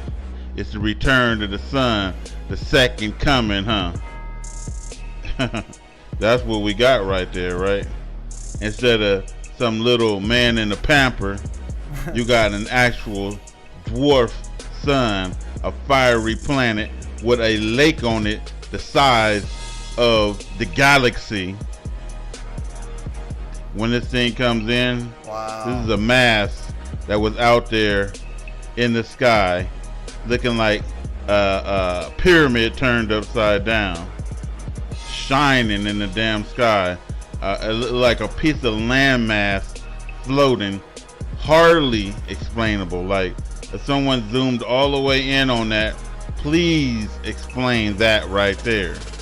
You know, I know what the sun-like planet is on the horizon, but when... And think about the flaming rocks that were talked about in Joshua and Exodus and all of this, and look at what you see in the sky. And by the way, everybody in the chat room, please make sure to hit the thumbs up button for me. Things happen like this, that's kind of baffling right there. You know, is that a part of the planet? It looks like it's on a trajectory, and wow, what was that? You can see it. It's just like when we see what people call UFOs, how we'll watch them and they seem like they're being pulled by something. This has that same look. Watch as it goes. You know, is that a part of the planet sticking out? Y'all saw that? Yeah, and I don't know what the hell that was, but you guys could see it was like a burst, like a electromagnetic burst of energy. It gave off a pulse. Or is this something separate? We will soon come to know. And here's a man out at sea filming what he thought was another sun. There it is right there gleaming, right? This thing is just not that little spot right there. I keep telling you, you can fit like 20 Earths on that mug. That's how big that is. And so now you're starting to see the lights from it on the horizon. As you zoom in, you see the fiery pits from hell glowing in the day. Yeah, and look at that. There's those same fiery rocks, man. Guy. And he trying to get away from it like it's chasing him. That damn thing ain't going nowhere. It's on the horizon. These people are fucking retarded. That's all it is. And so, we got everything going down under the sun at this moment. We only got a little time on this earth. If we go past August and we go into 2022, that is going to be the worst year ever for mankind. And we know that through gematria and numerology that August does appear to have some significance for rituals, right? We just, so there could be, some type of things take place. I'm leaning more towards it's a furthering of the agenda, possibly catastrophic events. I think they could be expecting those just because we see these travel restrictions worldwide. I mean, they're all very, very similar, are they not? Like the 1st or 2nd of August, or then they're around the 20th to the 22nd of August. So that's really strange that they all have chosen the same days for these travel restrictions. And like I said, now they're all bringing out these requirements for, healthcare, travel. I mean, all of this, and it's pushing towards children. I mean, it's really amped up. And if you've heard anything from the experts, Bill Gates said that we could expect mid to late 2022 for all this to be said and done. And then the World Health Organization says mid to late 2022 for all this to be done. So I think between now and then, we could absolutely expect, something major to take place. And they have kicked the agenda into high gear now. Like that's obvious, right? Like they're amping up the rhetoric and all of that for World War III. All the weapons, the military movements are coming out for it. Prophetically, we've seen damn near everything take place. The timeline that a lot of us have kind of followed and put together astrologically, if we think about it too, 2022, let's just hypothetically say that it didn't really begin until Jupiter was born, right? That took 9 months after the great sign in heaven. So that would put us in 2022. You look at the Jewish text and the appearance of Neowise and just, on and on and on. It's like, holy shit, man. You can't make all of this up. This is way too fucking much to just be coincidence. And then you see what's happened in the past, right? Biblically, nothing new under the sun, down to Exodus and green and compliance. And now these people with their passports, it's all there, down to Revelation, and we're seeing everything that would be said in Revelation. They talked about the ships in the sea being destroyed. Well, guess what? They're out there, right? It talks about Babylon being thrown down, right? With the same force as that large millstone thrown into the sea. Well, shit, man. It's not very hard to imagine, considering they found the largest comet in the history of comets. Right, that something could hit. We got 2 meteor showers going on at the same time right now. We just had something huge pass the orbit of the Earth, right? Like, people need to wake up on this. And, my advice to anybody, anywhere, when it comes to these things, and I mean this like from the bottom of my heart, dude, is live your life. Live your life. Seriously. Love like it is your last day on earth, because it could be, man. And that's without anything happening. Like, you could die tomorrow. So why would you want to, like, quit fucking playing it safe? Right? Quit playing it safe. You know, live and really live. You know, we live to die. That's what we do. You know? And we take chances and we take risks, and they pay off or they don't. Right? And when they don't, we get a lesson out of the deal. You know? And we have trials and tribulations, and we face them, and we overcome them, or we don't. Right? But how we respond to them, that's what defines our character. That's what defines our character. People can say anything in the world about, you know, any of us they wanted to. You know, but each and every one of us, we've been through some shit. Right? We've been through some shit. Think about who God or Christ chose, right, to be his disciples. They were they were prostitutes, they were tax collectors, they were carpenters, fishermen. I mean, it was just the regular ass people.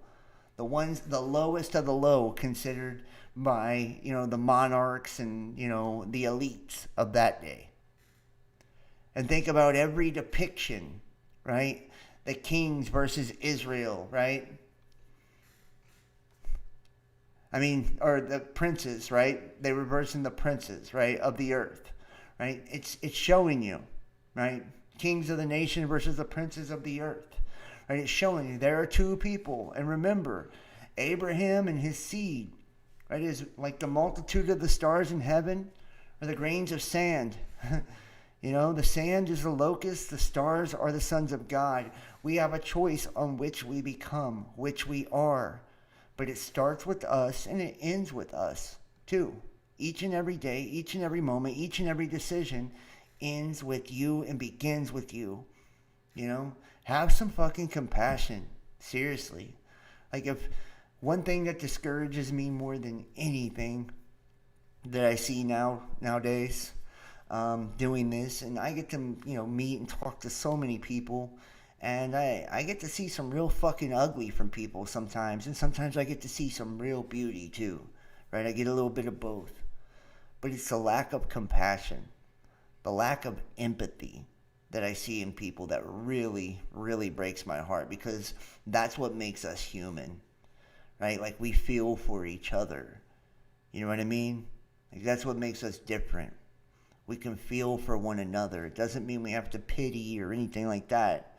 It's empathy. It's putting ourselves in their shoes, right?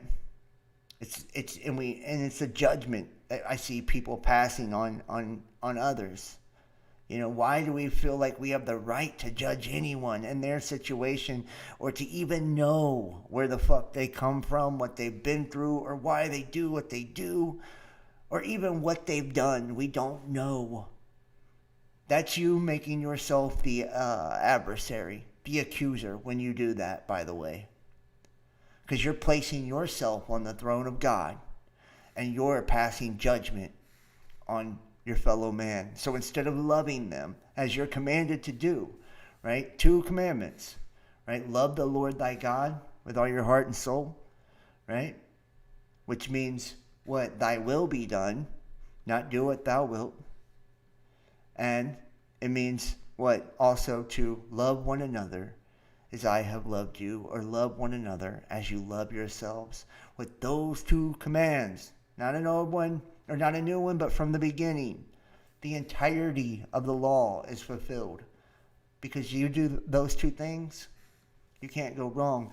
And remember, you know, what is God? Love the Lord thy God. Is it the God of this world you're loving? Some are, right? But God is spirit, right? That's why you can't have love for those who have love for the world. Love for the Father is not in them, right? So when you cling to this world, love, the spiritual love, is not in you. You know, I just want people to finish strong. To finish strong, because we are at the place now in the prophetical timeline. You know, we've entered into the 42 months. We're seeing them, you know, be put into yoking into servitude through law and obligation. You know what's coming next, man? It's destruction, right? Death, famine, plague. But it's also the persecution of the saints, right? I believe they've already killed 1/4. That part's already happening and almost happened. If you look at statistics for C-19 and all of that, you know, that's what that agenda was. That was that part of the ritual, the 9/11 ritual that we still see playing out. And remember, it's Revelations 9 verse 11. They had a king over them, right? Because it's all a sacrifice to the Dark Lord, to Satan, to Saturn. This is a Saturnian death cult. They worship him, and they're the ones who are fearing him when the day comes. How strange is that? The same ones worshiping him and sacrificing everyone, betraying all of us, selling all of us out, keeping us all in the dark and obscuring the skies from the destruction coming, deceiving us, mind controlling us, right? Those people are the ones hiding in the caves, begging the rocks to fall on them and hide them from the face of the one who sits on the throne. That's Samael, by the way, right? He was hidden in a cloud on a throne, right? The god of the blind. That is Saturn. That's Kronos, because he's coming to devour them. They sold their soul to be illuminated, and guess what? They got fucked in the deal by Lucifer, because there's nothing to illuminate once you've sold it. Right? True illumination, Christ was trying to show you. Right? Crucified in the place of the skull, dying to the concepts of this world, to the labels, to all of it. Breaking out of the box. That's why the cross is the box broken open, with his arms touching both the light and the darkness, bringing them together. Right? And who was he here for? Right? The sinner. Right? The ones who were sick. And what did he tell you to do? Turn the other cheek. Right? Don't engage. Don't lower yourself to that frequency, to that vibration. Why? Because in Christ, you're above all things. Right? They're at your feet. You're above them. You're above that. The only way you can be hurt by it, touched by it, is when you engage in it. Right? And any time we accept a role or a label in this world, or we play this game, we lose. It's rigged to lose.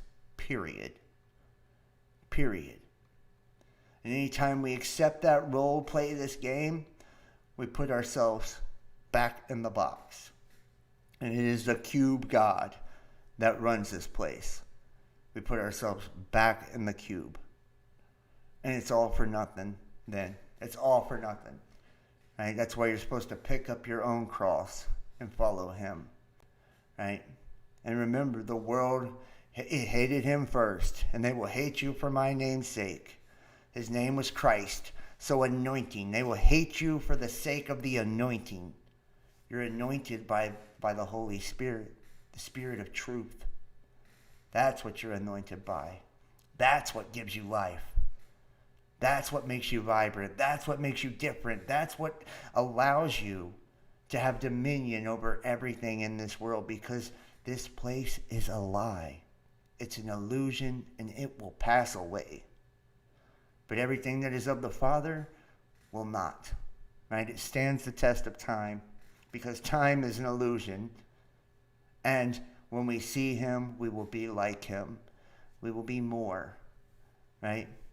We just got to get through a little bit of craziness, and as long as we love each other, don't take life for granted, treat each other well, forgive ourselves, forgive one another, right? And enjoy all the little things in life, I don't think we can go wrong, man. right? It's about our hearts and the type of people we are, you know? Don't forget to be loving, giving, charitable, helpful, just compassionate, you know? And, you know, I don't think you can go wrong in all of this, honestly. You know, it doesn't matter the religion, race, age, creed, sex, sexual orientation. It matters our heart. So, yeah. I want to thank you guys so much for joining me. I appreciate all of you. Excuse me. And I'm very grateful. I am very, very grateful for each and every one of you that, you know, watch my videos, that join my communities, that follow me on social media, that, you know, take time out to engage and just promote it and all of that, and give and donate. Yeah, I can't say enough about all of you that do that. It means the world to me. Honestly, it does. Everybody, if you can, please share this. That is the #1 way to support me. It helps me reach new people. I can't reach nobody new without your help. That's that simple. So without you sharing, nobody new finds this at all. They bury me. So just share the link, whatever social media, you know, you're on. You're probably on there anyways, or whatever platform you're watching this from. Just share it, man. Take the time. Share one link, man. Just one, you know, each video, and it takes a second. Please hit the like or the thumbs up, whatever platform you're watching on. That helps me tremendously. And please, please comment, man. Engage and comment. That also helps me a whole bunch. And if you are able to and willing to, please consider donating and supporting. Last night I did the private show, Best Damn Fam Live. Basically nobody got to see it. So if you have donated and supported this month, you can text 513-393-2396 or email therealbestdampodcast@gmail.com, and you can get your link to last night's show. Plus, I have a new band playlist that I put together. You can get the link to the new band playlist, and I will be sending out the new blog to everybody tomorrow. So that's also part of it. And you get an upgraded Discord role, the whole nine, man. So yeah, and it helps me so much, guys. I really, really need the support and the help right now. And I may not go about it the best way. I just get frustrated, man. I get frustrated because I put so much into this, and it's, you know, it's discouraging sometimes when, you know, you put your life, your heart, your soul into something, and you know, you feel like you're not getting nothing back, or people don't appreciate you. People flat out hate me sometimes, and it just bothers me. Like, I can't help it. Like, I see the comments and I see the stuff in the Discords and stuff, and it gets to me because some of these people I think are my friends and shit, and it's like, damn, you know, they feel like that about me. They're saying that about me, you know. And then you know, just the amount of times I've been betrayed by people while doing this. I have never understood it, and I never will, why anyone would care about a YouTuber.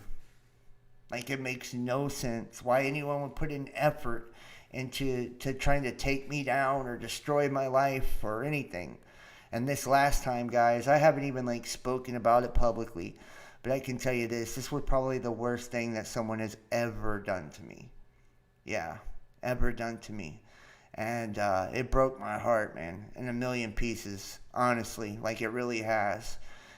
It gets harder and harder, you know, each time that, you know, people show me like I think I've seen evil, and then somebody shows me like even more, and it's like, wow, I didn't even know that kind of evil existed, you know. Or, you know, it just makes you apprehensive. That's why I'm not so quick to interact with people anymore. Every time I do, man, it's just like, damn, you know, is there any real people out there anymore? You know what I mean? Is there any real people out there anymore? Do any real people watch this channel, or is it all people like that are just waiting to murder me?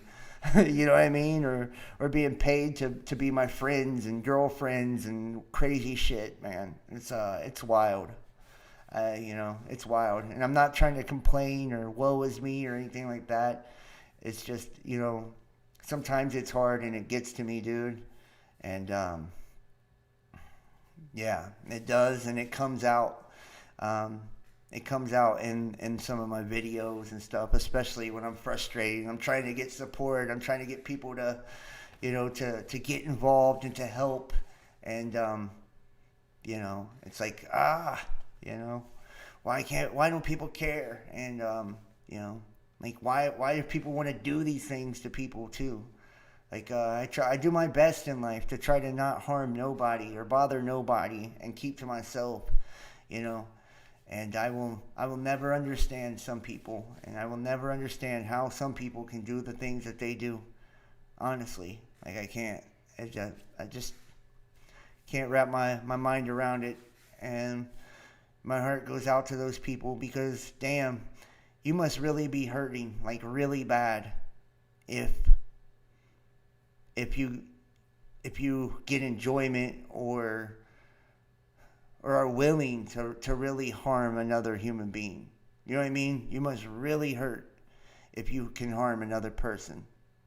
Especially not feel remorse or get enjoyment out of it or, do it for money or whatever, Like, people do it for a million different reasons. And it's like, I feel bad for those people. Like, I do. Like, it makes me want to cry for those people. Like, who did this to you? You know what I mean? What'd they do to you? And it's like I wanna heal them, but I can't help everybody. Shit, can't even help myself right now. So, it is what it is, man. Thank you so much. There are people on YouTube who have been going after each other and making. I know, man. I seen. Yeah, well, I shove it out there. Yeah, well, I can't help it, man. That's anybody who watches me knows I've been like this from day one. I've been very blunt about all the stuff I say. I've been very straightforward about it all, and I get in great detail about it all, but it's because it's my personality, right? It's who I am. It's the way I am. I've been offered, to do it differently. I'm not interested. My soul, my living spirit isn't worth any amount of money. It isn't worth a house, a car. It isn't worth a wife. It isn't worth any of those things to me. I'm not willing to compromise that. That's one thing I'm not saying I'm perfect at all, dude. I'm not even close. And I've made some mistakes in life, and I still make mistakes. But I'm not willing to compromise that. That's like the one thing I haven't compromised, and I won't. I won't. I refuse to. And I feel like if they get me to do that, then they have broken me. They have broken me, and they've won. And that's one thing I'm not going to allow them to have. They've taken everything else from me in life. I'm not letting them take that. I'll die first. So, well, thank you. Looking forward to seeing me on the videos. Thank you. And got a golden heart. Oh, thank you, dude. I appreciate that. I know. And, not out to harm. Well, buddy, I'm just going to be honest with you. Like, there really are people. I mean, honestly, like that really are. They are out to harm. And like I said, I don't know why. I don't know what drives them. I don't know if they've gotten in trouble and they're trying to get out. I don't know if they're in financial trouble and that's why they do it. Or if they themselves were being targeted and messed with, and that's what makes them decide to do it. I don't know. I don't know what makes people do it, but they do. And That's what I mean. Some of the things that they've done to me, I wouldn't wish on my worst fucking enemy. Seriously. Like I would. I want to tell you guys some of the stuff I do, but I'm just afraid if I do, it'll only harm me worse. But just imagine if people tried to earn your trust only so they could lure you into traps, you know? Pluck hairs from your head to hex you. Pretend to love you, or, you know, be your girlfriend, be your best friend, only to betray you, only to add trauma, right? Because that's what, you know, it's all about, like, and that's what the whole targeted individual thing is. And in the beginning, the first year or so, it was like directed energy weapons, gang stalking and shit like that. But over the last year or so, it's changed to where it's like super trauma, right? To where, like, you know, it's breaking my ability to trust anybody at all. Like, I have severe PTSD from it. Severe PTSD. And, you know, that's one of the things, like, it makes me, I'm stubborn. If I feel like I'm being painted in a corner, like, I fight harder. Like, you see, the more they censor me and shit like that, the harder I go. And when they do these things, it's like, it makes me want to love more. You know, it makes me want to be open more. That's why I put my number out there. That's why I, you know, make myself accessible, because I don't want to let them win in that aspect of making me close down and become a bitter person. You know what I mean? Like, I don't want that. Like, I feel like that's the goal. And if I become bitter and I become closed, well, it's going to reflect in the things I say, and nobody's going to get anything good out of it at all. So yeah, it's what it is. And believe it or not, I may not always seem like I care, but I definitely care, and I know I'm responsible for what I say. You know, and I want to do you guys a service. Like, really, I want to do you guys a service, and I want to serve you in a good way. You know, I do. Like, I want my mark in this world to be a good one. And maybe my good will outweigh my bad. So, thank you guys so much. Like I said, please hit the like, please comment, please share. Check out thebestdampodcast.tv. Follow me Instagram, Best Damn Podcast, Twitter, The Real Best Damn. What else? And yeah, text or email if you've supported to get the links to the private content. And if you haven't, please consider donating, supporting. Right now, I do need help, guys, if anybody can. And if you can't, I understand too. Yeah. And links are in the description. And thank you guys for watching. Remember, Jesus is the truth, the way, and the life. God bless you all. I love you. And I will see you next time. Y'all have a wonderful, wonderful week. Peace.